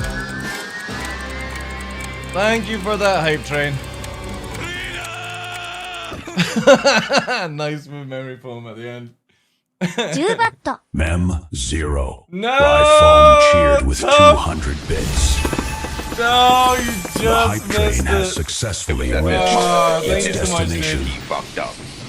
He fucked up. Thank you, dude, for the 5 gifted subs, but you didn't catch it in time. Choo-choo! Thanks for the follows, dude.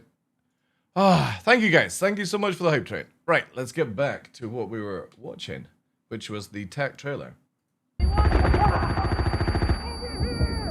Trying to snipe it? I know. Basically, whenever there's a hype train on this channel, Godfoot, it just gives like a song whilst it's running, and then it turns off for an hour cooldown whilst hype train resets. It's just something to add a little bit of fun instead of, you know, when people are being generous, they can choose songs and the AI will pick it and stuff like that. But that's it. It basically is on and then it's off. But thank you very much, guys, for all the hype. I think you can't play copyright music on stream? No. But you can play music, you know. What we've softened your approach. And for the people that just joining, we're just watching trailers whilst the servers are down. Copy that, Fury 6. Inbound. The tech. Bring in the roleplay. It's a shame that this ship is absolutely useless. Man, imagine if you actually had it that stable, right? Yo, Gumby, thank you very much for the brand new sub as well, dude. Can we get some W's in chat for that? Appreciate that, dude. W's. Thank you, guys. Thank you so much for the support. Target-rich environment. Bring in the rain.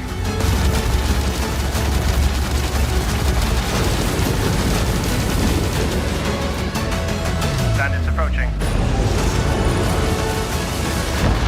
Do we know how long the servers will be down? Exclamation mark server. If not, it should be. They changed it from a 4 to 6, even though it's like super difficult to see that, right? But it originally was 4 hours, which was meant to be...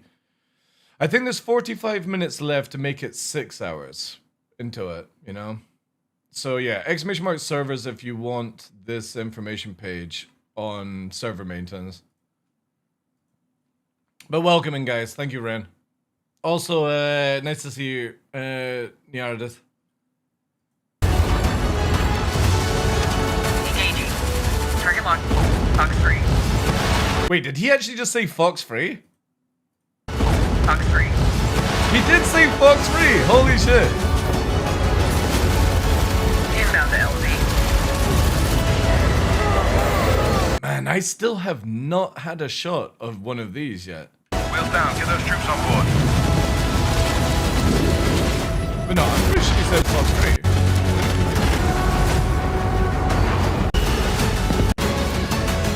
Bandits approaching. Not yet, no, anti-mod. Engaging. Target locked. Fox 3.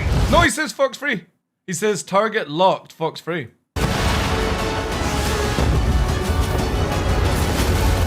Which is the correct terminology. Wheels down. Get those troops on board.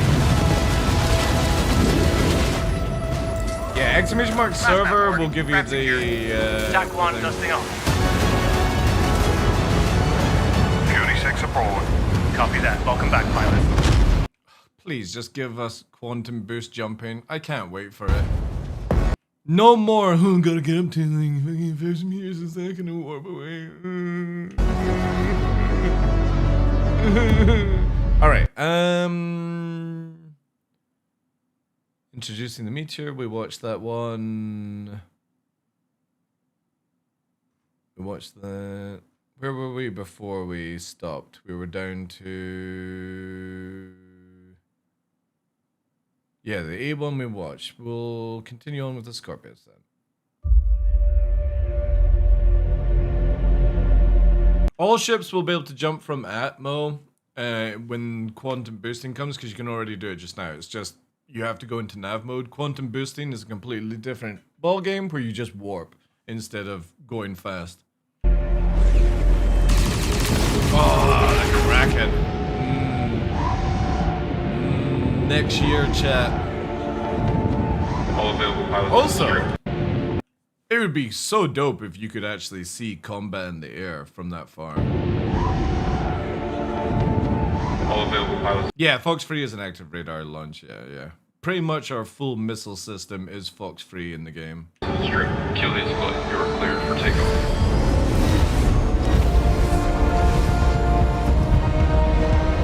Julius flight. Engage burn in flight heading 110.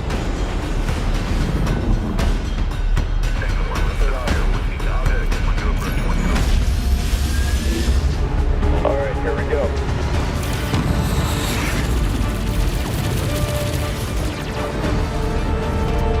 Missile incoming. Launching countermeasures.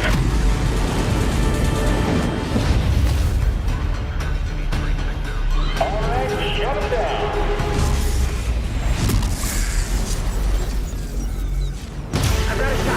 If only, right? Thanks for the assist. Anytime. Quantum jammers engaged. Let's finish this. The poor Antares. So useless. Most folks, they see a wreck, and they just see a bunch of junk. That's cool. Not you, though. You see a gold mine. You don't bother with a big, clunky rig. You don't need to. Yeah, I know, Sassy Pants. How you doing? Welcome in. That's you. A wrecking crew of one. Doing it your way.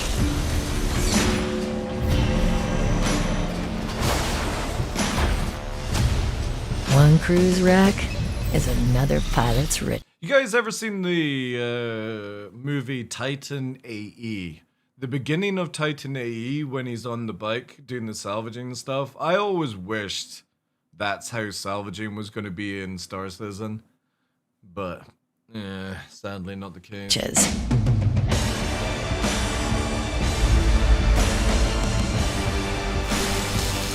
Yeah, like this would be so sick if you actually, you had to cut a hole in and then retrieve something and that was the mission, right?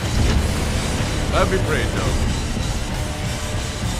How it turns into a box, I don't Stake your know. claim with the Vulture. Only from Drake.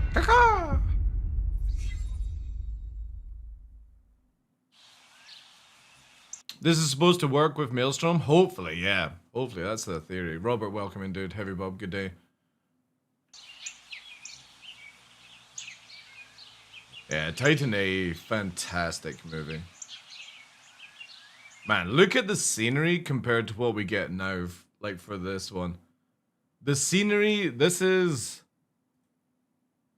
3 years ago. It looks so shit. CIG's videos are so amazing. Oh, there's no scars. I heal fast, like Wolverine. My beard just doesn't grow as fast though. Wait, what is this video? Wait, is this an ASMR video?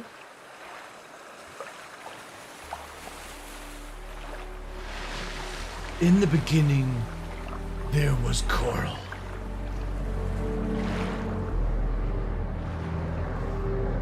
Yeah, this is an old video, yeah. 3 years, man.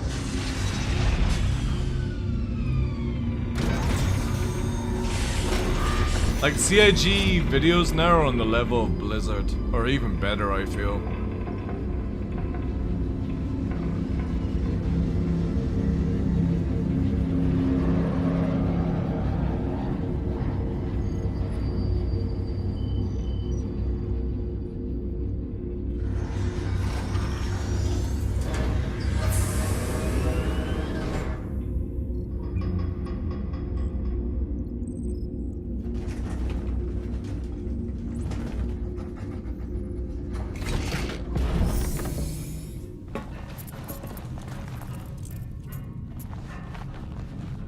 I don't remember this like ASMR video at all. Do I have a law degree? No, but I understand the law.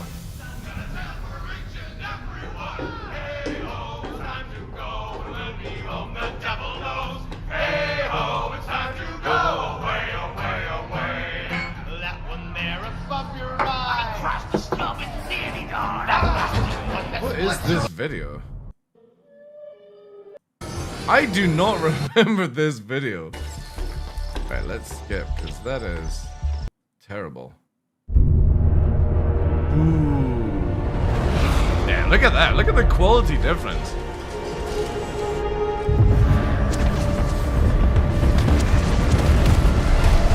Krakens.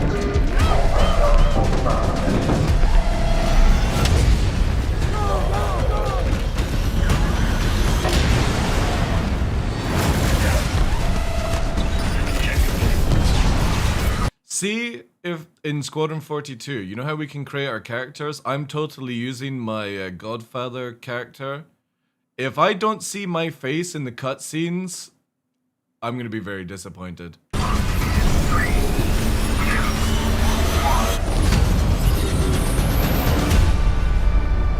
Combat perfected. Wait, was that all that the video was? Oh no. I don't care about that. The Cutlass Steel, what a meme. What a meme this ship is.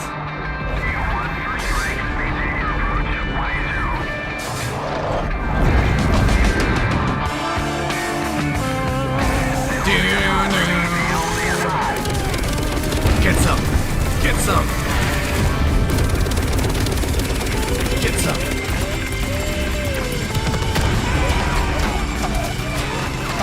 Is Squadron 42 playable or no? Not yet, no. Maybe by the end of this year, or it's kind of looking like into next year. Yeah, this kind of needs Fortunate Son. Welcome in, Jedi.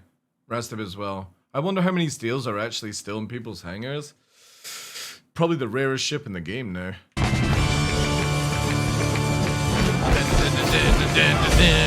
Cutlass Steel. It does everything nobody wanted. What a meme ship. Ooh. Through unforgiving lands. Man, we need lava. We need lava. Across the impossible expanse. A mirage calls. A distant oasis.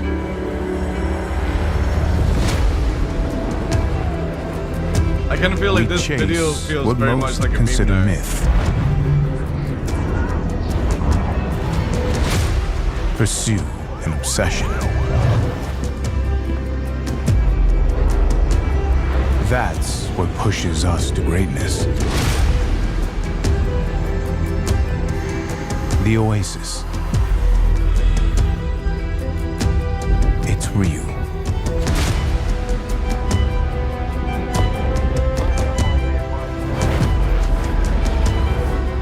This was the ship they showcased Pyro in as well.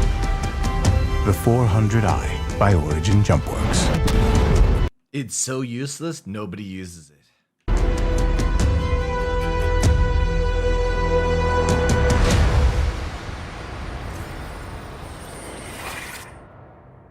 What other ones do we have? Oh, the Prowler. This one was so sick. This is what I wish the Prowler actually had to do in the game. For honor! For honor! In strength! To glory.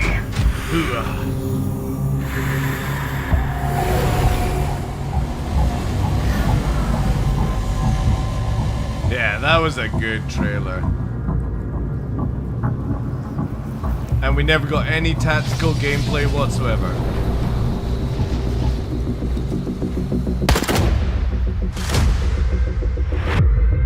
I don't understand how that ship is so stealthy, because if you didn't have it as stealthy, it would be completely useless. The Mantis. Other ones we got here, 890, Ballista. Oh man, I remember this one. It had like the cool rewind time one. Yeah. Look at that. This was a sick video when it came out.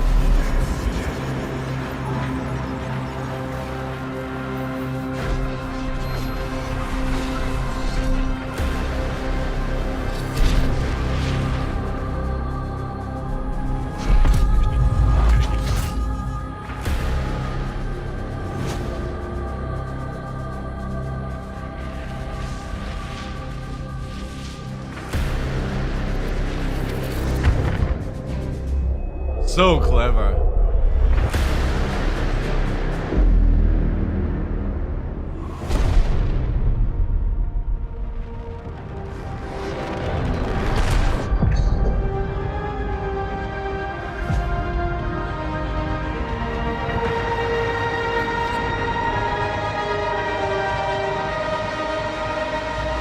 And now we've got cigars actually in the game if you own a Your Drake targets will never Chan. know what hit them.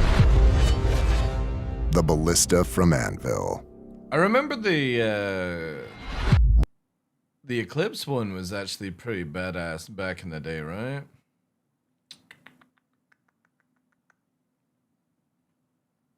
Where is it? Or have I bypassed it?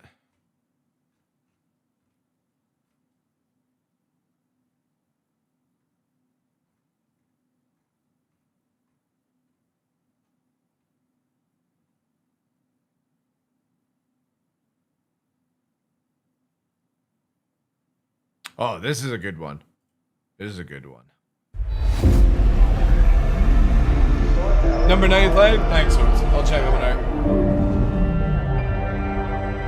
This is a gem.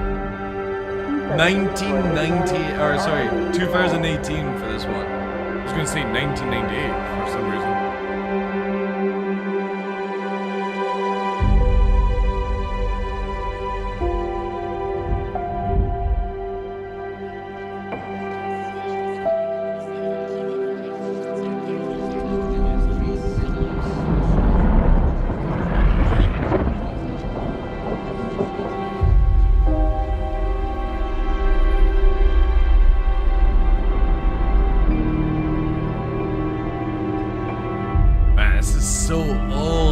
This is nearly a 10-year trailer for this ship.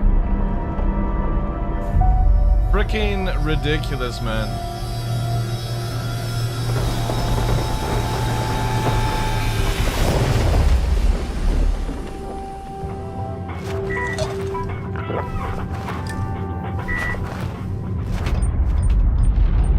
You can stop right there. This claim is ours. I'll make this easy for you. Leave now, or we'll kill you. I will kill you. I'm happy either way. When a miner is in trouble, drinking their coffee, you need to release the Kraken. The time has come. The time has come For something new. Something to change the game. When seeking fortunes at the fringes of civilization, you need someone you can trust.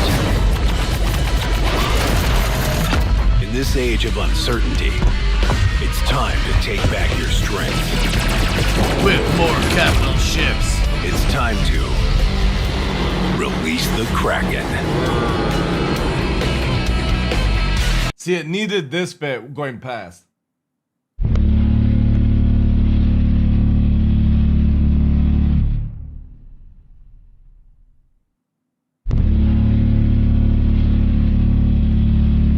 That's what all Kraken owners need. Drake Interplanetary. We got your back. We got your back. Back to drinking coffee and mining. Here we go. Number 69. Yeah, you were right. Is it still down? Yeah, they extended it by 2 hours, rather, so it should be under 30 minutes, I think. Wow, look how bad quality this is compared to what we get nowadays. Is this even in 1080p? I find this hard to believe that this is 1080p. This is like fucking 360p. Oh my god, look at my sniper rifle. Look at the Idris with its little legs.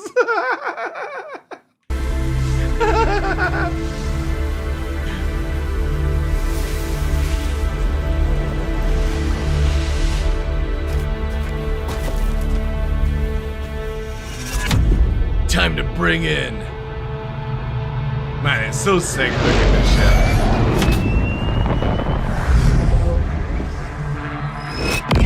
Apparently, CIG says this ship's also going to have a free-stage wing setup. I don't know what they're going to do with it. I think they're going to make the wing sloop back.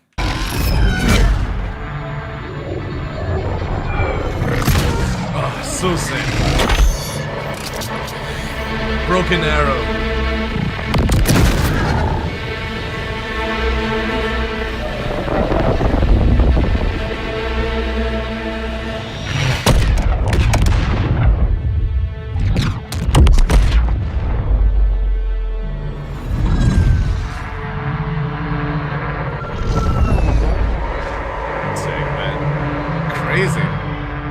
Crazy the level of quality back here. This was 7 years ago.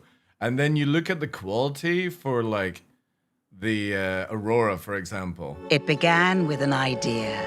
More than curiosity, more than a yearning. It was humanity's extraordinary instinct as a species. Crazy, to look the up quality. in search of a brighter future.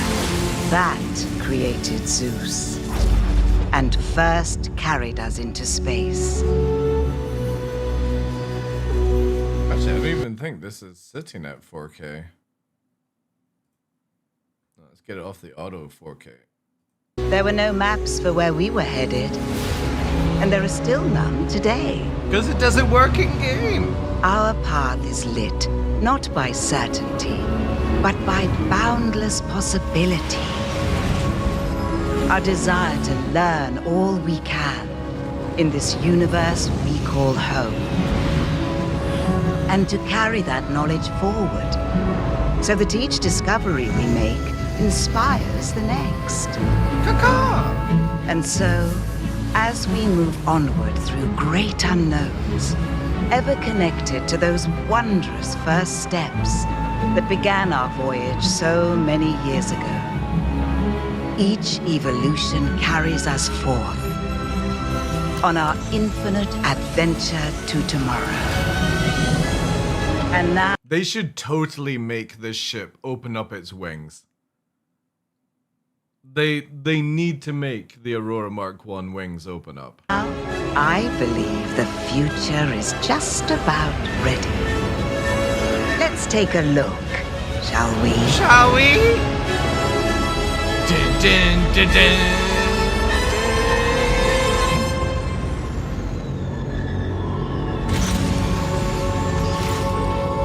From the Zeus to the Aurora and beyond. Roberts Space Industries, delivering the stars since 2075. And we're all going to be 75 years old before the game comes out. Yay!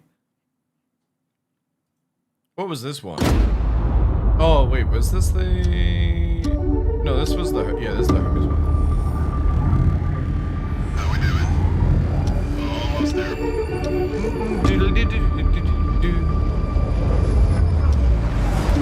Yeah, the quality of the videos are so sick nowadays. Package is secure. I just got...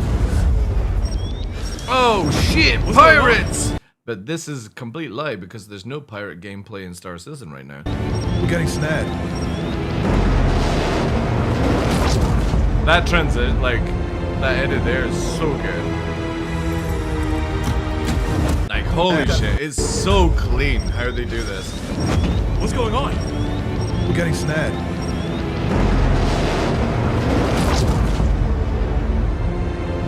So cool, the FOV changing.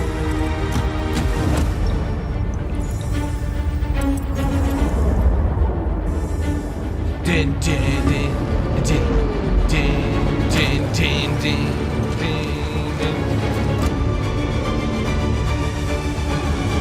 Yeah, don't worry, we're gonna punch it. Woo!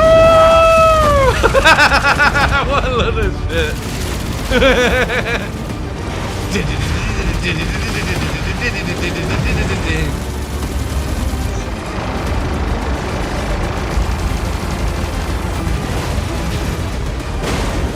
Yeah. Cutlass blue, totally worthless now. Yes, cause there ain't no way that ship is making that turn.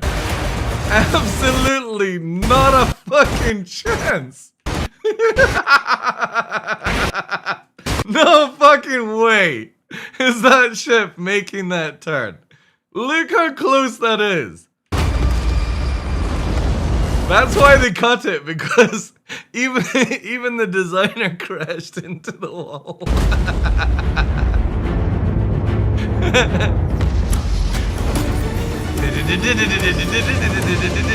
The Hermes. Don't worry about pirates. The fucking contracted gear will keep them away.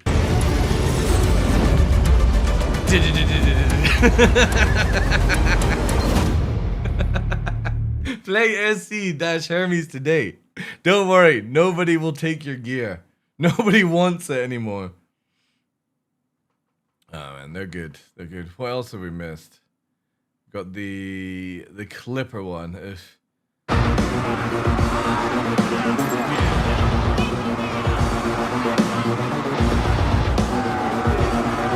It's Make-A-Wish. Fucking what's his name? God, was he? What is the character called? John Wick. Yeah, it's Make-A-Wish John Wick.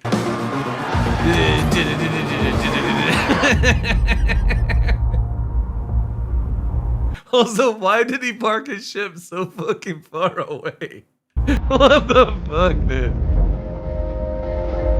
This guy's clearly not a Star Citizen player.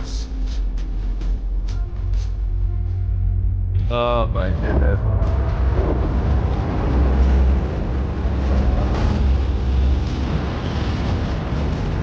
God, it's hideous. At least it's a good bomber. I mean, it can carry 8 bombs, which is really cool.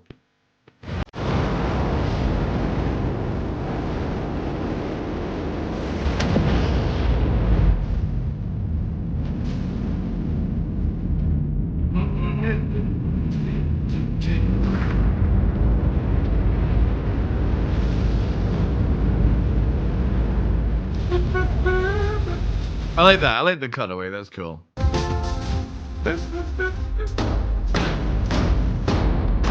Drugs? Nobody does drugs in the game.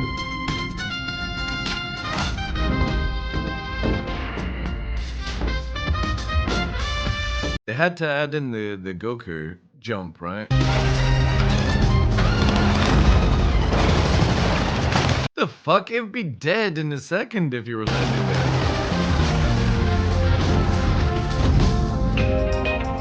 Ugh. Bad case of curry.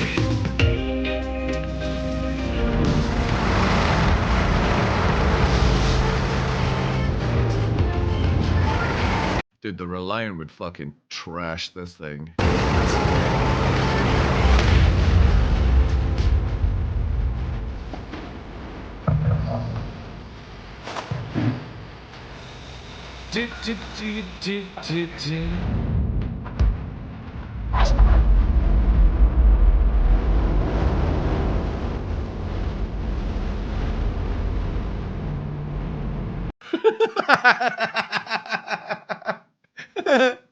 This is literally an advert for a bob.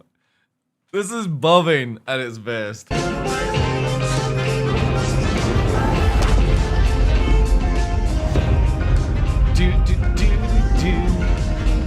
Fly free.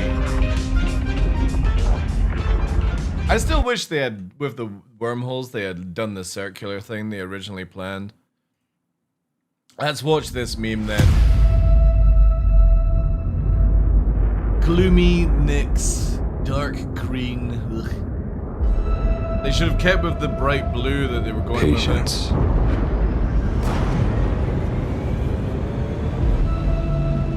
It's not passive. Not idle. Man, can we please get some lightning in the game? Ah, that would be so sick. Imagine you're going through Nyx like areas and there's like lightning going on. It's not passive. Like in this scene. That would be amazing. Not idle. Yeah, I can't wait for quiet Solar Storm to preparation. come back. That was one of the biggest things in Pyro that I loved the most, was running from that thing. Sharpened intention.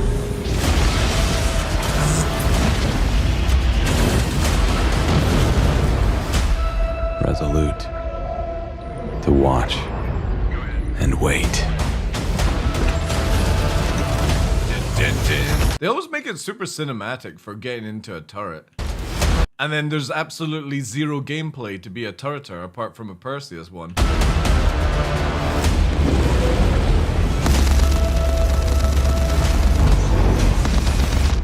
So, you hold. Against haste. Beyond fear. Because you trust.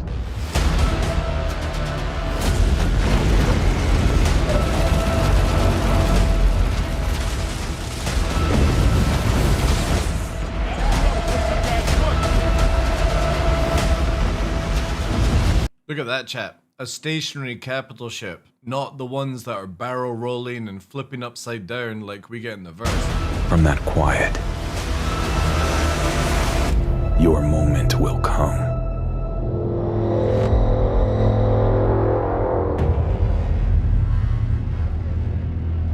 Yeah, they really need to make capital ships super slow and super tanky.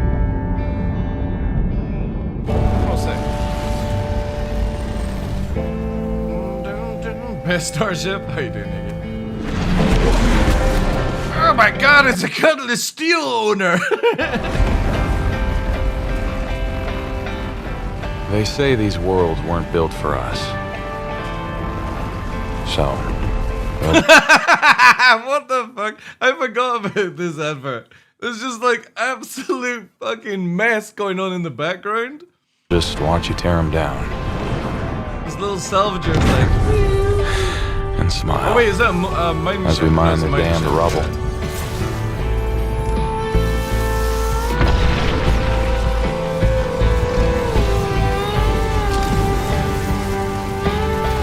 We start strong. One would have to wonder, this guy seems to be very unlucky that he's mining where everyone is fighting for some reason. And hold fast. Work for... This is the type of person that goes to Spectrum and goes, I was ganked when I was just minding my business. This fucking player killed me for no reason. I mean, there was a war zone on the go and people didn't know whose side I was on, but god damn it, I shouldn't be PvE slider. Grit, not glory. Fucking mining at Hathor. So when the ground does shake, we live steady. This dude has to be the unluckiest fucking mining guy ever.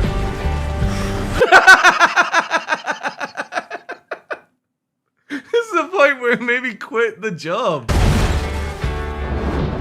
Drake's a family, old as dirt. There's First no to take way you there's in gonna and be a fight here, right? never leave you I behind. forgot this video. They weren't wrong, by the way. Is he gonna get These peace? worlds aren't built for us, Did he finally find peace? so we'll build our own. Oh, that's good. That's a nice story. Oh no, never mind. This Drake Golem. For the somebody getting workers. chased by dogs. His name is Salty Mike. That's a good video. I like that one. Oh, the Heartseeker one. You know I love you, right? This was so cringy, this one.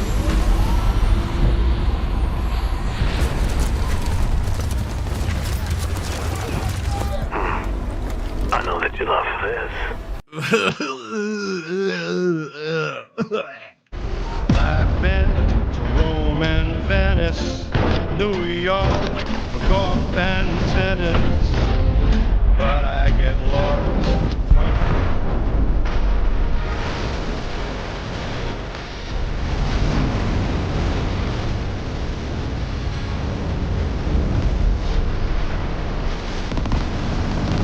And that gun is completely worthless now. The ship is good, but that gun is useless.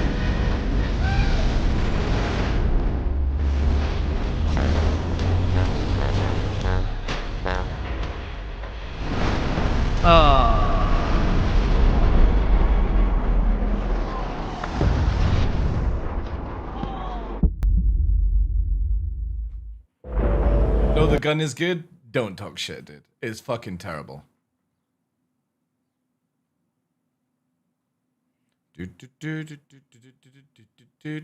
Right, I think we're kind of watched all the latest ones, right? Oh no, The Guardian. Let's watch this.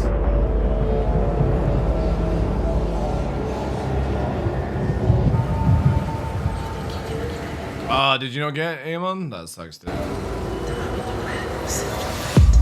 You can always get it from like CZ zones and Wicklow though. It's not that difficult to get them.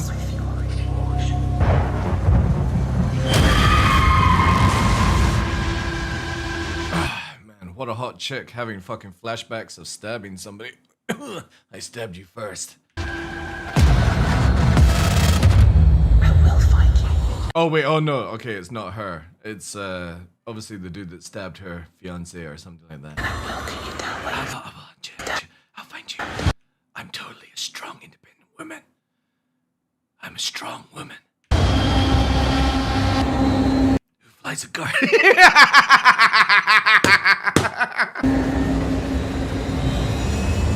Who flies a Guardian? I'll hunt you down.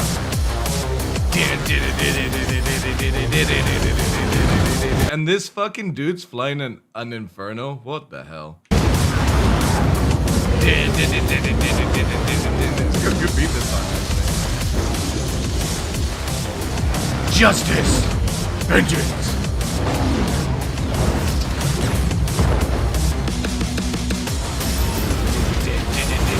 Oh wait, it actually does say vengeance. Holy shit. Vengeance. Where's Rachel? Forged with fury.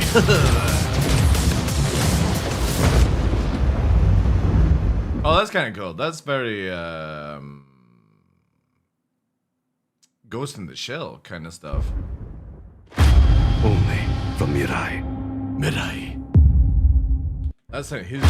Only from Mirai. Mirai. They should have totally got the guy from what's his name? Thank you for the follow, dude. From Godzilla. Right and right. Mirai, Retum Fright.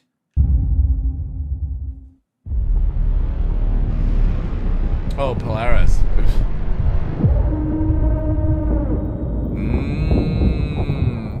See, this guy starts. If I remember this video, this guy starts off old, but then he's young, right? This is how long he's been waiting for Star Citizen to be developed.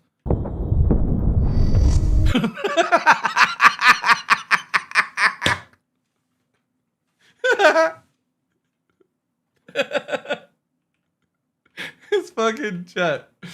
It's literally this. Look, this is us now. This is us when the game comes out. Yeah, original backer. This is me when I was 29. This is gonna be me when the game finally comes out.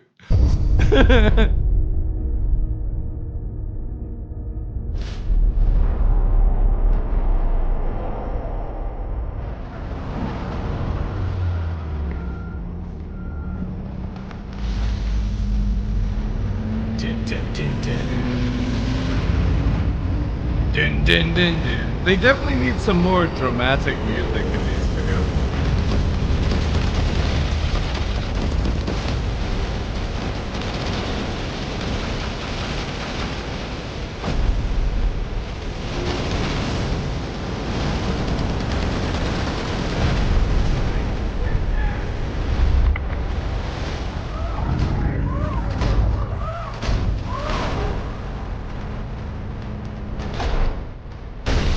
Maybe that we don't know that. The Talon!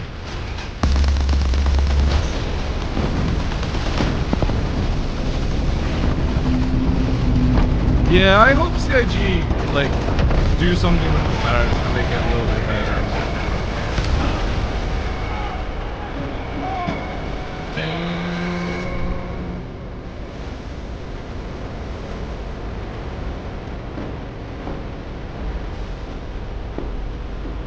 Welcome to your new Polaris, sir. Welcome to 1.0. Fucking shit. Shit.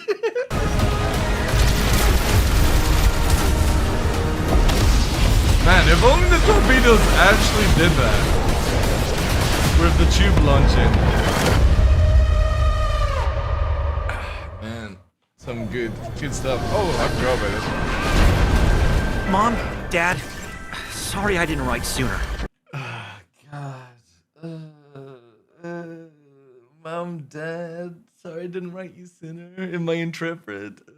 Things have been non-stop out here. Being on my own has been such a rush. Tell that to every solo player on Spectrum. I wish you could see it. The views, wildlife, the locals.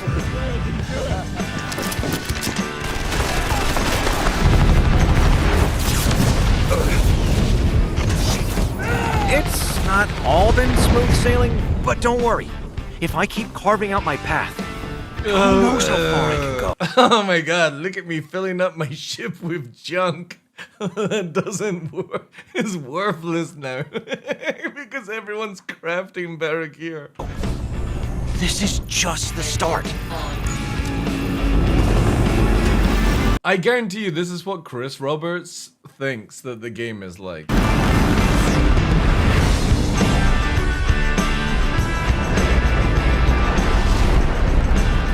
At Crusader, start small, dream big.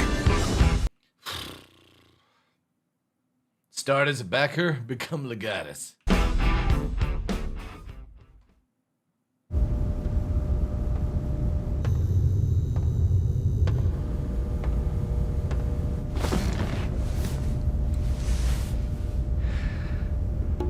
They're all dead.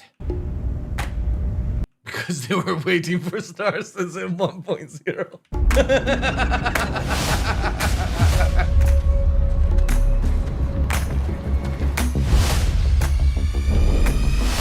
Is this meant to be like the A-Team?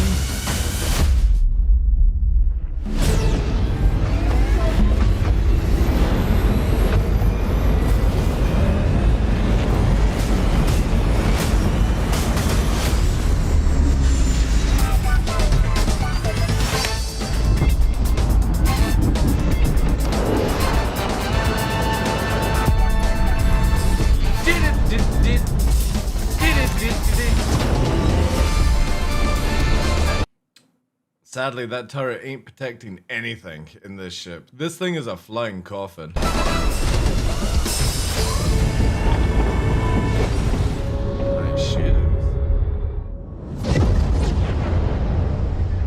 It's a role-playing ship, sadly. It's the same with attack. Like, they unfortunately just don't have any purpose in the game apart from being really good role-playing ships. Which I suppose is okay, but at the same time, like, I don't think ships should be like that. I think they should all have a purpose.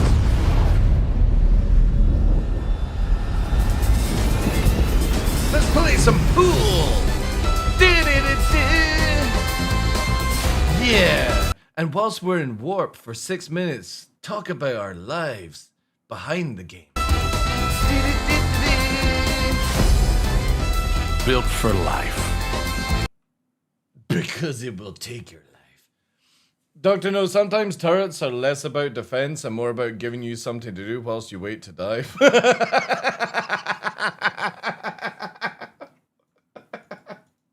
It's so true. So true. Instead of just sitting in the ship, it gives you some pretense. Oh, we've come full circle. Shall we watch the original chat? Let's do it. Oh, they don't have it. Where would this be? It's me, Chris Roberts. Wait, let's have a look at this. wait, let's do the first ever 10 for the chairman. We're gonna see. We're gonna 2013. Oh my god, it's so loud.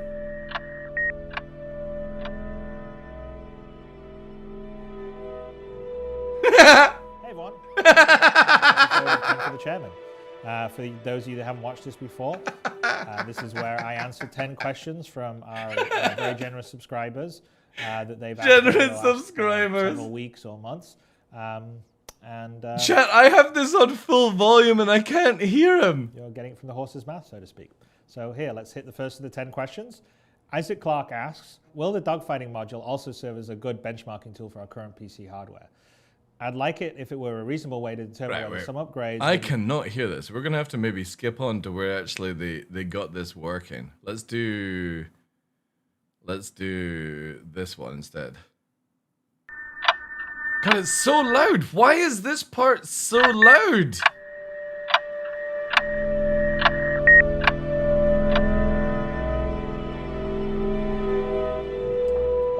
Why is he always drinking?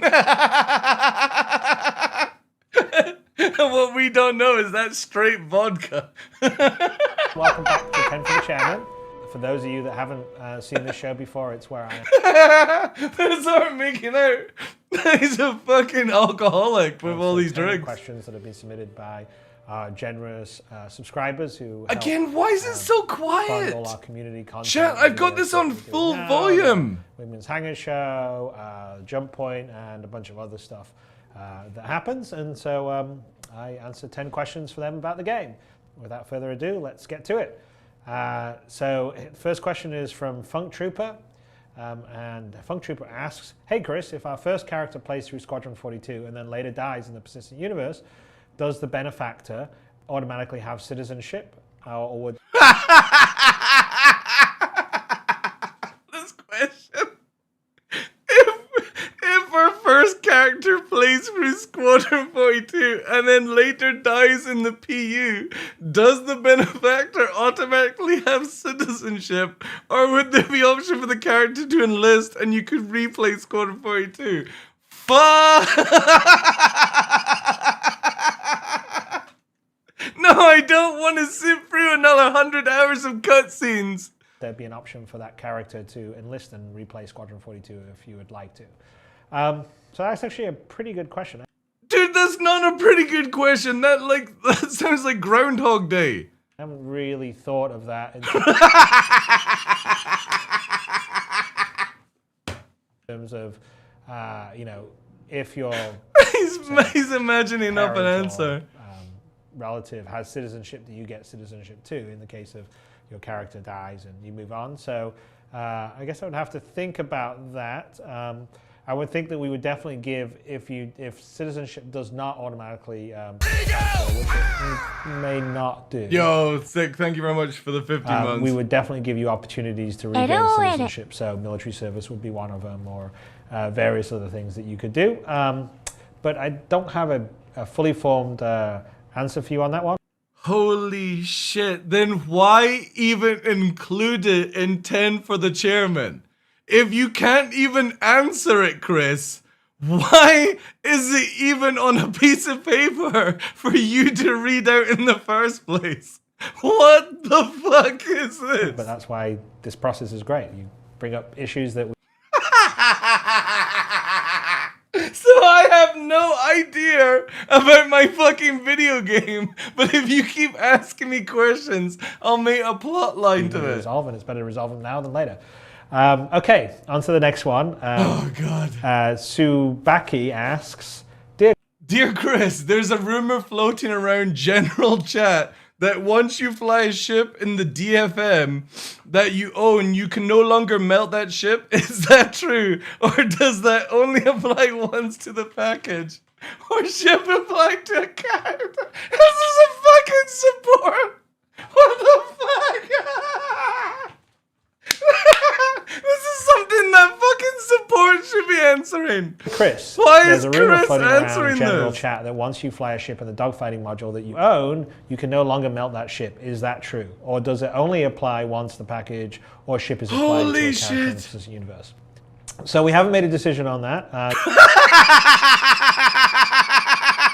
What the fuck?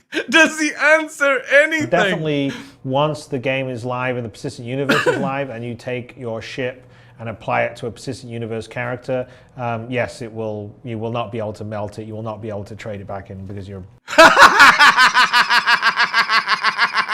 Now everyone is melting their ships left, right, and center. Oh my god!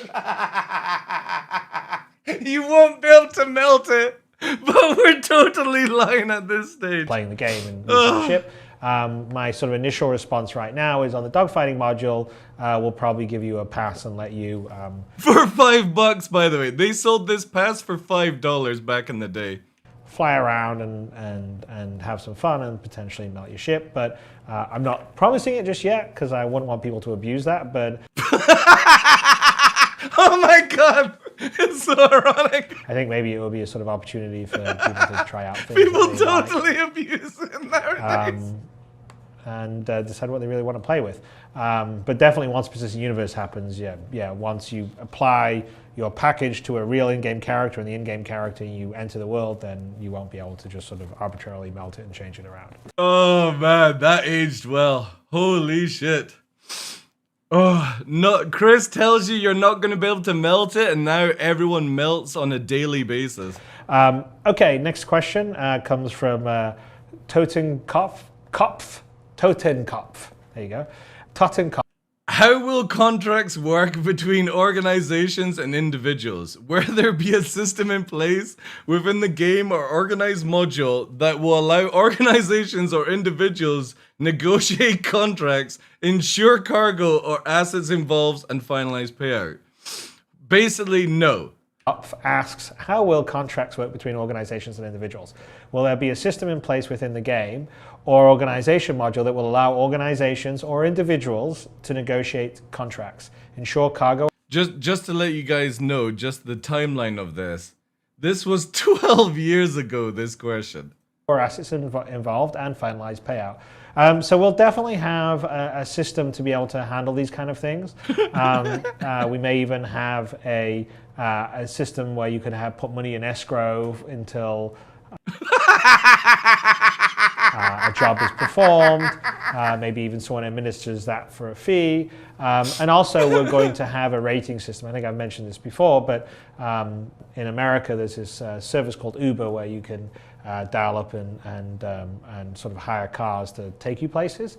And both the person that hires the car and the driver of the car rate the other person. So when you're looking at a car nearby, you can see what that driver's rating is, and the driver can also see what your rating is. So you obviously don't want to go with someone that only has a 1-star rating. You want to go with someone that has a 4 or 5-star rating.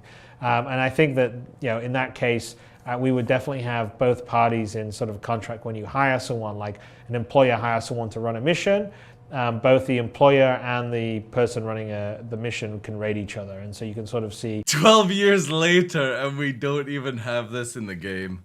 How crazy is that? Okay, well, this is. Also, let's quickly check. Are the servers back up, chat? Let me quickly do here. Nah, still down, is it? Ugh. God damn it. A transport pilot, and he's got a 4.5-star rating. Hey, Big out of Welsh, 5. welcome He's in. pretty Uber good. as well. He's definitely worth me paying a premium. And then this guy's got a 3-star rating. Langdon, welcome in. Star Fox. So we'll Good have day, a bit of guys. that. So we'll have a bit of that sort of self-regulating objective ratings, and then also maybe some systems like escrow and They should really rewatch these videos. A role that someone can take as an arbitrator for a fee. To arbitrate sort of disputes. So I think that's crazy. 12 years and still not a rating system in the game. Systems that are fairly similar to what's in the real world to make. Like the funny thing is, he mentioned Uber in America. Uber is now in the UK. So in the time period of this video, Uber managed to deploy in multiple countries before Chris Roberts could build a rating system in a video game. That kind of stuff. Oh my god. Okay, so next question comes from Valarian, who asks, Will you be able to hail NPC ships and threaten them to drop their cargo off on the off chance it will save their ship? If so, will there be randomly generated personality for NPCs?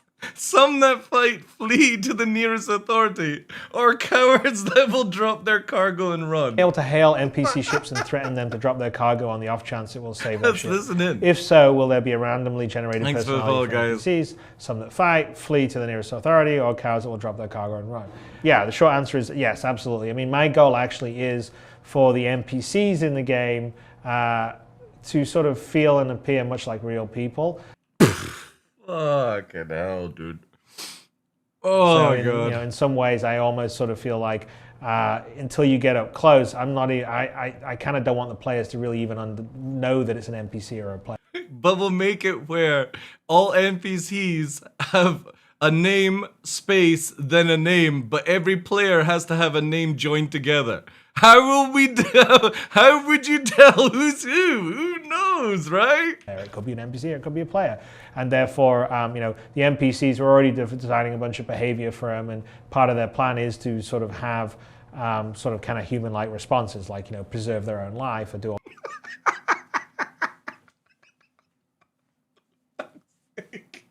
that kind of stuff. So I would definitely say that you will be able to say, give us your cargo, or pay the consequences, and some people will fight you and some people will just surrender the cargo and get out of there. Okay, so next question comes from Hollow-San Voidrax, who asks, Will all ships have artificial gravity? If so, how does that affect the G-force system? You spoke about dogfighting. That's a all good ships have good artificial question. gravity? If so, how does that affect the G-force system you spoke about for the dogfighting? So not all ships will have artificial gravity. Most of the bigger ones where you walk around probably will have artificial gravity. I'm sort of playing with the idea that maybe on some ones you would just have sort of like kind of more magnetic boots, because we are actually modeling for our first person combat artificial gravity and zero-G combat. He said magnetic boots, chat. We could have used magnetic boots 6 years ago.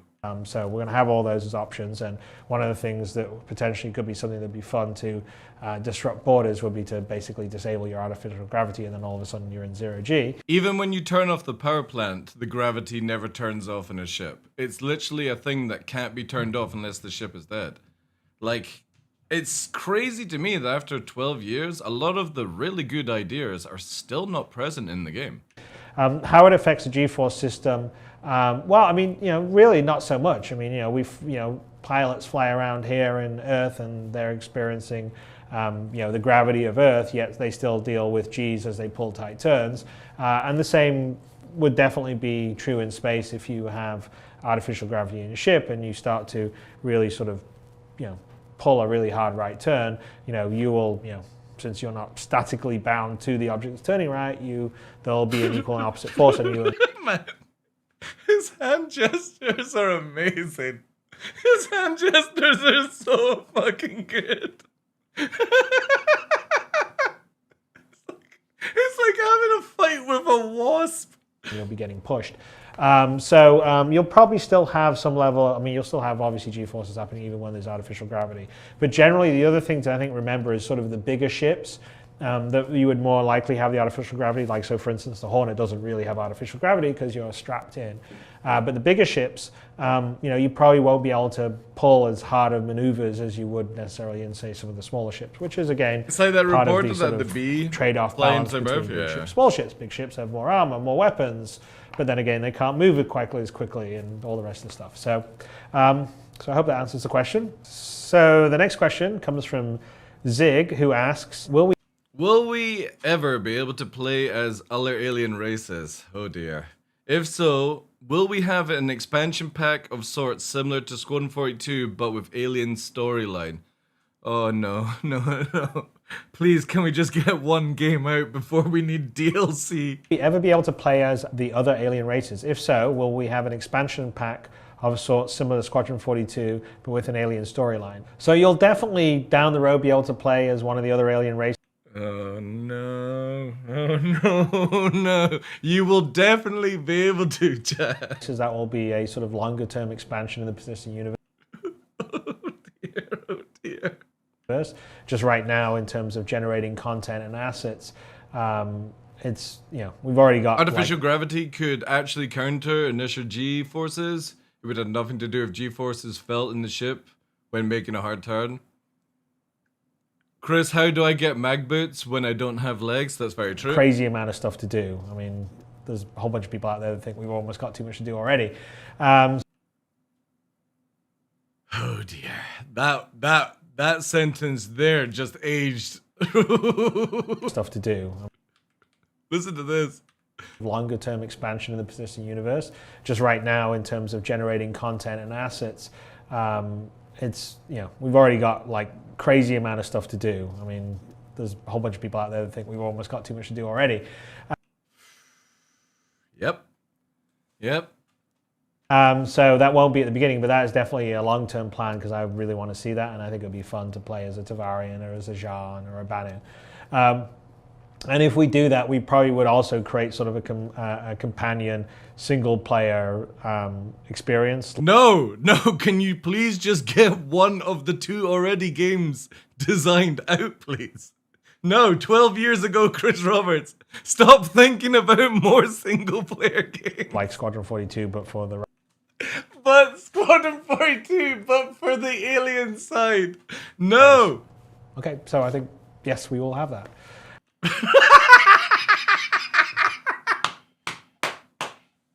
Next question comes from Phoenix9151. Oh my god. Will the next great starship be available as a pledge ship? I can't wait to see what some of these teams come up with, and maybe even buy it if I like it. If the ship fits, fly it. Oh my god, the backers of 12 years ago. Will the next great starship be available as a pledge ship? I can't wait to see what some of these teams come up with and maybe even buy it if I like it. If the ship fits... I wonder if this dude bought an Odin. Fly it. So definitely the next great starship ship will be available to everyone out there and be available in the persistent universe. So so yes, the answer is yes. For anybody who doesn't know, it was the Redeemer. Yes, and I think we're sort of debating, but we're probably going to let you guys sort of choose what kind of ship it's going to be. So that'll be kind of fun for you. And we had no choice in the matter whatsoever. Okay, next question comes from Commander Pika P.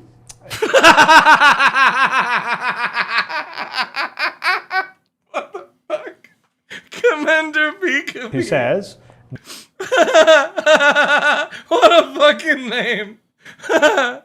May we disable our weapon systems in order to meet the energy requirements of high-capacity shields. In turn, if shields go down, can we forward power back to weapon systems on the fly? Oh no. Oh no. May we disable our weapon systems in order to meet the energy requirements of a high-capacity shield? In turn, if shields go down, can we forward power back to the weapon systems on the fly? So yes, the answer is... Everything is fucking yes. This dude is literally a yes man. Yes, you're going to be able to do that, but maybe after 12 years. Absolutely yes on that. That's part of the core design, is that you're able to do a huge amount of energy management, diverting energy from your power plant to your engine thrusters, to your shield, to your weapons, and even inside your shield, you'll maybe be able to, depending on the shield setup you have, you'll probably be able to divert power between the different segments of the shield as well, and even between the different weapons. So yes. The triangle system is so much better than the point system that we have right now. Is the answer there. So the next question comes from... Yeah, I know, Matt the Hill. Justicus, who says, Will we be able to buy parts of ships as well so that we can build our own ships from them? Turn non-human ships that we can buy from a storefront and have no luck capture... What the hell? Be able to buy parts of ships as well so that we can build our own ships from them. Specifically the non-human ships that we... In before he says yes. Can't buy from a storefront and have had no luck capturing in the wild. That's an interesting question. I mean, so really good. The way so not just a yes, the ships man. work is that you sort of buy a hull and then you can customize it, add different items, equipment to it. But we're not really right now set up to sort of buy like an actual a rear question wing and then a fender legit. from a different ship and put them all together and sort of make some hybrid ship. Then obviously they came up with the Grey's Shiv. So I'm not sure if we'll be able to build ships from parts. Not at the beginning, we definitely won't be able to build ships from parts. Who knows down the road? But you certainly will be able to sort of buy different equipment and items and add them to your ship, and some potentially could be an alien item that you could have to have adapted to work on your ship. So maybe sort of a small combination of this, but not to the extent that you can build a ship wholly out of just sort of junk parts. Okay, last question comes from Arbitrary Sketch, who asks, what kind of interactions can players have with non-hostile NPC ships? Can we request repair, refuel, and resupply assistance from a passenger? What kind of interactions can player have with non-hostile NPC ships? Non-hostile NPC ships?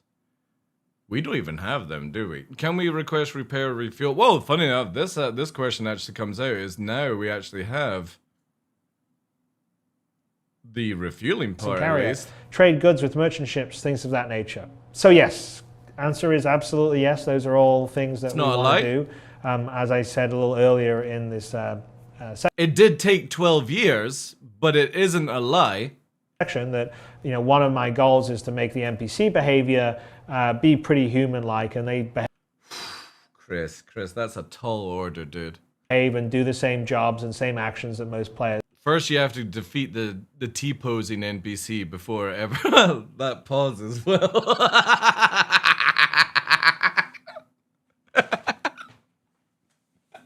Oh my god.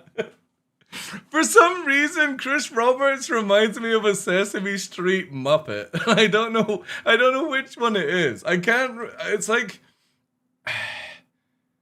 there's a Muppet that he reminds me of. And I need to go through the collection to see what it is.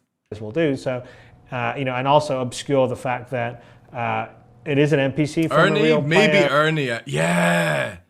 Yeah, that's actually a good call. It could be Ernie. At least from a distance, from people. So it just feels like it's a living, breathing world that's populated. And you'll run into people, and hey, some may be AI controlled and some may be player controlled. And if we do our job right, maybe you won't even realize that if we do our job right, you won't even know the difference between an NPC or a player.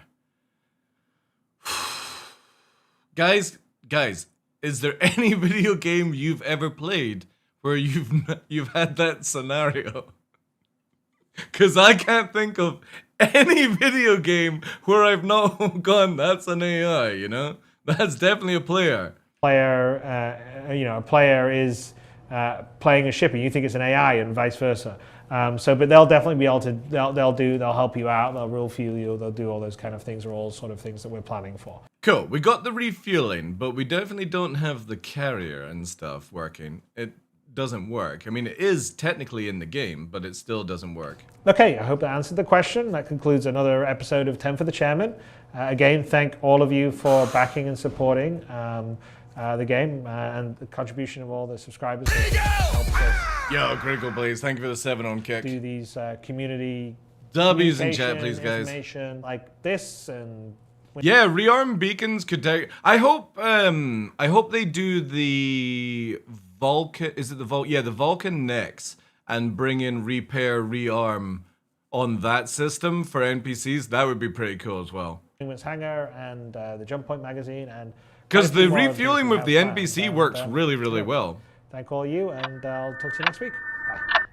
Why does he get so quiet and then this outro is so loud?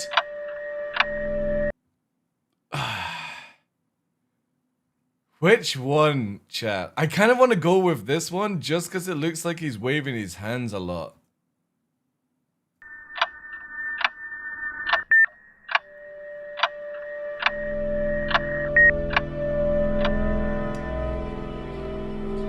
Hey everyone. It's not drinking, but they have actually got the audio working a bit better. Welcome to the second episode of 10 for the Chairman. Wait, what?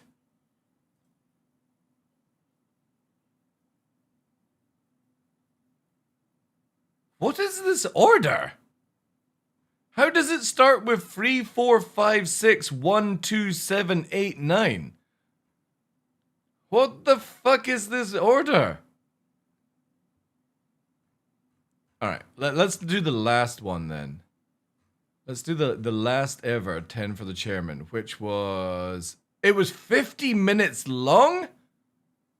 It had Tony in it as well. Professions in 3.0, 9 years ago.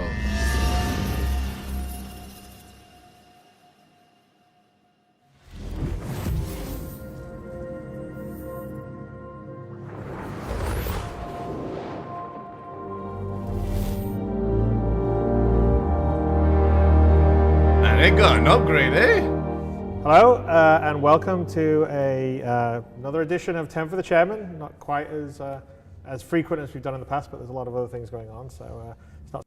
Poor Tony, lost in the Matrix. Yeah, I don't know if I can watch 50 minutes of that, chat.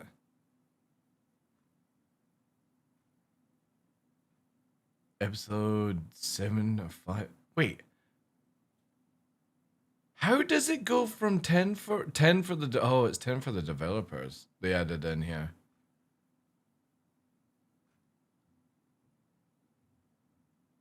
Episode 70. Wow, he did lots of them actually back then, eh?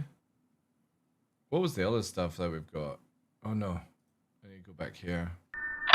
Wait. Here. The playlist. The old playlist, chat. What other juicy memes?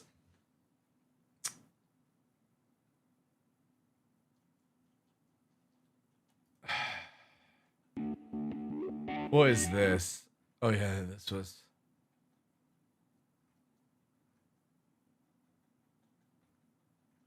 This is when they had dreadful recording. 16 teams have been working day and night on the concept art. See what I mean? See what I mean about the shit quality? You can't even hear Sandy talk. The fucking audio is too low. For their spaceship. But will their creations be enough to impress the judges? The competition is about to get very real on the next great starship. Fucking what the fuck? Oh, jeez. The fucking blinding lights and the sound file.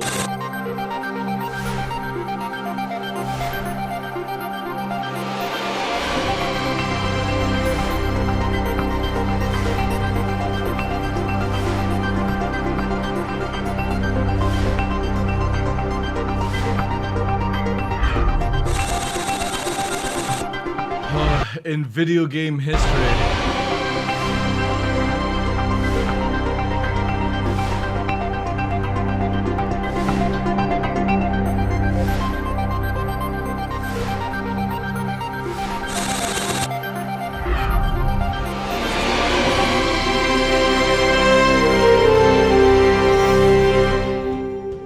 Sandy Gardner. Can't freaking hear her voice. What the hell? And we are here in Austin, Texas, which is home to one of Cloud Imperium's main development studios. Dun, dun, dun, dun, dun.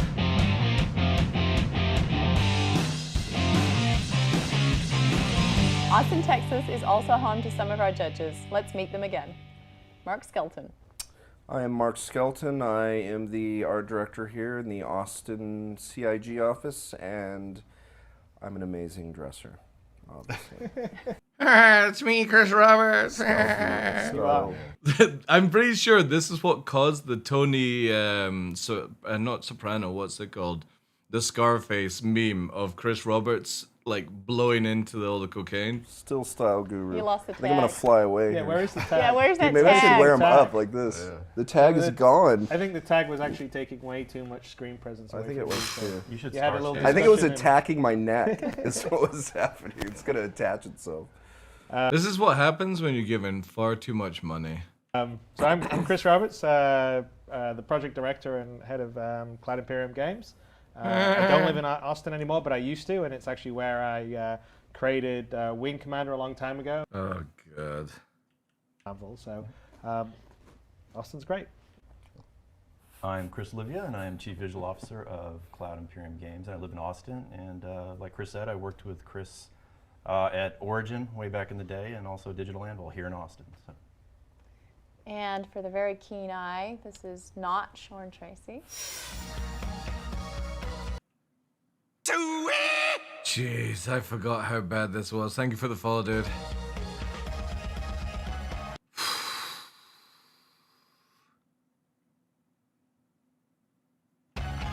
You would have seen David Hobbins on the last This is episode. brutal. Showing off This the is Mustang. actually brutal. And he's here with us to help judge the concept phase of this competition. And he's worked on a lot of world-class films, haven't you, David? Yeah, before Cloud Imperium, I worked at Lucasfilm, and most recently the movie Flight and the upcoming Guardians of the Galaxy. But, super happy to be here in the Santa Monica studio. Yep. And Man, has it been 12 years since Guardian of the Galaxy? Really? I get to design spaceships every day, so. Yeah, that's cool. We're happy to have you. So I mean, we all love the work that you did on the Mustang, and there's some other stuff that you've done that everyone hasn't seen yet, but that's also pretty awesome. Amazing stuff. And now the competition is just getting started because we have 16 teams vying to get their starship in the upcoming space. Why is it? Wait. Why is the couch so small? I don't know, dude. I don't know. Because they couldn't afford a normal sized couch. Crazy swag, Cintiqs. Oh my God, just a ton of stuff. That's pretty good. The main gear rigs. Wow! What the fuck is this? What the hell is this?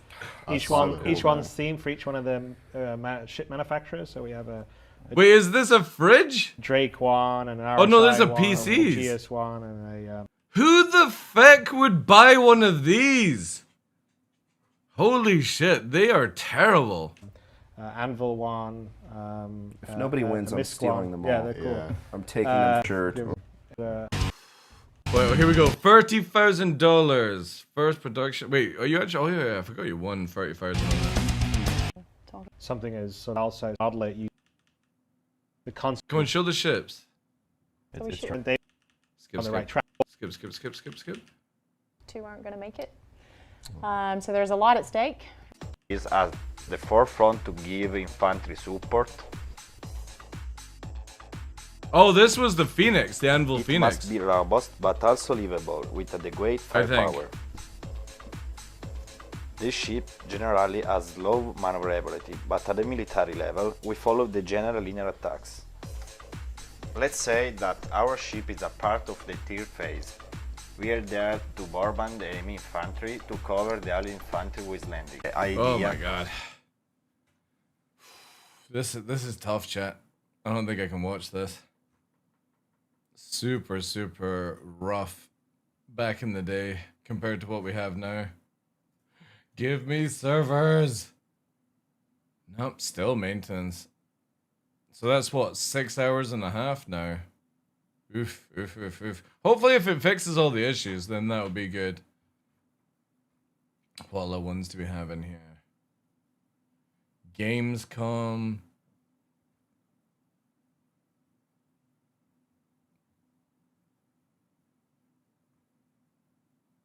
Launch week. Oh, Wingman's Hangar. Oh no, this was super cringy. Oh no. The video doesn't even load. Oh god. You gotta put Landlock on. Ugh. Alright, everybody, welcome Oh to... my god. Fucking hell. We couldn't even afford a microphone. Oh, God. Thank you for the follow. 1 minute, we got. Chat, did it just break again? What is wrong with this? And you know, more like crazy, those kind. So anyway, that name may not stick. If you have a better name for us, by all means, send it in, put it in the forum. Please send something. Yeah, it could be Basement, could be Wingman's Den, could be Wingman's Love Machine. I'm so glad this guy left the company years and years ago. Whatever you want it to be, just let us know. We'll have it. We'll change it. Right now, it's Wingman's Nuts.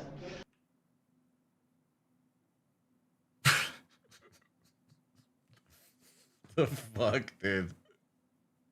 Oh yeah, this makes me want to pledge. This makes me want to buy a spaceship. Wingman's Nuts. Because I think that's damn funny. Anyway, I wanted to introduce our first cast today. I want to introduce you guys to a good friend of mine and somebody that's joining our team. And his name's Michael Moreland. Michael, why don't you tell them a little bit about what you're going to be doing here? Well, my kind of as I mentioned in the little interview that Ben did of me online, my official titles are media producer, which means I'm helping do things like this broadcast, and project manager, which means I'm going to help make sure we deliver on time. Oh dear. Oh dear. And are you still working at the company, I wonder? That went well. Yeah. Next episode fired. That's Michael. Yep. No, oh my goodness. Quite a ways. I mean, actually, it's 30-something years. 87, I think. Is it 87? Is it 87? 1988. We were doing summer high school theater together. 78. 78. You know, God. How could these guys who were making millions of dollars not afford a fucking microphone? Like, I get it. It's like 14 years ago, right? 13 years ago. How the fuck didn't that happen? Jeez. It's like a couple of chihuahuas yakking in a fishbowl. Oh, I know, right? Hey, look, we still have hair, though.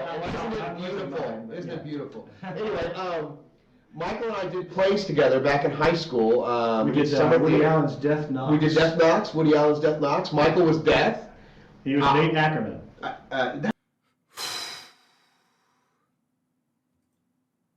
Showed in Skype. Oh, okay. Yeah. Put it up on the chat room. I think everybody has seen it already, but yeah. There it is. Okay, hold on. There Let's take it a is. look Never at see it. it.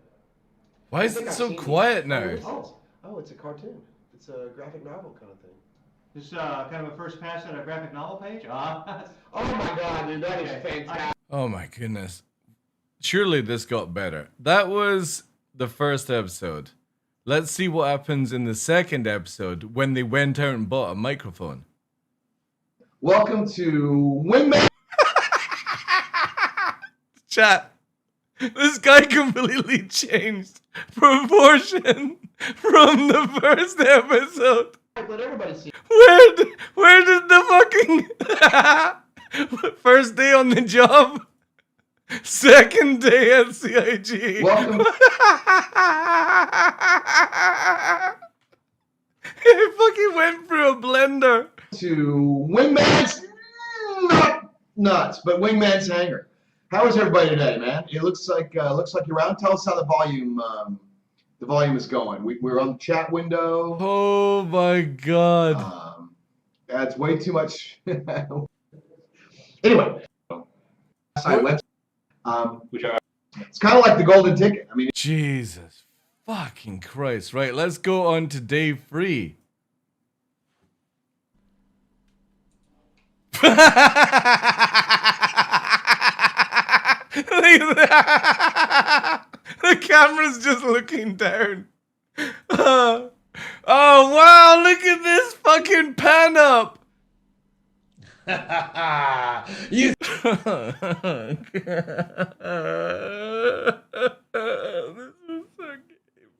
I was gone. Hey everybody, welcome back to Wingman's And now he's in a Charlie Sheen bowling fucking shirt.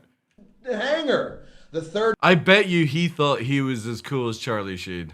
He just couldn't afford the blow. edition. Today we've got a lot of stuff going on that we're going to show the Star Citizen community, the Star Citizen fans out there, and we'll let you know what's going on. We're actually putting a little more structure into the show these days. Well, at least they actually got a table microphone. We listened to what you guys had to say on the forums. Not going to stop being me. Can't do it. Can't stop the verse, Mal. But we are going to have a little more structure going forward. Well, he gets trolled just as bad as Jared does these days. We've got some really cool stuff happening, so we'll let you know a little bit about that. So, how many views do these episodes have? That's a good call, actually. 11K 13 years ago.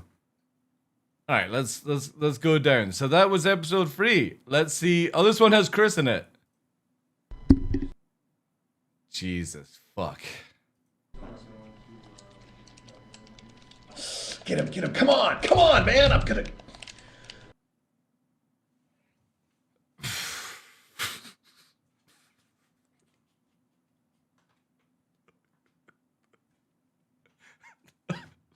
Oh my god, I'm gonna buy a fucking Idris now.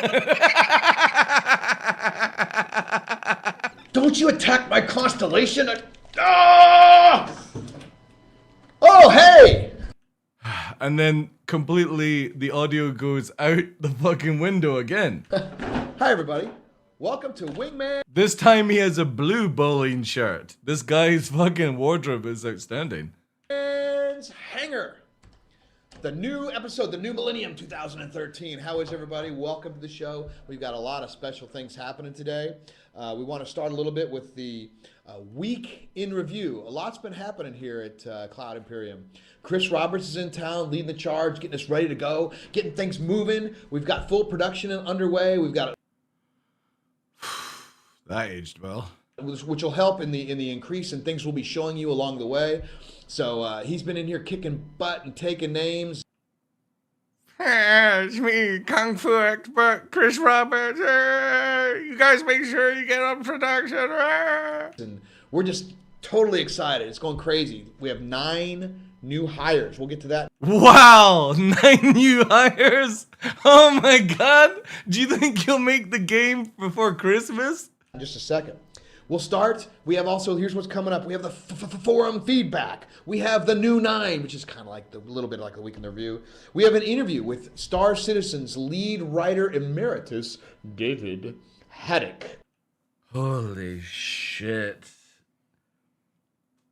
This dude must wake up and... you guys remember the movie Who Framed Roger Rabbit? No joke. This guy lives in that world. This guy wakes up in the world of Roger Rabbit. You know what I mean? With like, you're with humans and then the fucking toons are coming out the walls and shit like that. And, of course, we have a good description of the constellation's loading bay and how to... Is that a Rolex on his hand? Yeah, that's where your backer money went before it went to Squadron 42. It went on this dude's fucking arm. Unload and load the constellation. The backer money gave him a headset, a fucking microphone, a Rolex, a shitty Xbox controller and a padded fucking cell somewhere in the office. You know, so without further ado, and a fucking lifetime supply of bowling shirts, which were previously on fucking 2 Men and a Half or whatever it was called. What was the show called with Charlie Sheen? I'm pretty sure it was 2.5 Men, right? Ado. We have a man sliding in on chair from off camera. You might recognize him. He is the Star Citizen. It's me, Chris Roberts. Chris Roberts. How you Hey, doing, everybody. Chris? I'm doing good. You ready for this, man? Oh my god, and it just fucking blurred out. Chris Roberts comes in, smiles, waves his hands, fucks the blurring, the auto blurring, and they're both blurred out.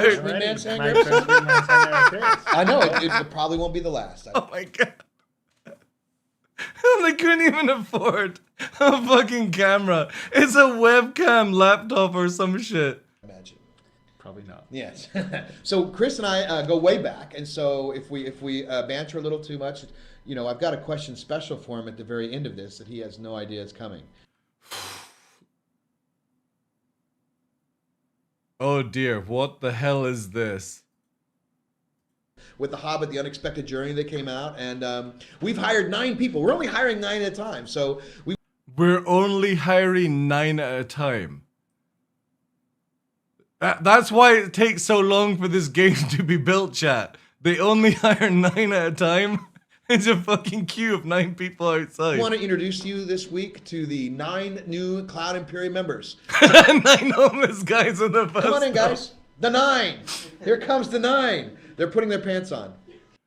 Jesus fuck, man. I have no filter, and even I don't say that to people in public. The 9. The 9. 1, 2, 3, 4, 5, 6, 7. Well, Chris here is still at the company, I believe. We're like the hobbits. 8. Hobbit turn. 9. Everybody bow down.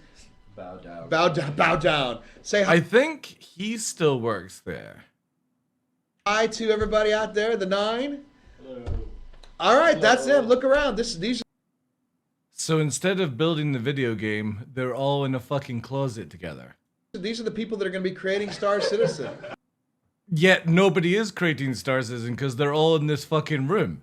What? So Chris Roberts was doing it by himself? What? That guy will definitely be on the show more often than once. Never. So, right, them and fucking hell. Right, that was episode 4. Let's skip to episode 10 and see what the development of this game went to. Oh my god. These dudes, this guy didn't know about, like... Oh no, what the fuck? I never watched this shit. I couldn't deal with it like fucking 10, 12 years ago.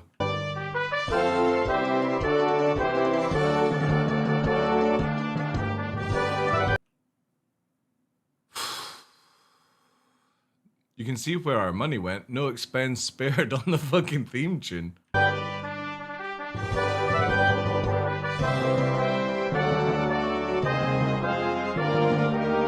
Made possible by the contributions of subscribers. Hey everybody!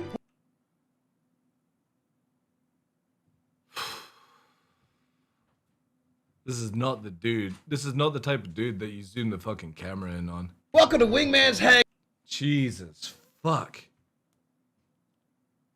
Episode 10. Did you think we'd make it this far? Yeah, me either. Listen, it's going to be a really... It's me neither, you fucking twat. Good show this week, a little bit different. We got some cool surprises for you, as we always do on Wingman's Hangar. We got coming up this week, we got the Week in Review. We, of course, have forum feedback, baby, with you. Oh, Jesus, Welt. We'll just reveal those ships in like a brochure format, because that's what we like to do, and it seems like you guys like it. And again, subscribers are... How the fuck did this company make money? Drink tequila and hang out and chase obviously models with Spider-Man webs on their face everywhere. What?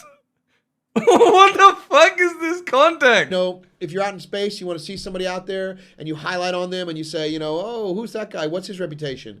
There'll be ways to be able to click and see what they've done, what their lore is, what their history is. But there'll also be ways that maybe they don't want to share it, and they'll be able to mask it. So it's really going to be up to you guys to kind of discern how your gameplay works in that regards. What? And maybe, just maybe, if you're one of those militia with the access to the UEE stuff, you might have more information than others. Maybe. Dude. You definitely do not have the face to try and pull off that. Maybe, maybe not. All right, and I just wanted to show you after that, I want to show Dude, I don't know what's wrong with him. Where the fuck did they find this guy? Show you guys a little glimpse. One of the questions that's been on the forums and everything else is, what do you guys do every day other than, drink tequila and hang out? All right, and I just wanted to show you after that, I want to show you guys a little glimpse. One of the questions that's been on the forums and everything else is, what do you guys do every day? What do you guys do every day? Other than, drink tequila. Drink tequila. Tequila and hang out and chase, obviously, models with Spider-Man webs on their face everywhere. What the fuck? What the fuck? Did this guy get paid in blow before coming on to do a job? Like, what the fuck? What was his dealer's name like?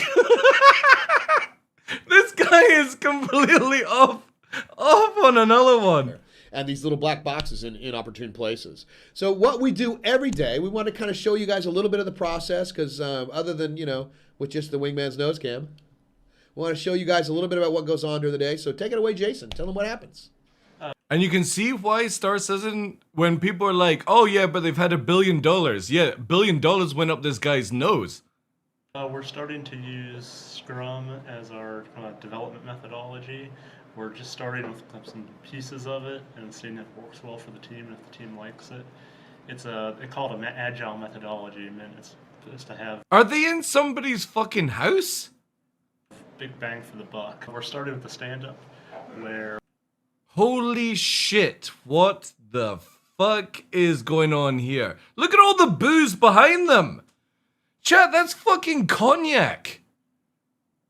Look at the size of the bottle of fucking cognac sitting here.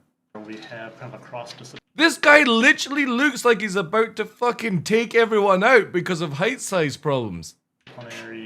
He looks psychotic. He looks pissed off. Group of people working on a feature, and they. Fucking Skype. These guys are in a closet with fucking cognac, and Chris Roberts is in a fucking office room. What the fuck is this shit? We have a 15-minute meeting. Right now we're doing like every 3 times a week. Why do they look exhausted? We say what we've done since the last stand-up, what we're going to do. Why is there so much booze in this? Next stand-up, what we're planning, if anything. This guy looks fucking baked.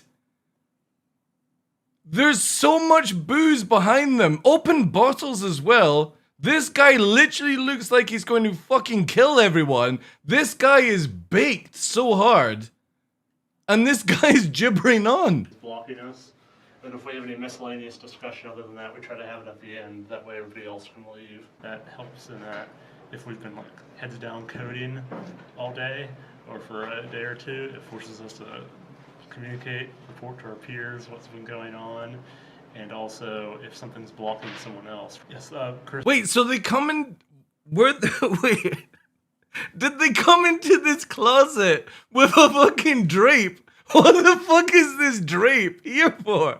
To come and drink and discuss how to build the video game in somebody's fucking house? This is very involved. Fucking Purple Roberts. The fucking screen has lost the ability to do blue or red or something. What the fuck? And the development by using Skype, it's... And why does Chris Roberts look absolutely fucking monged out his face? Teleconference present using Skype. Look at him! He looks like he's just done a giant fucking bag of mushrooms. It's a nice, inexpensive way of having. This is why the game is in the state it is, chat. They blew all our money before Squadron 42. They blew it on fucking drugs and booze. This is all our funding here. Fucking in somebody's house with a drape. Teleconference presence, so he's part of the whole stand-up and the whole development process. Even when Shot is fucking good. Chris isn't here, he is here. See, isn't that pretty neat, guys? I mean, literally, with our distributed development process, the ability for us to now connect digitally and see each other's face as we develop is really important. Why? With offices in LA, Montreal, Austin, we're on Skype every day. We really like that technology. We've got Google Hangouts. We use that a bit too. So, we use YouTube, as you guys have obviously seen here. So it's very important to us. Chris is involved in all aspects, as you can see. He's in every meeting. And it's pretty... This guy reminds me of Meatloaf. You know what I mean? He's got the fucking, Count Dracula eyebrows that point up.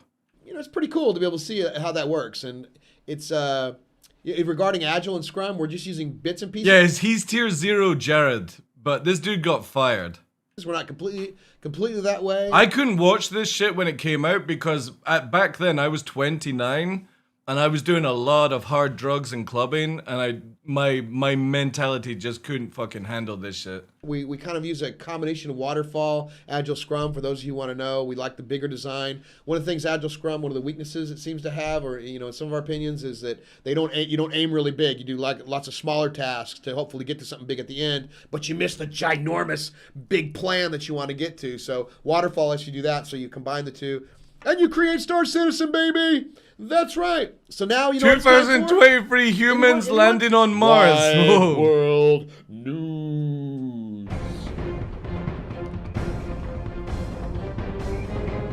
The fuck? Hey, most of us have witnessed the excitement of Curiosity, the latest Mars rover, but one ambitious group, raising money by the way, isn't content with that. They plan to have humans on the Mars by 2023. And they're taking... Ooh, that one aged. The first group of 4 humans will land on Mars. What the fuck is this? What the fuck is this? After that, this is an what the fuck? What has this got to do with Star Citizen development? That's a one-way trip, folks. If you're applying to be an astronaut, you ain't coming back. And You can see why this guy got fucking fired, man. Chances are you're not going to last very long there either. But it's still really, really cool. You to join. This dude goes from trying to be comedic to fucking dark and faster than Paul Walker hitting a tree. In this great adventure. For more information, visit mars-1.com. That's a one-way trip, folks. What the fuck? If you're applying to be an astronaut, you ain't coming back. And chances are you're not going to last very long there either. But it's still really, really cool. What the fuck? What the fuck has this got to do with Star Citizen development? And farther away from home, weekly weather wizard Peter Mackey is on the command deck. Peter, how is the weather there? Well, we have a few asteroids coming in, Eric. Back to you.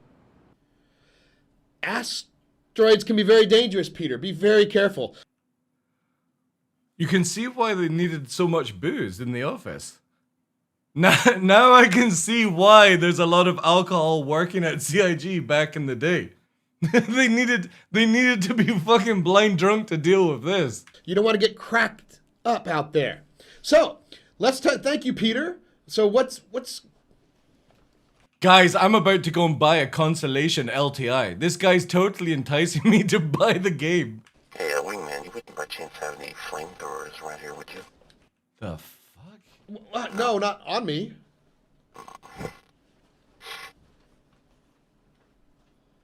What just happened? That's your weekly Wide World News.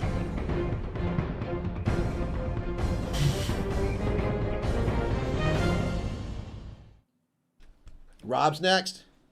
Oh, hey everybody! Now you know who's next. Today, Wingman's Hangar interview guest.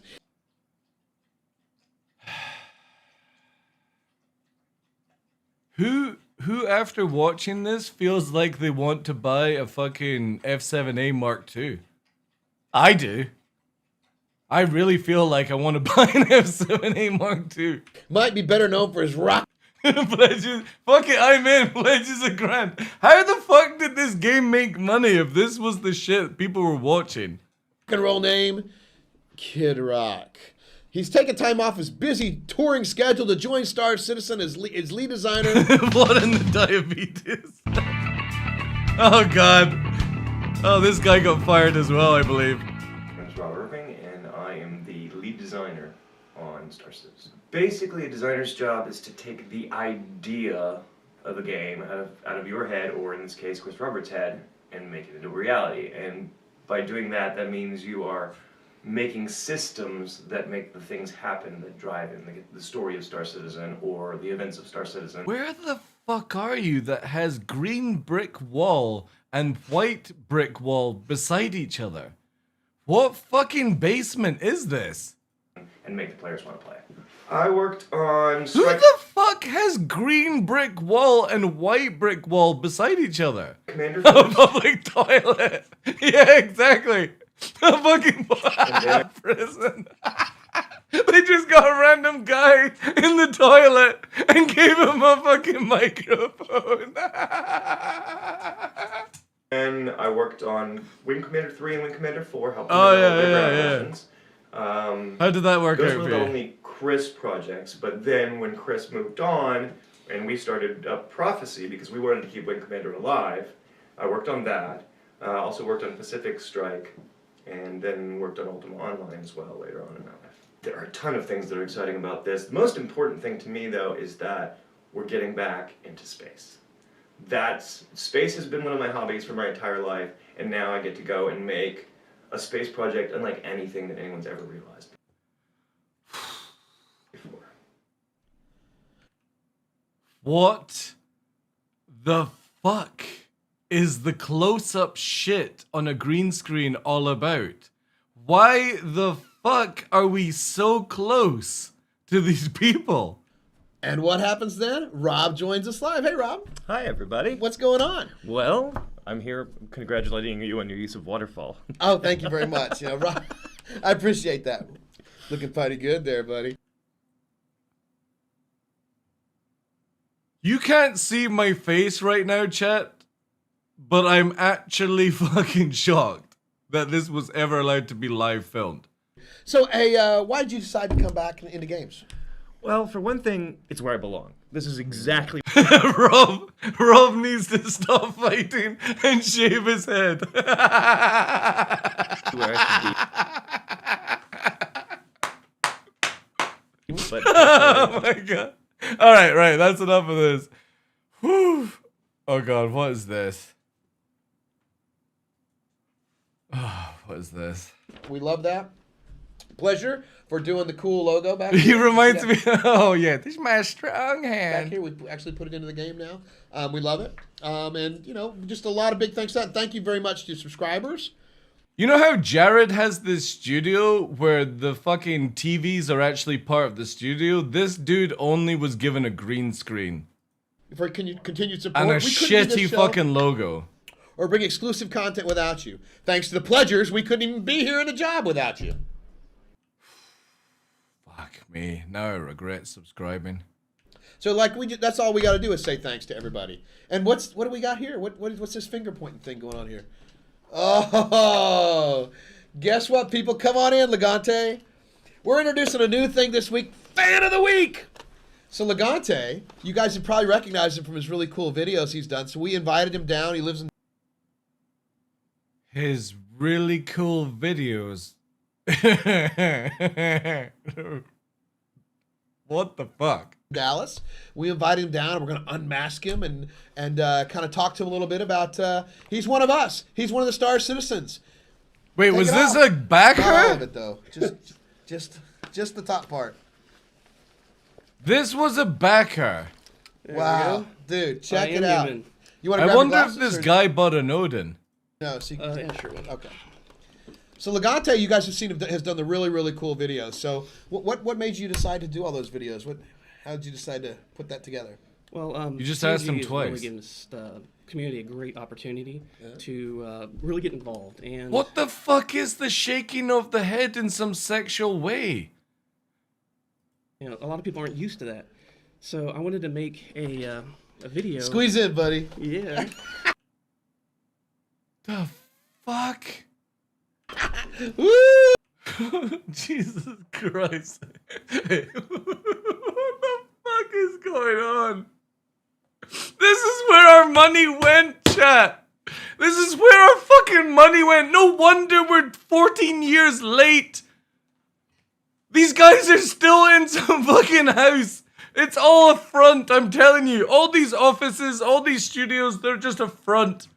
They're all drinking fucking cognac in a green room. I wanted to make a video series type thing that just kind of like a catalyst. Right. You know, it's like, guys, this is a great opportunity for you guys to be imaginative, creative. So I just kind of wanted to like. Dude, you're in a fucking anorak with a bin bag and whatever the fuck is round your neck. The candle, you know, and then eventually kind of step out a little bit and see all the other people start coming in. So you know, it's a fantastic opportunity. Get involved, do it. This is your chance now. Well, you know, and I got to say that they're having some really cool videos. I mean, yours have been shot with reality look, and others have done like with cartoons and stuff. But I mean, you guys have made the show like that much better because Lord knows I stink at this thing. And without you guys, it wouldn't be, you know. Well, why did they keep you then? Wouldn't be anything. So we got some questions for you. So what are you looking forward to the most in Star Citizen? I just say I'm looking forward to actually being able to participate in a real, live, thriving universe that has consequences.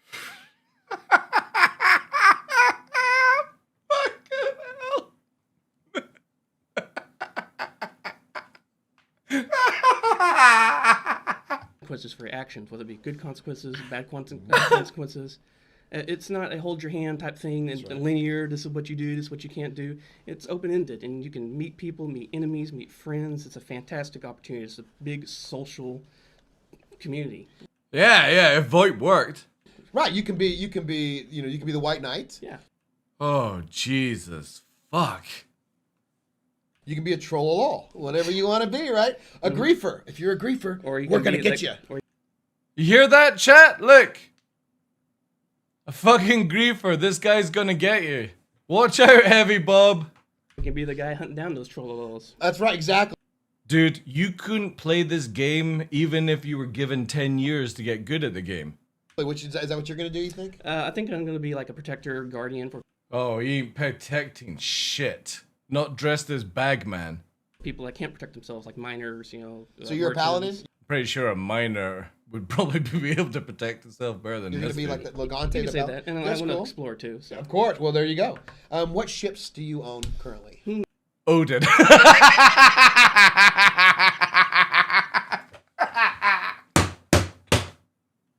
I own the Constellation.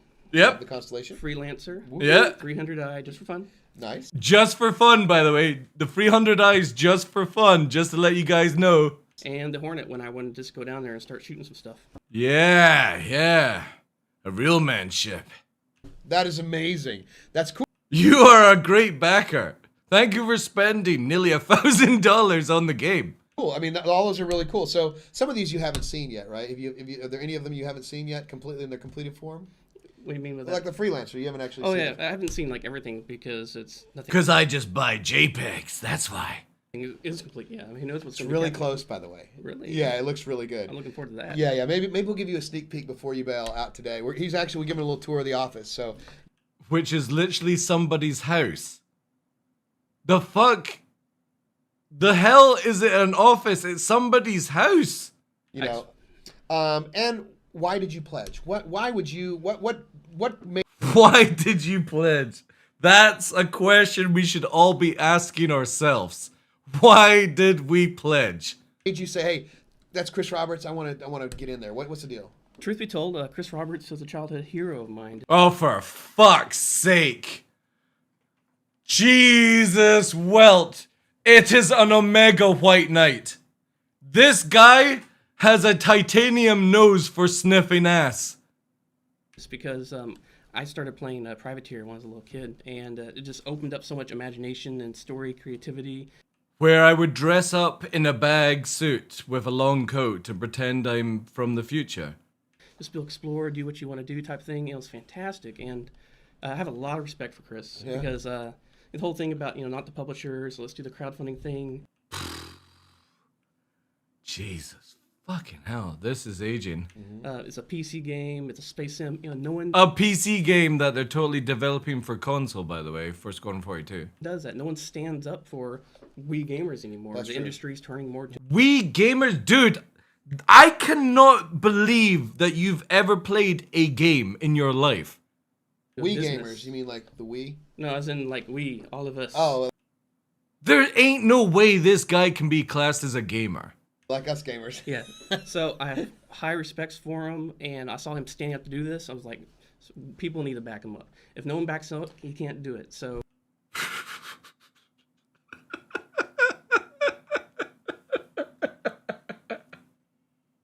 Oh my god, we are the most gullible motherfuckers in the world, chat.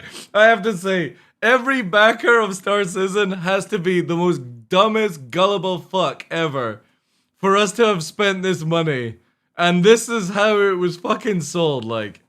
I typically do about $100 or something like that. On supporting a game at max, but I was like, on this, this is a passion of mine. Get involved. So I put $1,000 in. So I went way beyond that. I'm looking forward to getting my Gold Citizens card.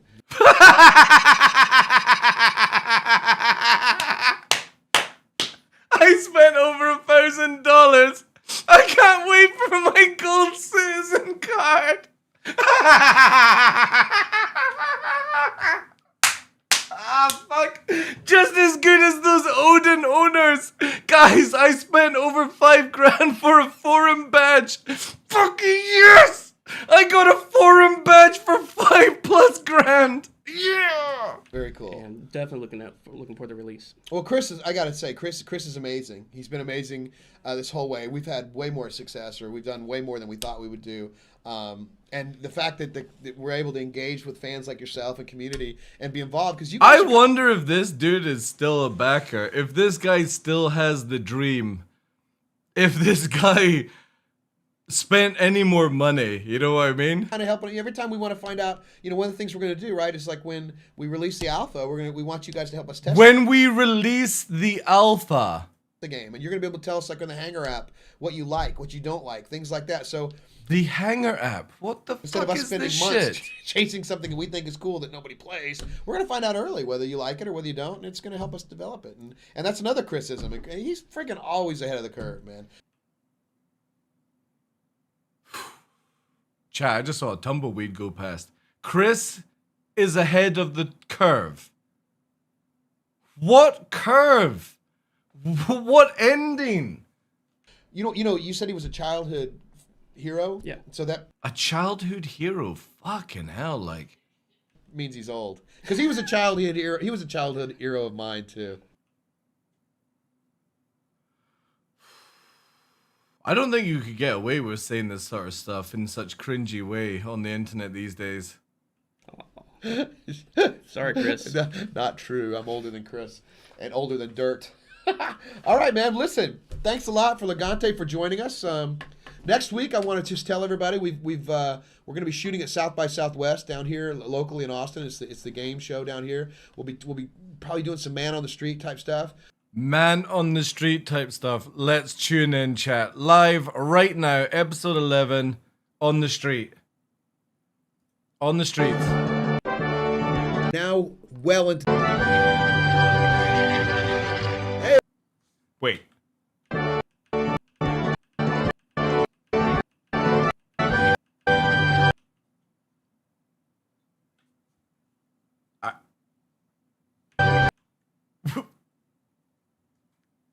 Out of all the fucking things you could have as a flying blast plane, what the fuck is this?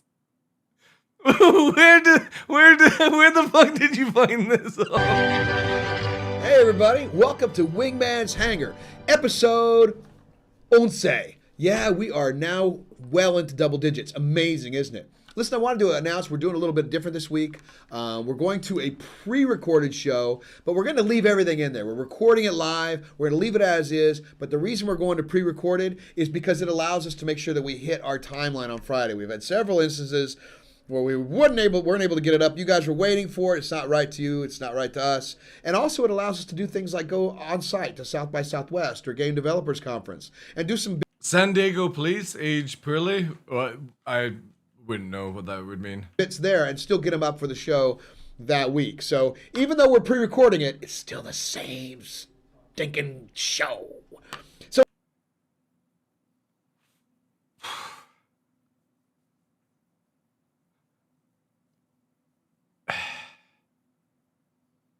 what fucking world does this dude live in? Conference. And do you think everyone at the office laughed at his jokes or laughed at him and he didn't know what the difference was? Do some bits there and still get them up for the show that week. So even though we're pre-recording it, it's still the same stinking show. So let's get right. The servers are up. Oh, thank fuck. Let me just double check. Oh, thank goodness. A little bit of normality. Oh. Well, there we go. I'm gonna have to fucking input some stuff here. Actually logged out.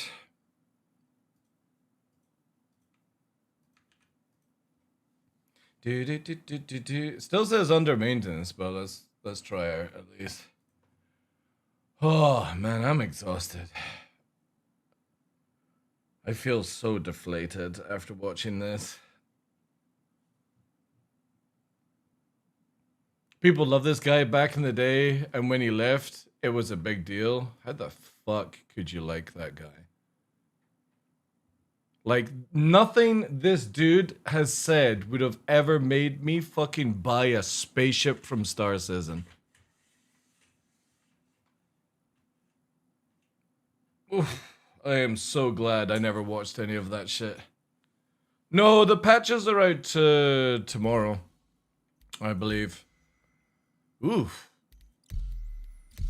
The 481 is meant to be out tomorrow. All right. Oh shit, chat. Never again. Let's keep to the modern stuff. Oh. And I thought Jared was cringy. Whew. Would the servers be fresh?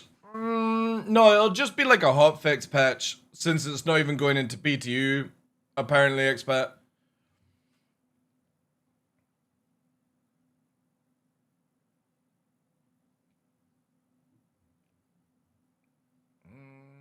Did you just blindly... I basically got told about this game in 2012 that from EVE people that I played with, who backed at the same time too, that it was going to be like EVE Online, but where you were flying the ships. I've never played a Chris Roberts game before, had no intention of playing them, but obviously I spent 9 years playing EVE Online, and in 2012 I backed on the day the Kickstarter went live, and that was sort of it. I didn't really do anything with the game until 2014 kind of stuff.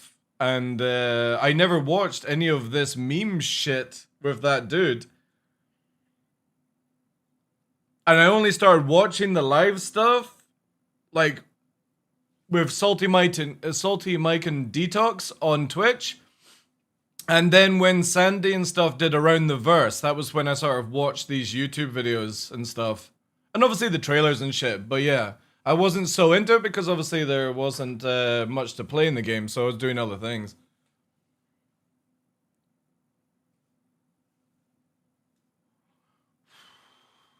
But that's bad.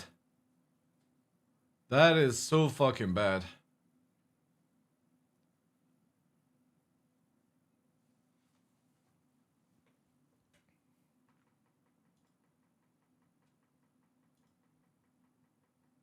Not once would I have ever pledged for a fucking ship with that nonsense? Again, I like Sandy. Sandy is fucking cool. But all these other people that have sort of been and gone, like, whew. I remember Jetfrags was doing videos from Hangar Module. I got a video that I made years and years ago, which was showcasing the jukebox when it came out, that it actually had like proper audio where if you went behind a wall, it muffled out the sound and stuff. Now all that is removed from the game, sadly.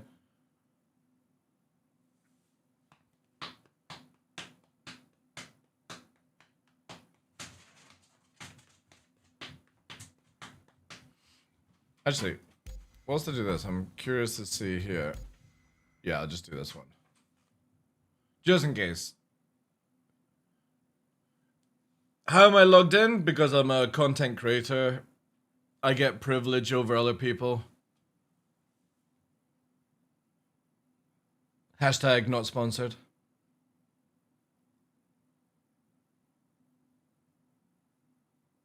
Yeah, you can literally load up the game right now. Don't always go off the website when it says in maintenance.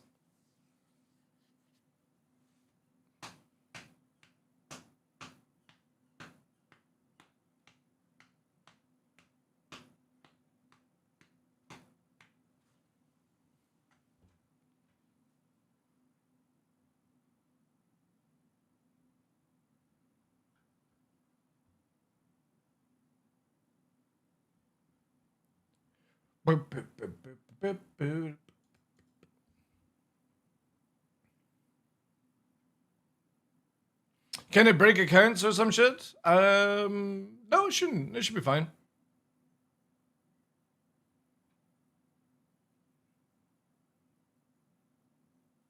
Also, if you buy an Odin, you get top access to servers. Yeah, yeah, I've heard that rumor as well.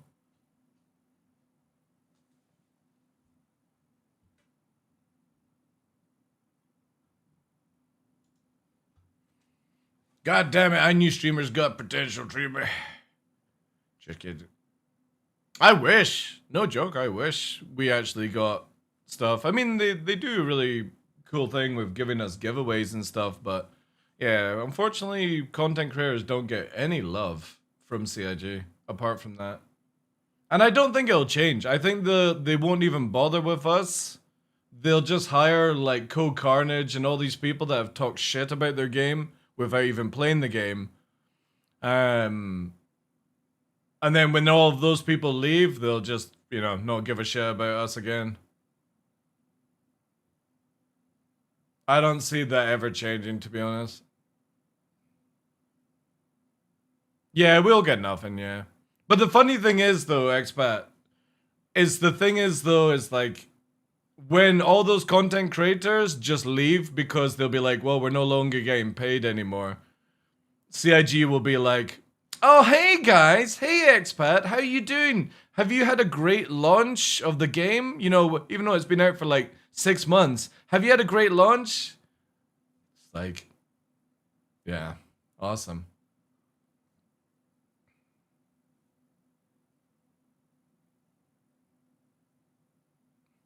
Again, they'll cater to all the white knight brown nosers. And anybody that actually is a true gamer, true player to Star Citizen will get forgotten about. But that's cool, man. We fully accept that that's how it's going to go.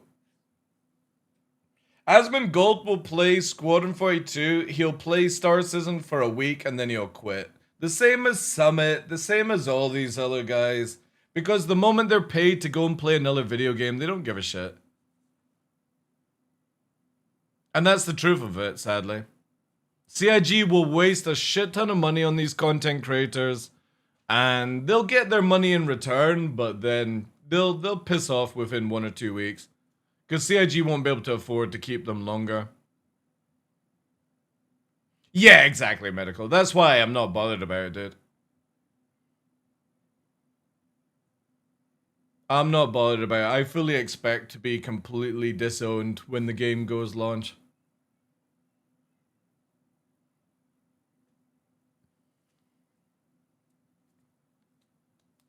If they delay Squadron 42, I want a CRG apology video, like the sorry video from BP from South Park. Yeah, we're launching the game in 26, one age well. Hopefully the OG backers remember us. Nah, dude, you gotta accept that nobody ain't gonna be watching us when the game goes live. You have to understand that. Like, as much as you got a really cool thing and a unique channel, expat, the moment the game is out, viewership is gonna tank like a motherfucker, because people will be playing the game. The only reason people watch us right now is either we have like something super entertaining to say or we're doing, or it's because they don't want to play the game themselves. And you've got to understand that's how it goes. And it's completely fair, because I would rather people be enjoying a video game than watching me, you know?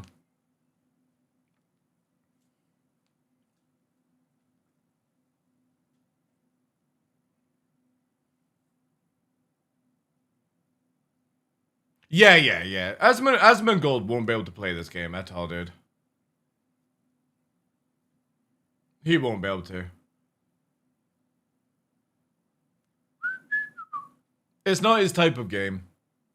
He'll definitely play Squadron 42, but I don't think he'll play Star Citizen. But as a content creator, you have to understand that people will watch your channel if you're doing something entertaining, you have a good personality that they want to tune into, or you have a really nice giveaway they want to leech off. But generally, if the game is successful and is playing well, most of the people that watch you will be watching other streamers play other games whilst they play Star Citizen, because that's just generally what people do.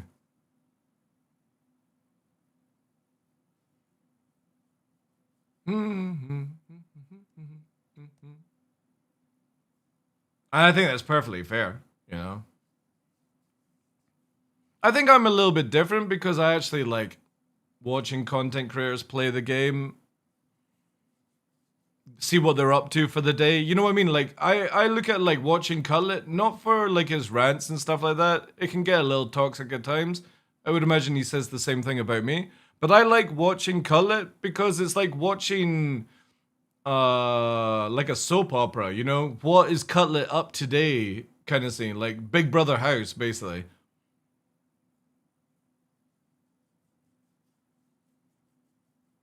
So I'll be watching people for that. Or it's like you, Expat, as well. Like, what fucking cinematic thing are you making kind of stuff. So you have a unique type of thing. Hopefully this gets fixed with the update. Alright. We're still on Vulcan, right? Yeah. Do I still have my vehicles? Oh, I do, I think.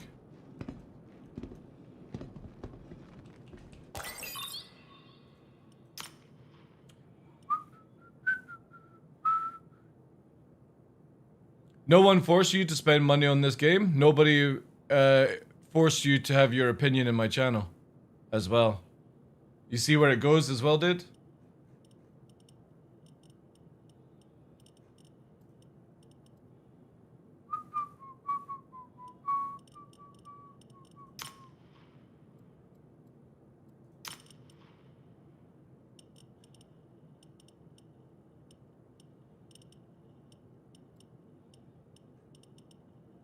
Got a good collection in there. Full blocks, until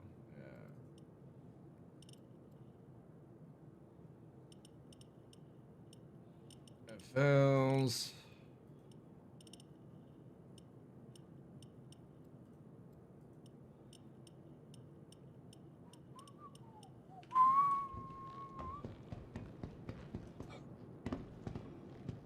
What settings did I just switch? Right, so if you use the automatic refueling system,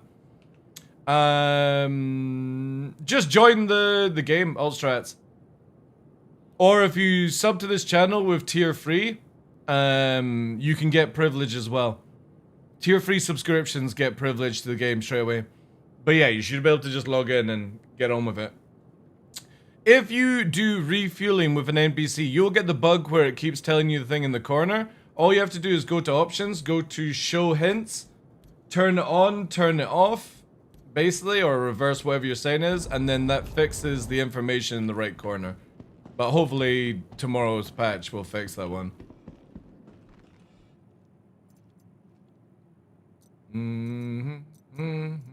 Alright, I think we got everything ready to freaking go. Right. Also, do we still have stealth fit on M80? Looks like nothing bricked. That's good.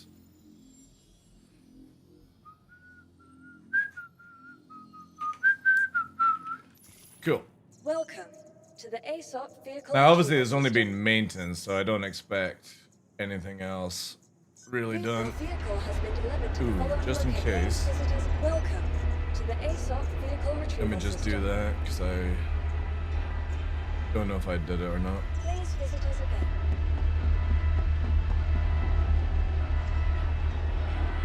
Yeah, just cause this thing says maintenance, don't ever listen to this, dude.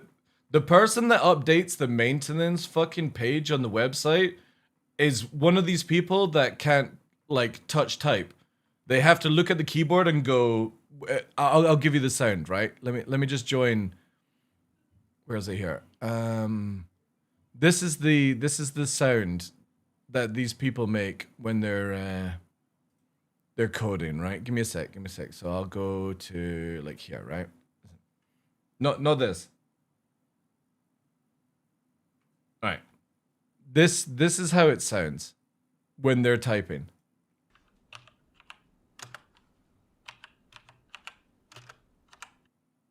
All right. That's them telling that the maintenance is over. Don't believe those typers.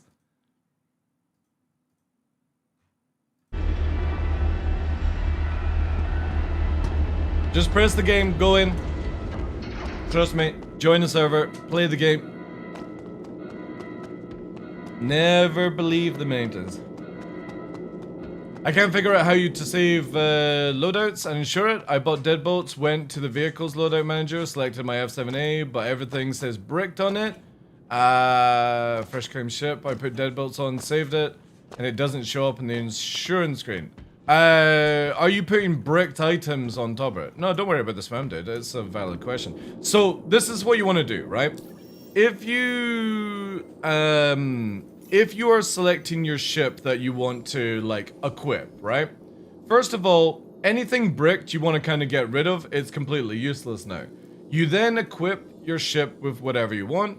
Before you spawn the ship or whilst it's spawning, you would then go to here and just double check that all the items that you've done there, that.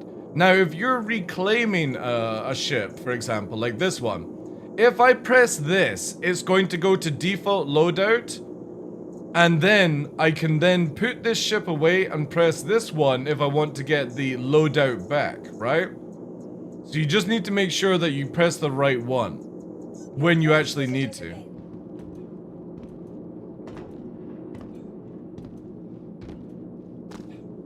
But you want to sort of like never use bricked items. And the only reason you're bricking the items is because you're not, like if you take off a ship, you have to update the insured ship that you took it from to make sure it cleans the insurance. So just make sure, whenever you change one ship, you insure it. When you add it to a new ship, you insure it.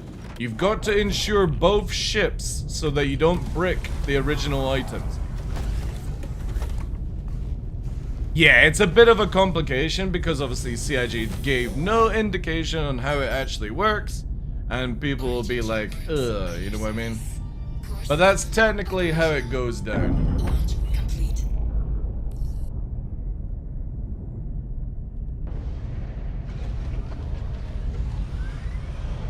Landing gear raised. Hangars, though. Back to Vertice, yeah. But the thing is, you can always return to a default fit. And then rebuy when you need to. Shield system inactive.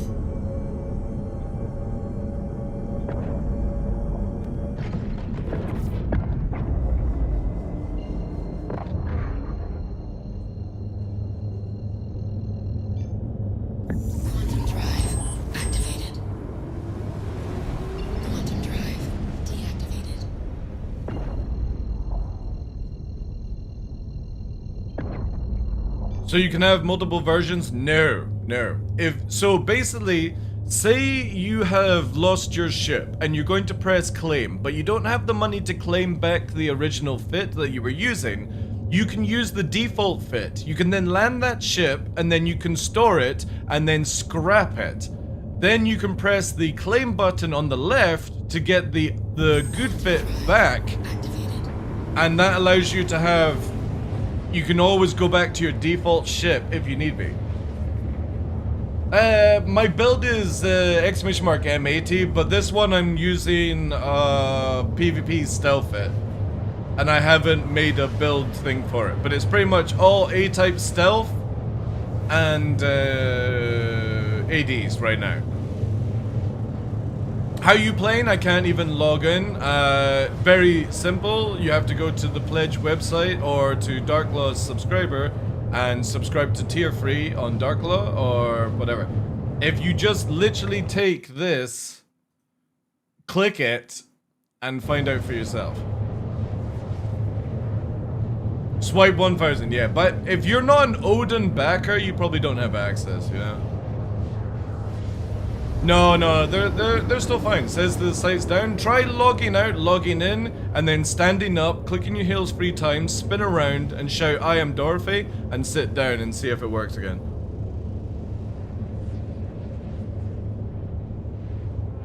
Again, I've got no special privilege, by the way, chat. Just, I literally clicked the button. You can watch the video, or the VOD. All I did was press play, and I'm in. It might just be that the servers are getting overwhelmed. But generally, I was logged out and I logged back in. So,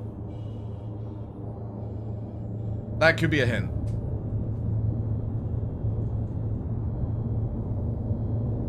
No, I'm making that clear, Pepper, or Peeper, just in case somebody goes, "Oh, these fucking streamers, they always get access. But I bought a fucking Odin for a forum badge and I don't get access." Shield system active. Shield system inactive.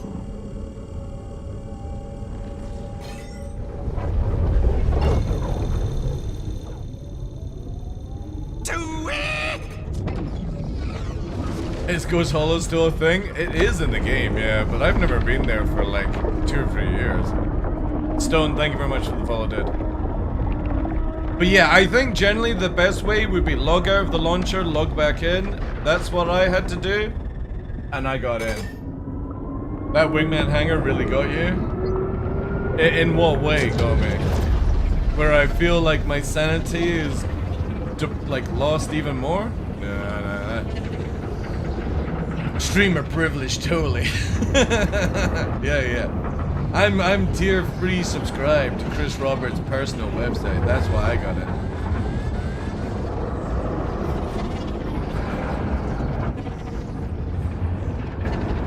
Yeah, it's probably getting absolutely slapped by everyone then. I guess I just got lucky and joined in at the right time.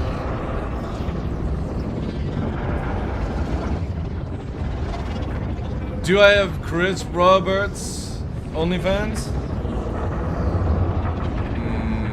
Wait, give me one second, Peeper. You'll love this. You'll love this.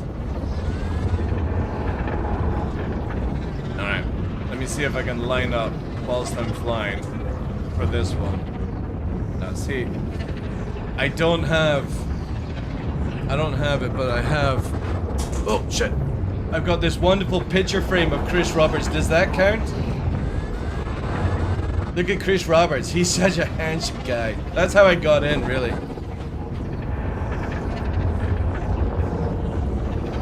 That's how you get into the server, chat. Ooh, I got distorted. Oh, so what the fuck fell down?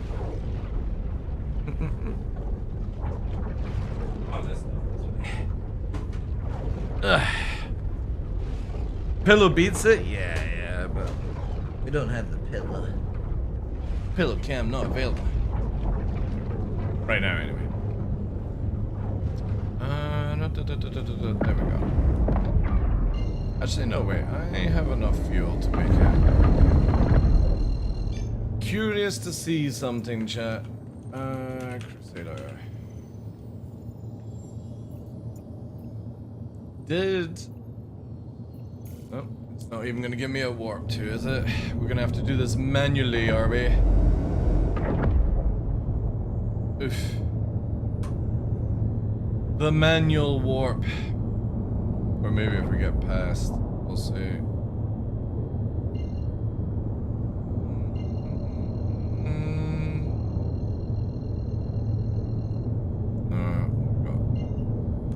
Yeah, maybe once we're past this, we'll be able to go on it. Virgil cam, I know.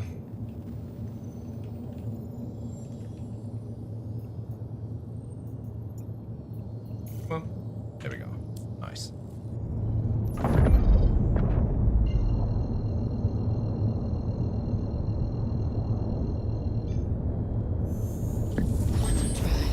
Oh dear.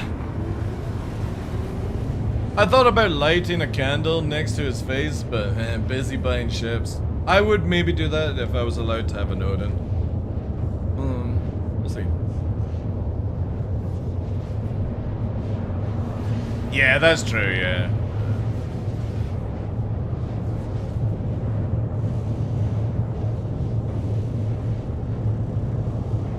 You think stock weapons on the M80 could take down a hammerhead? Probably not, no. Probably not. No. No, Mr. Husky. You are not getting another treat. No. No. No Nova.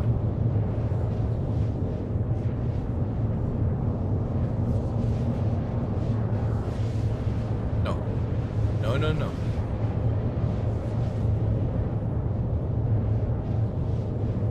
You're just about to get dinner.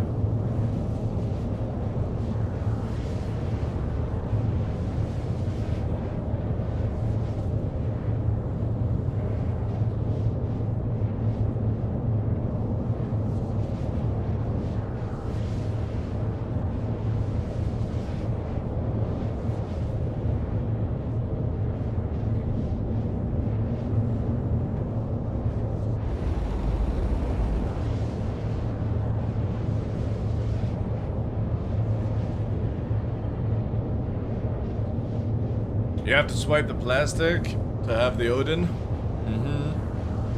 But again, everyone that bought an Odin by swiping literally just bought a forum badge if you think about it. Which is funny. 5-6 grand for a forum badge. Because CIG have said it's not going to come out for 5 years. And that they're going to be selling it multiple times throughout the years. So all the people who bought one literally just bought a forum badge. Oh no, it's not even about the JPEG, right?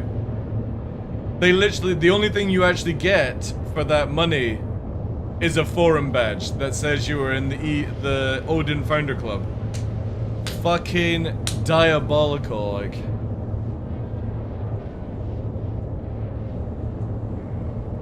I luckily dodged a bullet on that one, chat. That is beautiful. That was a really good dodge. It's almost like not being able to purchase an Odin was a blessing in disguise. 5 years, man. And in 5 years, there'll be a better ship that comes out as well. Watch it. Well, the thing is, though, is anybody that bought a ship over the holiday would still be able to get a refund on it. It's 30 days for purchases. So. But you get a Javelin and Idris loaner? So?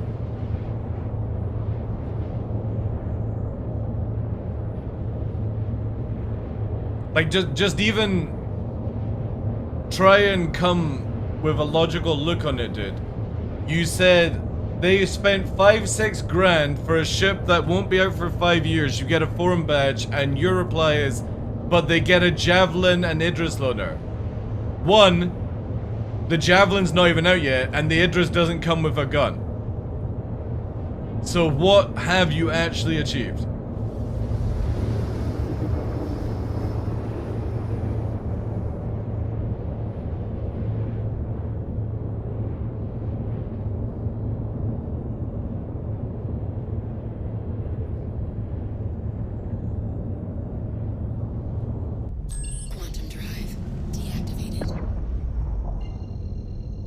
Javelin next year? That's hard cope, dude. Hard cope. CIG have already said that the internals are not even done, so dunno. I think that's hard cope. I don't think the Javelin will be out next year. I think they'll have the Kraken, sure, yeah. I was thinking of buying into the game. How is flying without joysticks compared to mouse and keyboards? How is flying without... oh, dude, you can play this game with mouse and keyboard easily. Most people do, actually. You only need joysticks in Star Citizen if you like the immersion of it.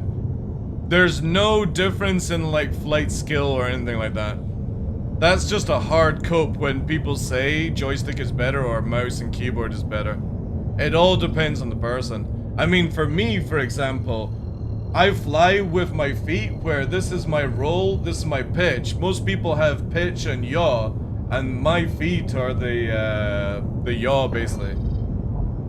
So you use whatever works for you, basically.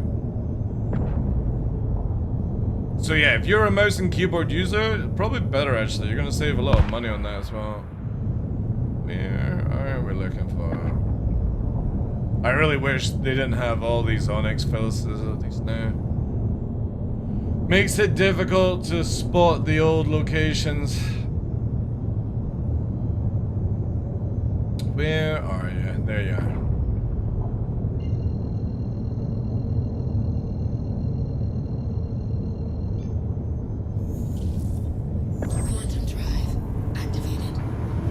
Yeah, even top PvPers are mostly keyboard and pedals. Yeah.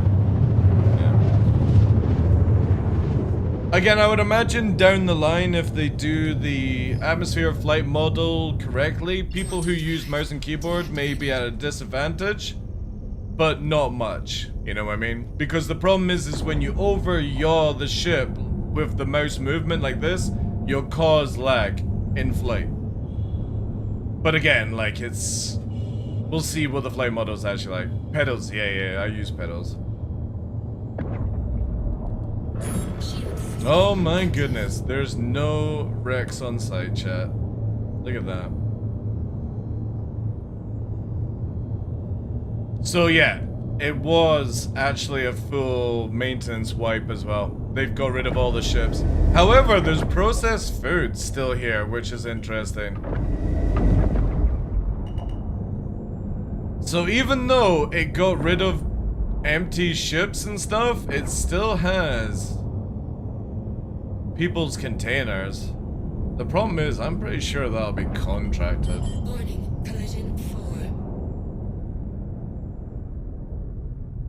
But why would they do that? What are they gonna change? Because we don't actually have an atmosphere flight model breaker.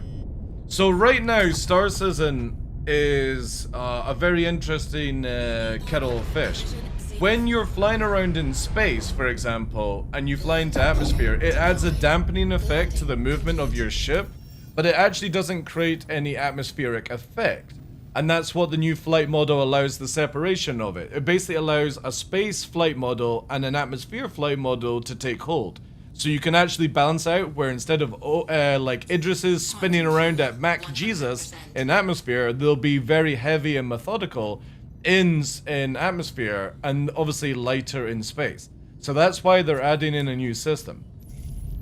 TDL in chat, website still says we're under maintenance. Is it safe to log in anyway? I don't know, I don't care.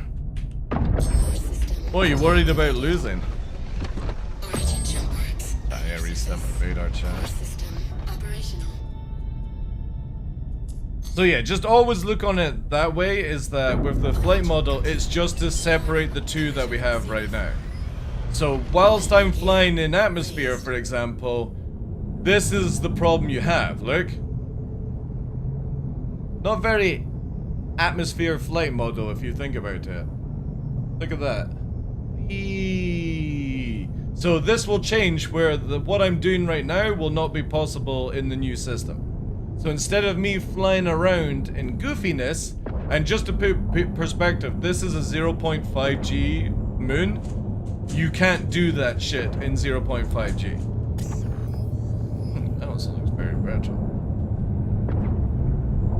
It's right Alt L, I think, is the default. But I have it on the joystick, so forgive me if I'm incorrect. The best way is always just set up your own keybinds, I think.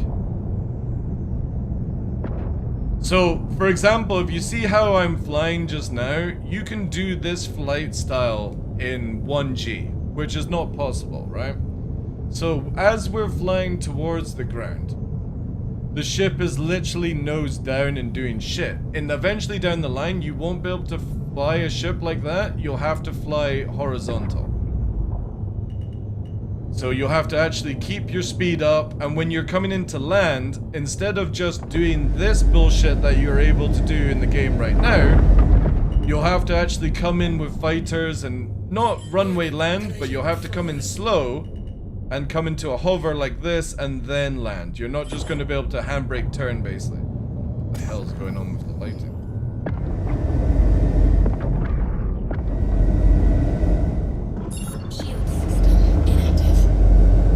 And then obviously there's the separation where you see how I'm going into nav mode and we're going to go stupidly fast.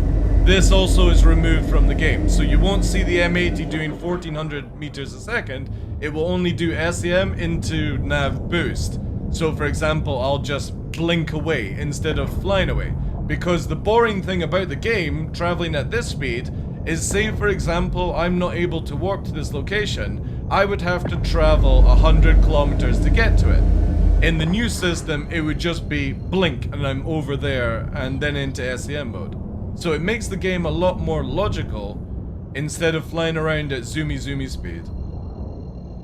Yeah, only some ships have lamp. How you doing, Dirty? Welcome indeed.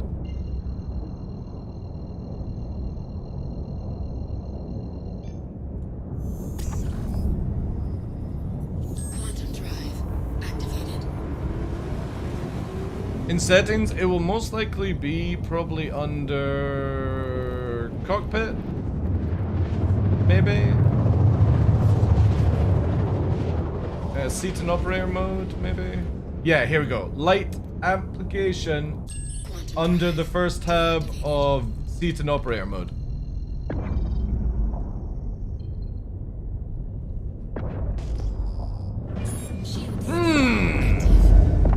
An Aurora mate too.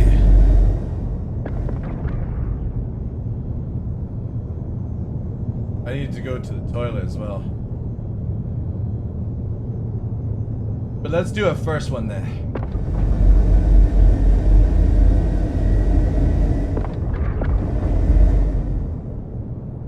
Tasty.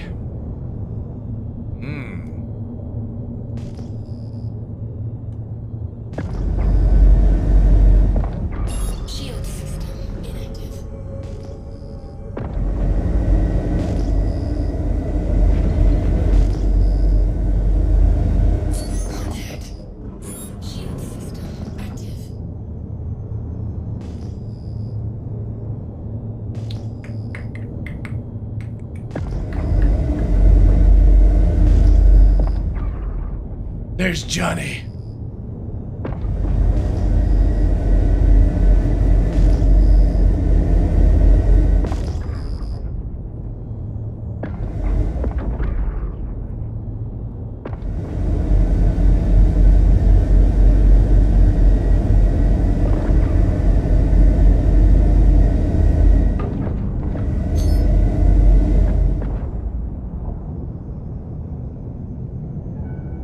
Doing grand stuff, eh? We'll leave him be.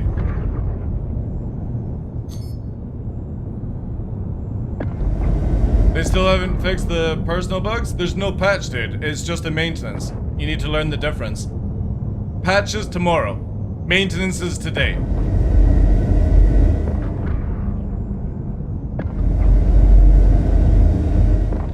Can't fix if nothing's added. I know what the difference is? Well then, why still haven't fixed?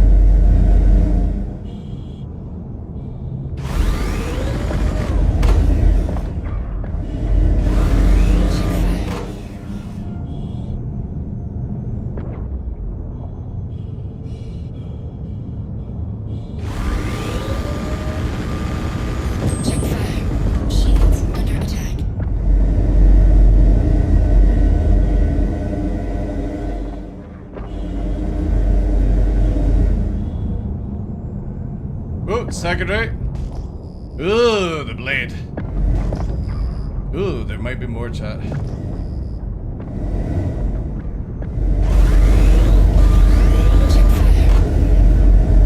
Alright, we need to punch a wee bit. Moldables. Oh god, there's a lot. Perseus! Ooh!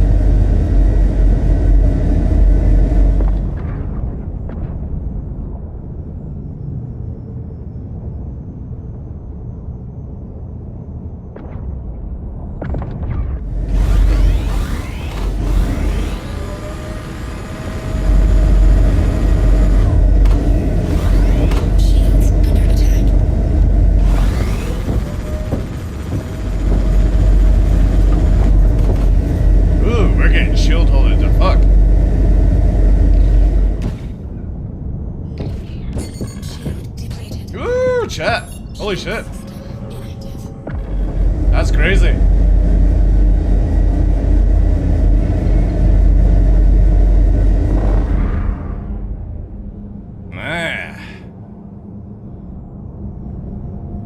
He's badly damaged as well, though. There's a lot going on here. Man, those shield holes are super annoying. Ugh. Situation is spicy, yeah, there's more than I can chew off here.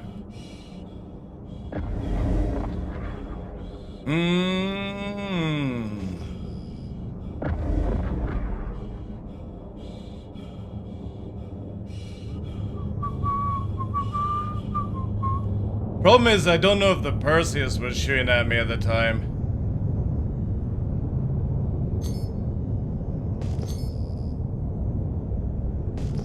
Yeah, see, the Perseus is there. That wasn't shooting at me, but this... Yeah, they got the fighter on them.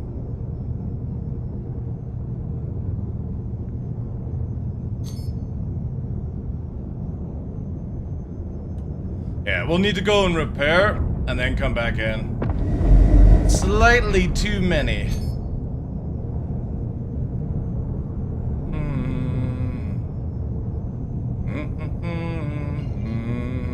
Where the fuck is this thing? Where is it, chat? These stupid Onyx facilities.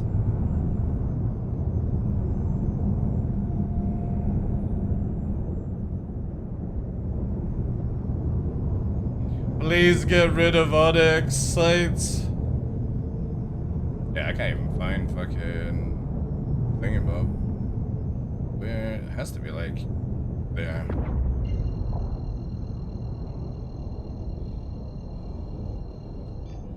Quantum drive activated.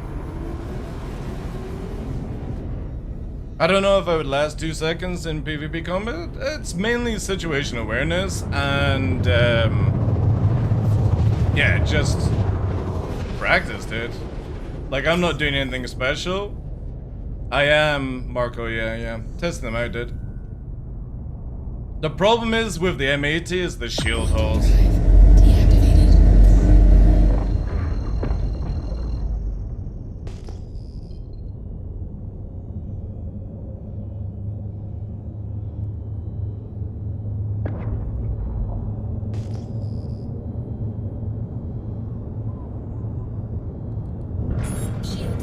Shield holes, as in lasers penetrate the ship when the shields are up. That's what the problem with the M80 has. So I'm taking damage for no reason. Hey, Corniden.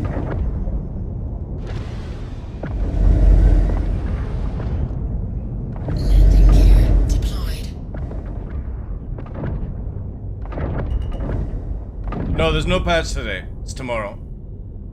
Should check the weekly stuff. Warning, collision later. Landing complete. Yeah, it's just cosmetic damage as well.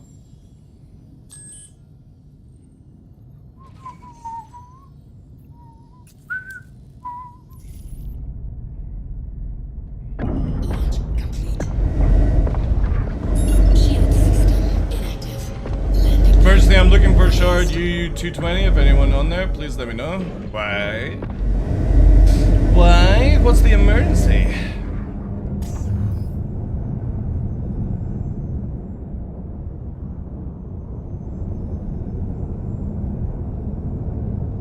Was that this one, right? My address is stuck there? Oh dear. With all my money? Oh no, no.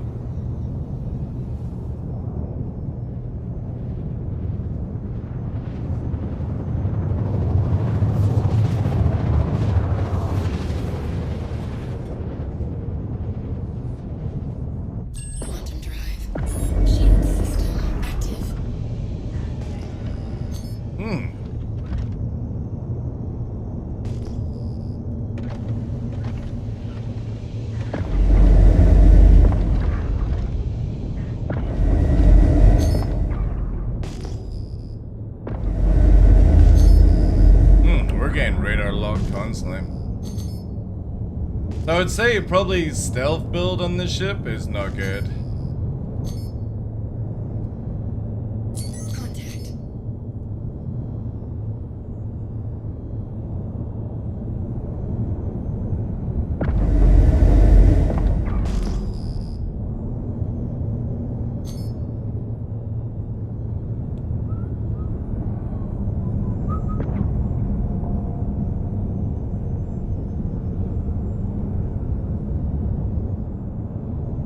By the way, nice 22 and Mr. Rich Boy, let me guess, refueling contracts? No. Are you talking about me?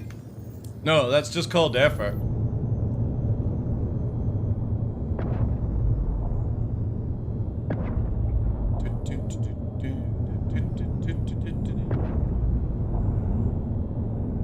Like, I'm not even trying. I'd be up at 50 million if I was trying.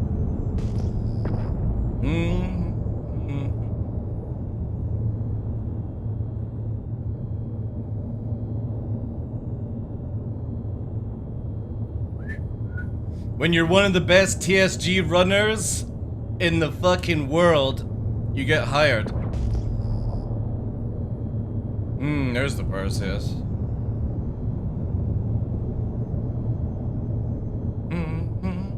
Contact.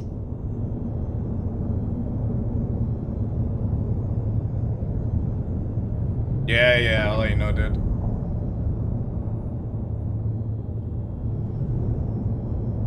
Now, if I was deadbolt fit, I could go for the Perseus, but it does have a gunner.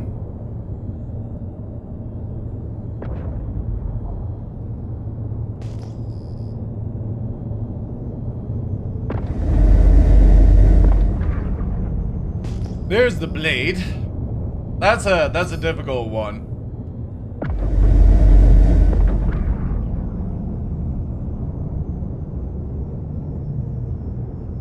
Now we're hard locked as well. Now I don't know if it's NPCs that are hard locking me or if it's like a player that's beside. I'd imagine it's the NPCs.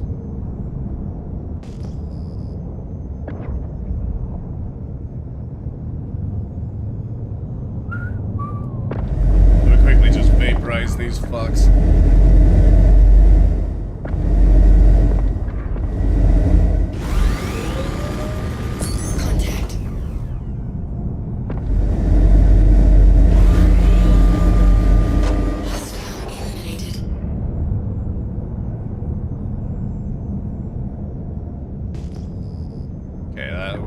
Having me locked. I got a meteor.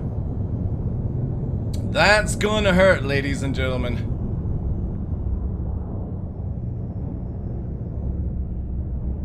And it's using gimbal as well, which is interesting.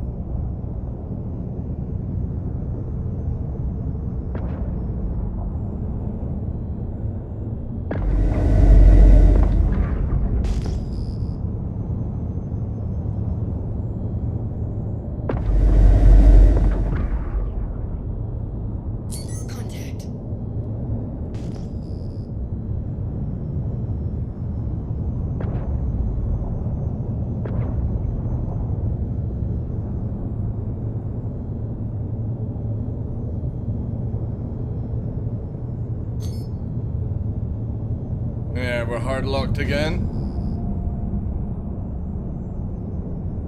One of us then.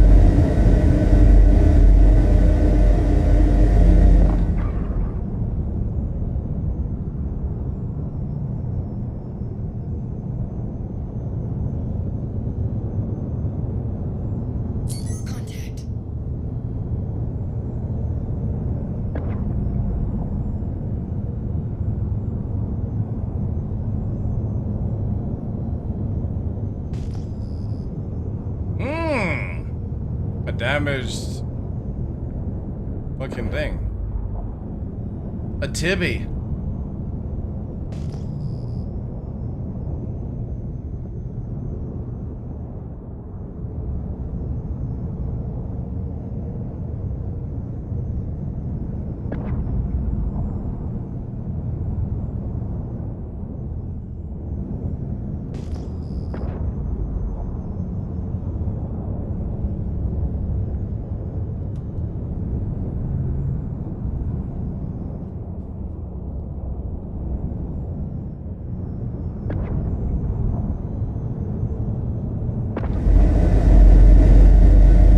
Is a player in the meteor? Yeah.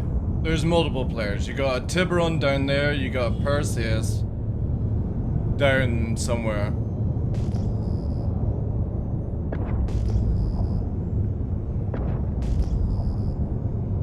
This dude is missiling somebody 15 kilometers here. Where's the blade hiding? That's my biggest threat right now. They're not a superly decent blade pilot, but it's fucking getting through my shields is the issue.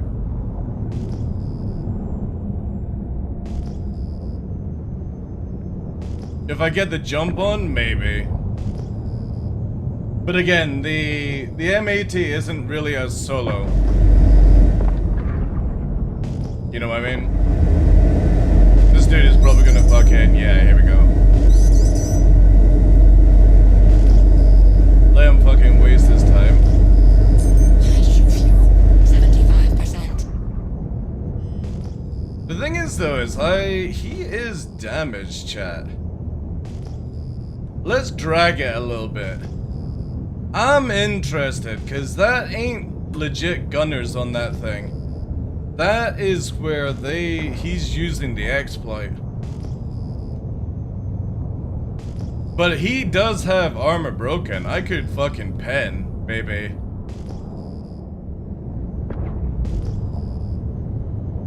The problem is I just don't want to deal with the blade. Yeah, because they're not watching. What's here, though? A nomad, is it?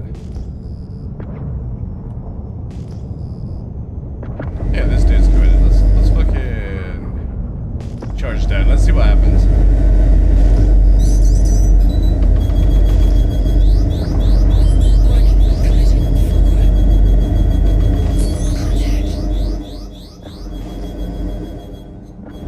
Yeah, there we go.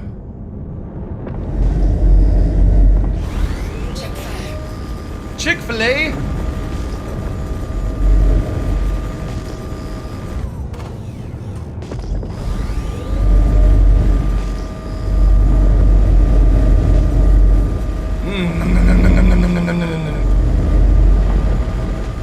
There's Buddy in the Perseus is coming.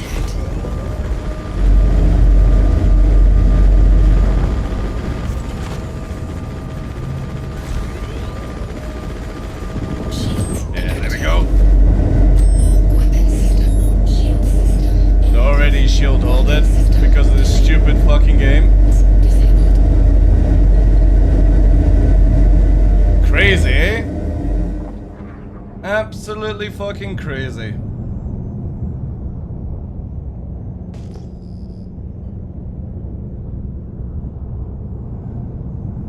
Whee!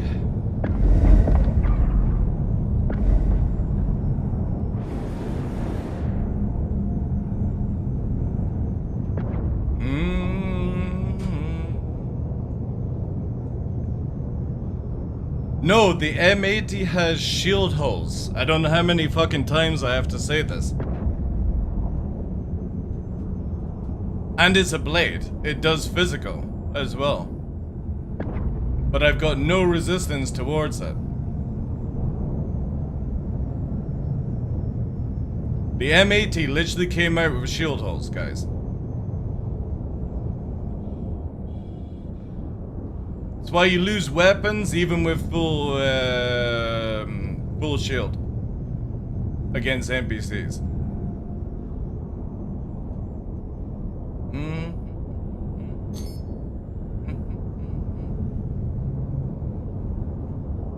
Man, that Tiburon pilot fucking ran back like, oh, I'm so fucking badass with my solo ship.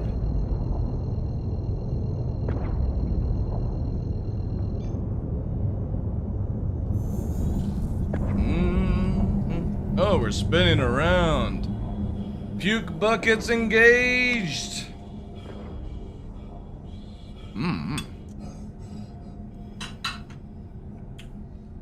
We might not actually be able to fly.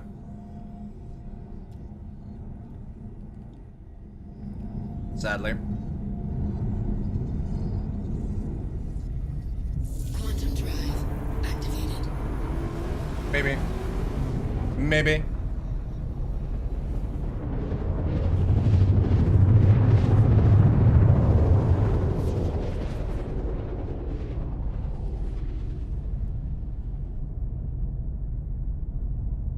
Quantum drive deactivated. Now I gotta be careful because we're gonna spin here with this. This is gonna be some fucking funky crash landing, I think.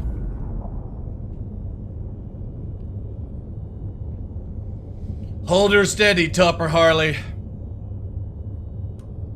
No crazy movement. Oh, there's a ship above us, though, possibly.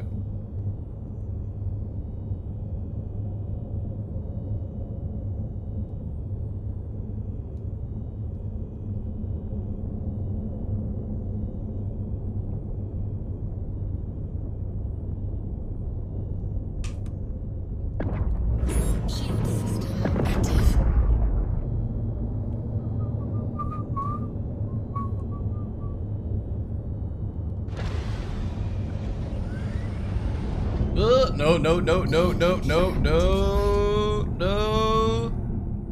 Don't you dare. Don't you dare.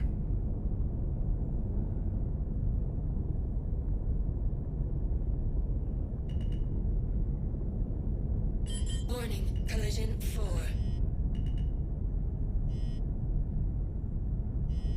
Landing complete. Nice.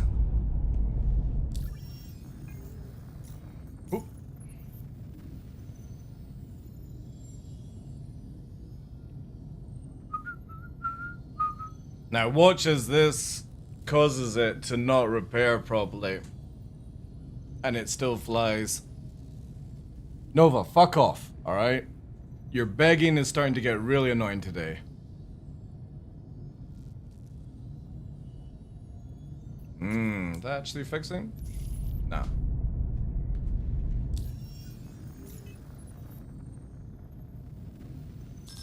Weapons active. There we go.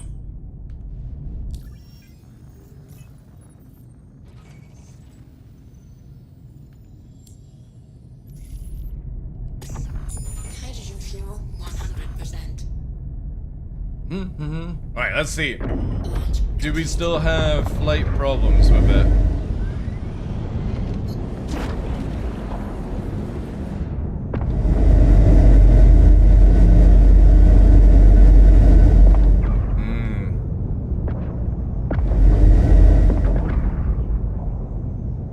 What's the sub stuff you're talking about?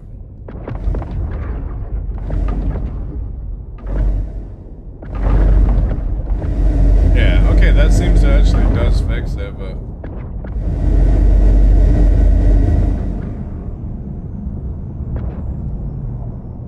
Again, definitely proving that this ship is not the best for solo. And that's fine. This is why I'm testing it out. Because I was saying to people that I think the Meteor is the best. But again, it's very difficult to do anything against a fucking Tiburon, Blade, F8, and Perseus all at once by myself. However, I am happy with the way she is performing. If they could fix the shield holes, I think this thing would be a much better spot. Yeah, the Meteor is hands down so much better.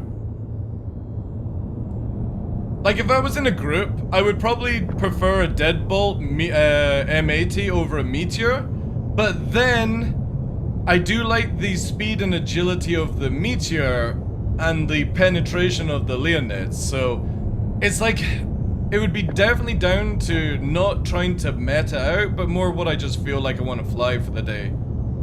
The M80 just gives me more than the Meteor does. The Meteor is just way too easy to disengage, I feel. Yeah, nice ability to punch up, yeah. However, this is not facing it.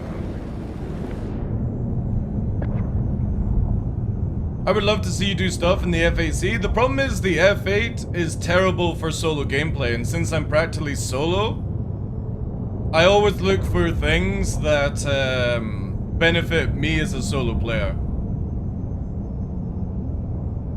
Like, one of the things I really want to try out there is a solo Buccaneer with Shredders. And see how well we can do with that.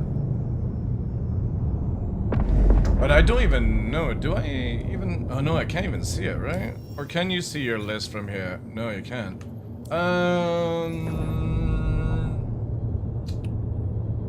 Where would I have to go?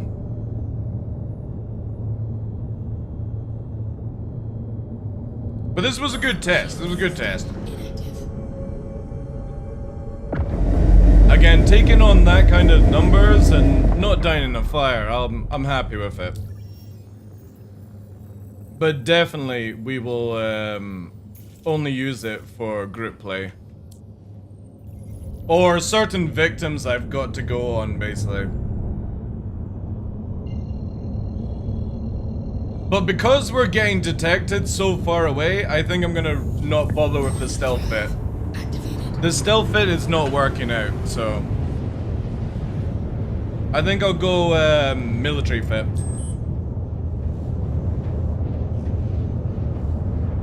I don't own a Kraken, dude. I own a Javelin. Yeah, but they could make the F8 really good if it had the same tuning as the M80.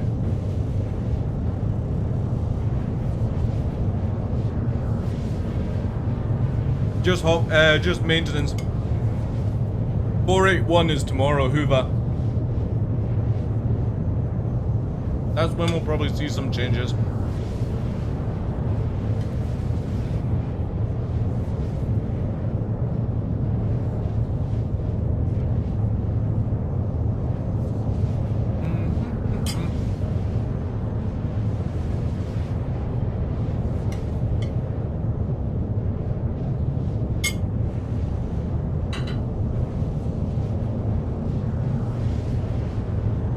But I need to buy a Buccaneer.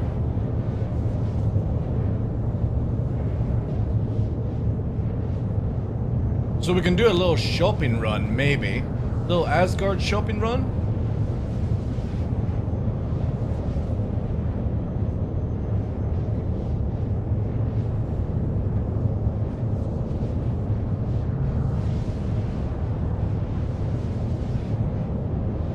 Need the Iron Chad to work? Yeah, I know, I feel you on that.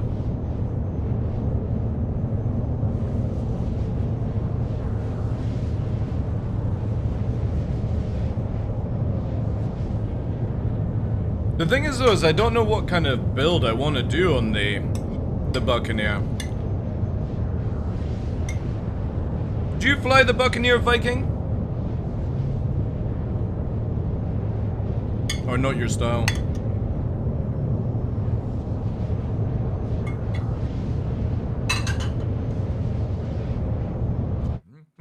Oh shit, I've been logged out of the launcher. Give me a sec, chat. You guys are talking about launcher logouts, and so is mine. Do do do do do do do do do do do.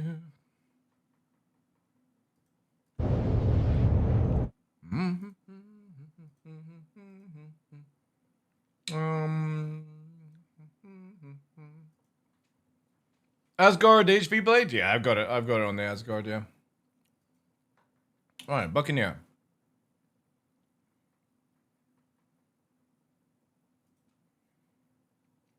Comes with a JS300. That's nice.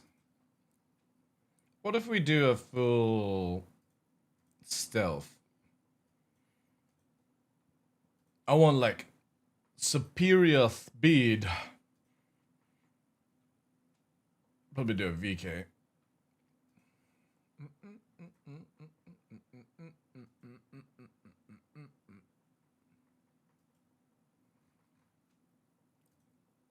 Need a little bit more power though.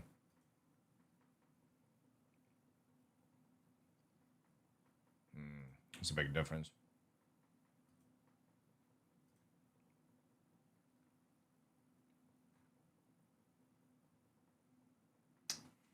Do I want to go for the Rev?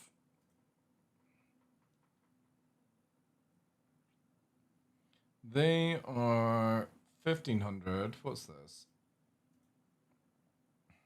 1200. Okay.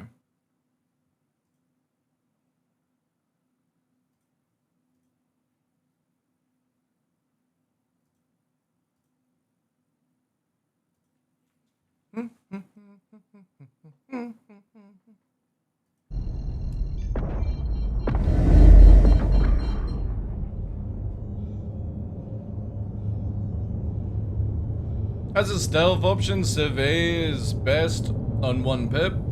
Yeah, but the thing is though is, like with the Buccaneer with 1 shield, or is it 2? Yeah, it's 1 shield. Like, that extra little bit of HP is not going to help you in a ballistic meta, Certec. So it's fine for like PvE-ish, but in ballistic meta PvP, your shield ain't gonna help you.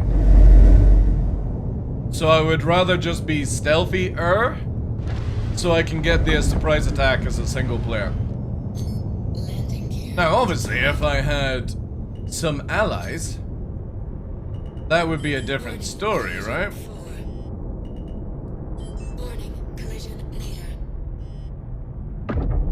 Well, minimal sig is one thing, but also like making sure that you know, I have semi-decent capabilities.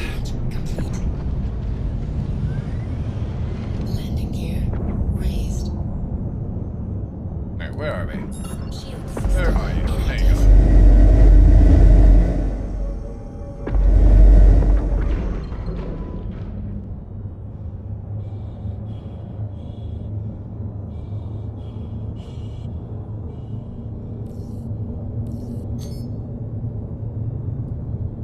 Yeah, the thing is though, is when we're in nav mode, people are still detecting us as like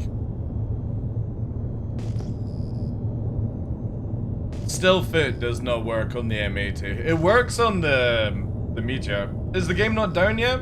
No, it's been down for 6 hours, dude. Or longer.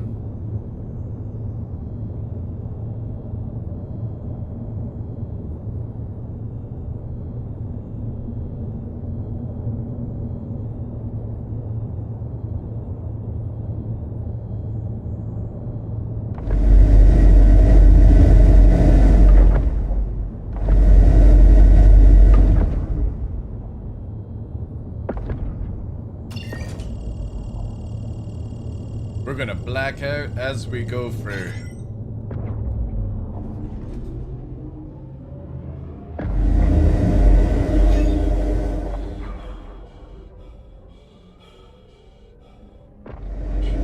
Maybe. Oh, it closed just as we're doing it.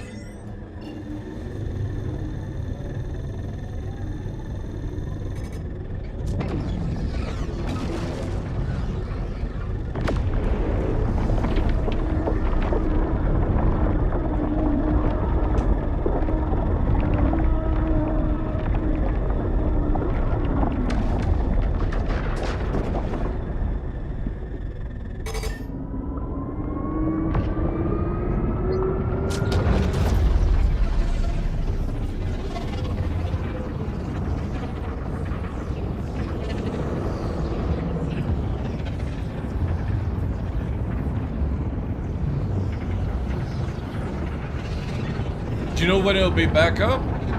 What? Dude, I'm playing the video game. Paula, have you been having drugs today? Num num num num num. What have you been sampling today? I said the maintenance has been down for 6 hours and you can clearly see me playing the game.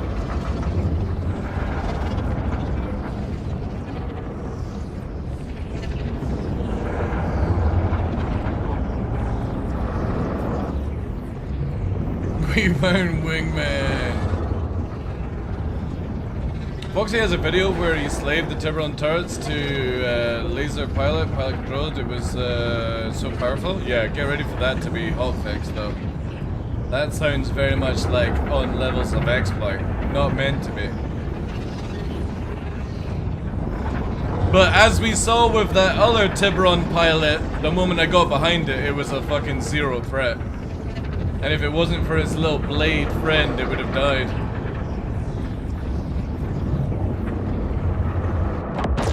Tiburon is such a pile of shit, man.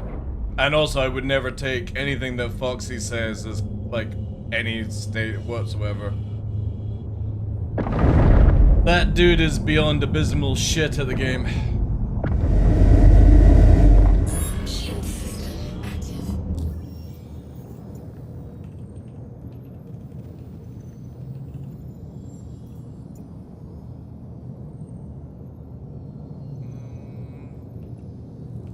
Oh, you guys are right. Using R works so much better. Okay, I'll need to remember that one. Yeah, CIG will patch that very shortly. If it's not in 481, it'll be in 482. I would not get used to solo Tiburon with all the guns as well. That will definitely get shit canned, as it clearly is not intended. But hopefully, just as the same as the M80 fucking shield holes will be fixed, right, CIG?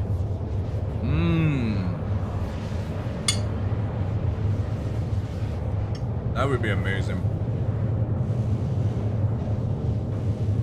And it's mainly on the weapons where it's at.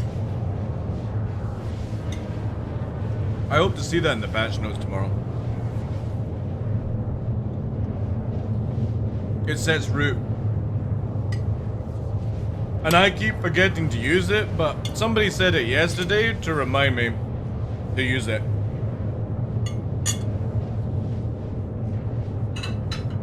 Any news what they did in maintenance? They did maintenance.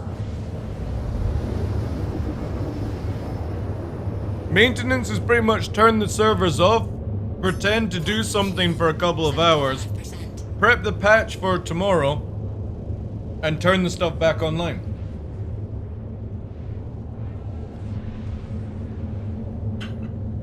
Whilst getting paid to do it. That's normally what a server engineer is. Somebody that maintains the servers. No.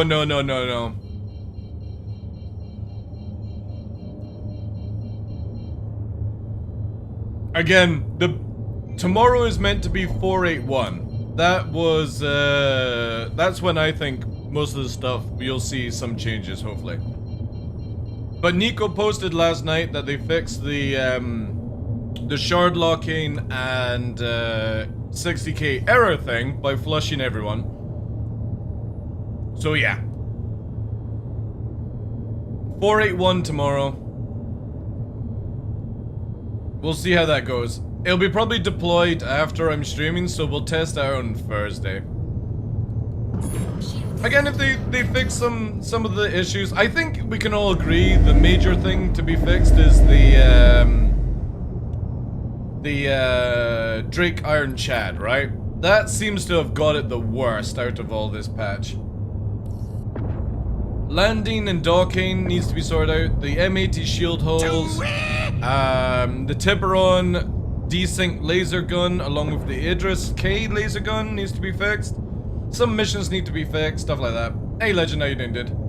How am I on? Route? Very easy. It's called log into the launcher, launch the game, and play Star Citizen. Landing gear deployed. Warning, collision 4 Hop on the game? Nice, dude, yeah. I mean, it's playing very smoothly, but obviously tomorrow is when we get patched, so. Also, just to go on route, see when this says that? Alright?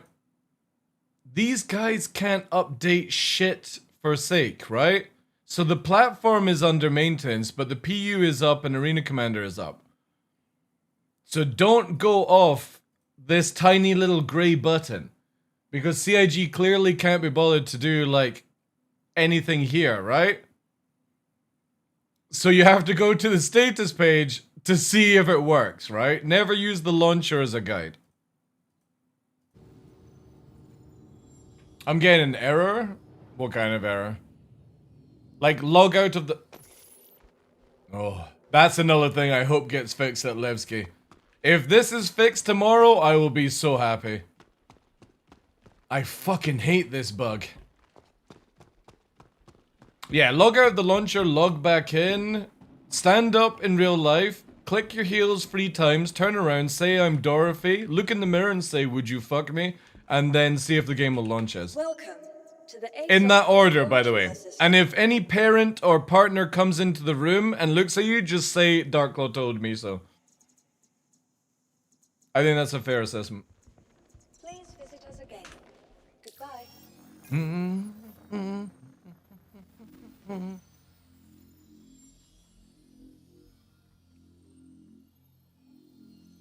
Yeah, so definitely, we will try Deadbolt setup tomorrow with military fit, I think. Because again, in PvP, stealth just ain't working for the M80. And that's fine. It doesn't need to be a stealth ship, right?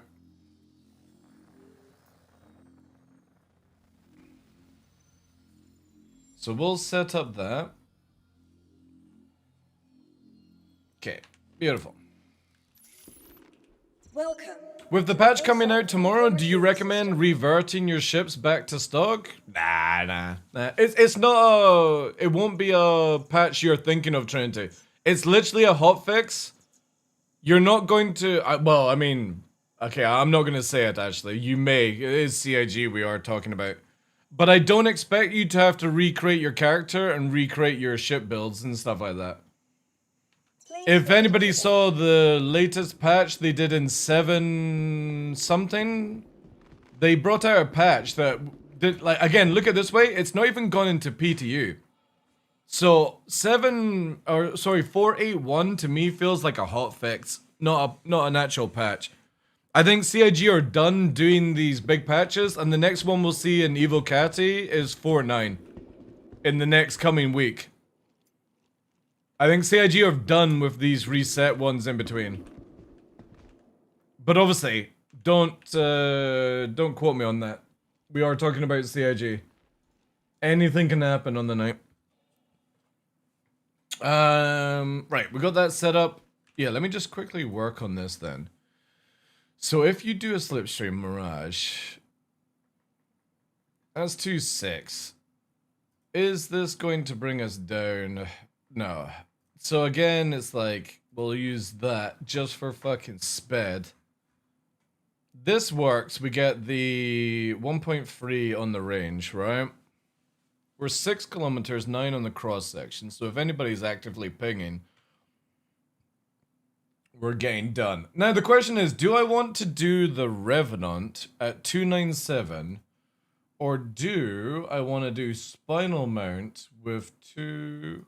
Yeah, this is higher alpha. Okay, so we're going to do a full... We're going to take off the size 4. Oh, wait. Was it?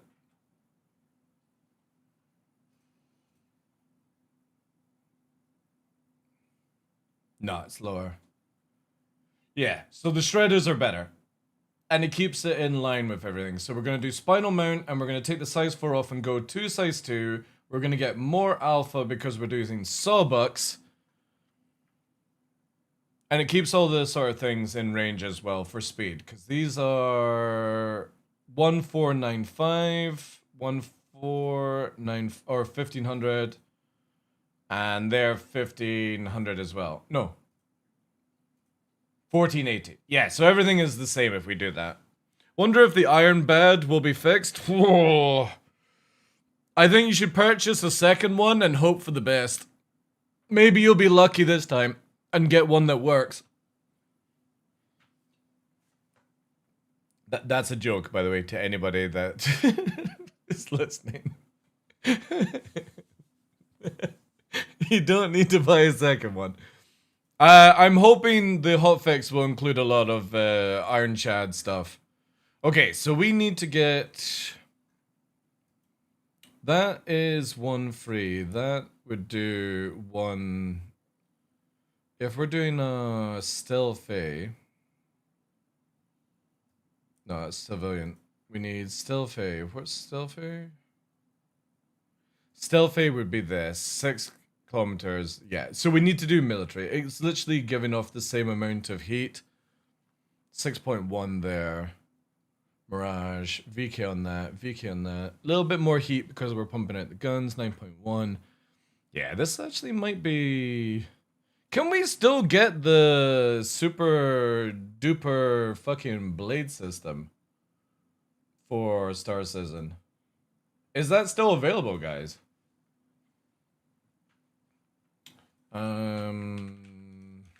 Buck. No. What's it under? Is it under gear? Digital gear? Where do we go for that? Buck? Or blade? Ships? Upgrades? Paints? Packs? Where do we find that? Add-ons? Is it under add-ons? Oh wait, are all the blades gone? Ew. They're no longer sold? Ah, shit. And we can't buy... Yeah, we can't buy the TSB. Ooh, it's not in game yet. Damn, I forgot to get that on credit. I forgot to get the blades for the Buccaneer on credit. That's annoying.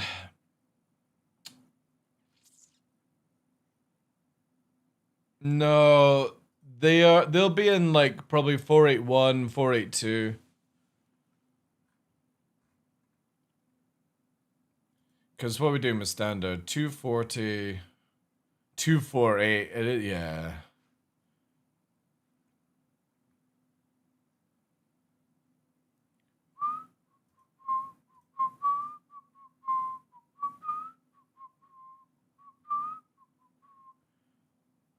$58, $49, $148. Yeah, so...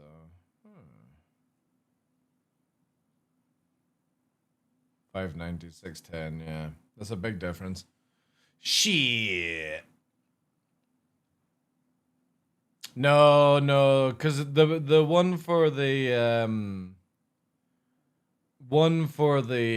Buccaneer is a brand new one. According to Seastone? Interesting. I would have thought Urkel would tell you where they are. Again, the blade, the Buccaneer one is a new one. But if you're right, cool. Sick.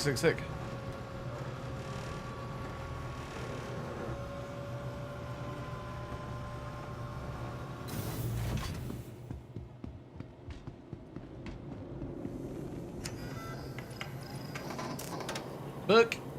Oh shit. You're fucking right. Lovely jubbly. Alright, we'll get that. I do want to test out the Buccaneer. Thank you guys. Appreciate that. So it's just a skin you couldn't get then. Where's my hanger?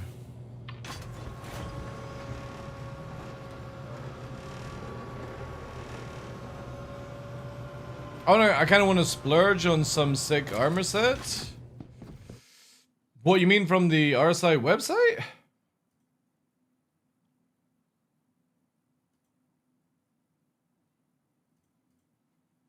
God, this page is terrible.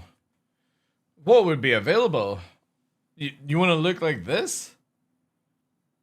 Let's do price. What's the juiciest pack?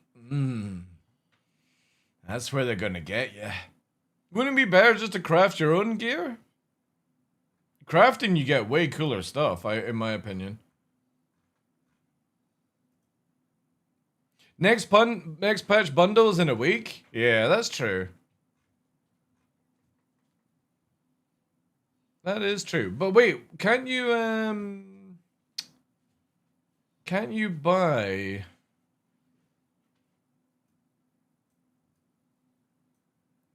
If you go here, can you buy the previous months? Oh yeah, you can, yeah. All these awful looking armors. Such a shame, the N7 one that was in April.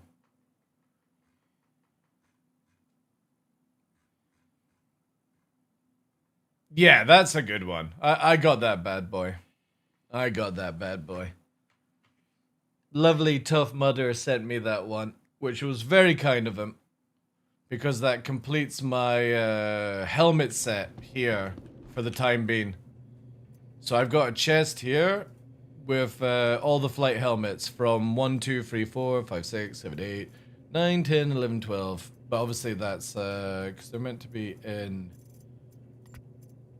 there, that order. So that's 1, 2, 3, 4, 5, 6, 7, 8, 9, 10, and then Drake, and then Twitch drops that we had. And then we're meant to get the Anvil one and the Kruger one later on this year, apparently.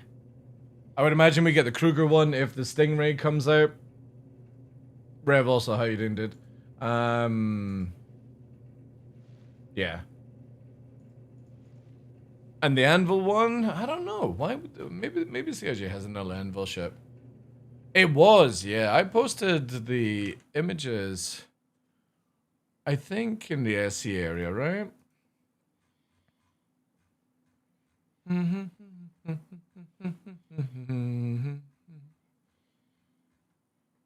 Maybe. Maybe not. No, I didn't. Alright, so this is what we're gonna do. We got this. I don't think I have a Drake, right? A Drake Buccaneer. Vehicle retrieval system. I got a Cutlass. Yeah. I don't even know why I get these. I really wish I didn't get loners. I hate loners. Okay, so I need to buy a Buccaneer. And non-stock items here. So we're gonna need, we're also gonna need the Buccaneer.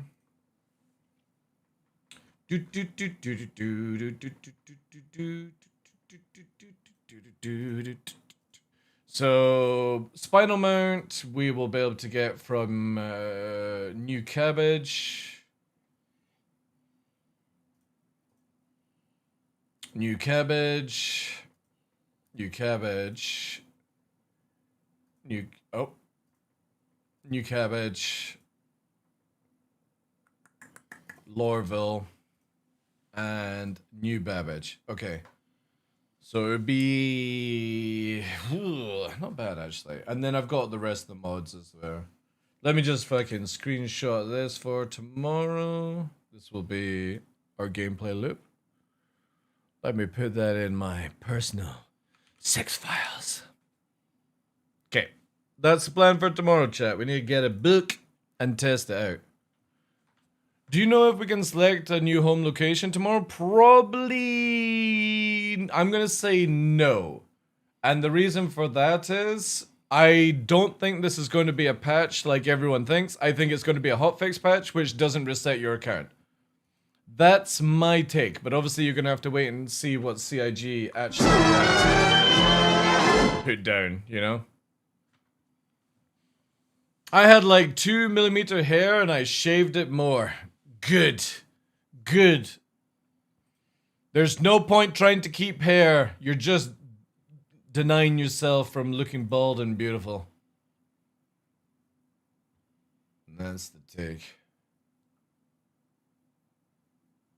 It's really good for sweating. I sweat a lot. What, the little bit of extra hairs? Is that what you're saying? Also, thank you very much for hitting the daily goal today, guys. You guys are fucking nuts. Thank you. Thank you, thank you, thank you so much. Appreciate it massively. Alright. I'm out of here. Wait, oh, I didn't even have YouTube open earlier on. Whoops. I think hair is supposed to catch sweat, so I don't run down my face. I let it run down my face and then lick it with in the side of my cheek in a subtle, sexy way. You know? Just to make it awkward when people are watching me.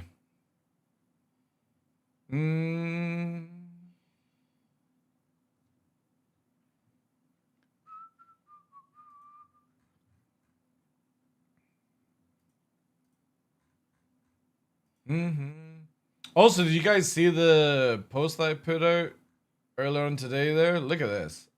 Before I go. Look at this. This is from Star Jump, the thing. This is so fucking sick how they do their ships now. Super, super cool. I know this is still off the old information, so we don't even know if it's got different weapons on the top. But it's so cool how they do that. I really hope CIG releases some information on where they're going with the Javelin. Since it's like, just nobody fucking ever talks about it and stuff, right? But yeah, looking forward to that one.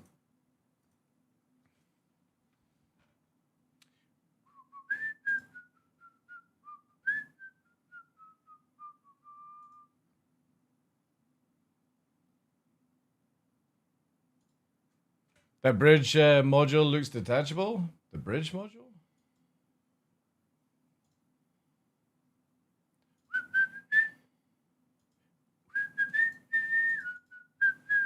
Am I calling it there? Yeah, dude. We're coming up for 7 hours. Next week is the start of the partner-a-thon. So it's going to be kind of crazy. Whilst I'm leaving, I'll give you guys some nudity.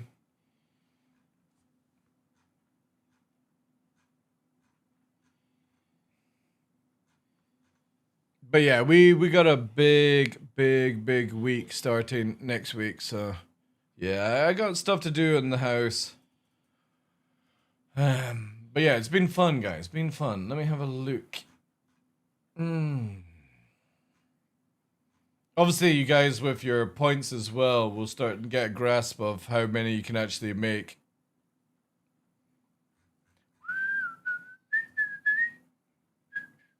I have a bright orange version of this shirt. Oh no. The reason we have this meme, Afro, is somebody sent me a fucking Borat mankini, who I'm not going to name in chat, right? But somebody sent me one.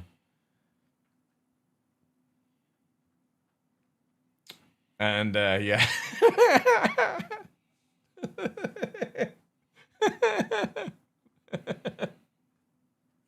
Definitely not going to be showing that ever in live. That might be my personal website, you know what I mean? Alright, I know where we're going to. Let's go and send the love over to Lizzie B. I got my raid list set up of who I owe raids to. Lizzie is absolutely fantastic. Absolute dappiness. PvP extraordinaire. She won a Flight or Flight with, what's his name? Thumb. Go and send the love over there, guys. And I will see you tomorrow. And we will get prepped on the, what's it called? The Buccaneer. But thank you very much for your time. Thank you very much for hitting the daily goals. Thank you for spending your time with me. And I will see you tomorrow You absolute legends. Thanks for being here, guys. Sideways, Wolf, Glitch, Red Snare, Marcus Hazen, Afro, Pagan, Trinity. Have a good night. Relay. Whew. Spicy. Seiko. Everyone get involved in the raid. Don't just leave. Don't just leave me. Zerok. Have a good one. Catch you later.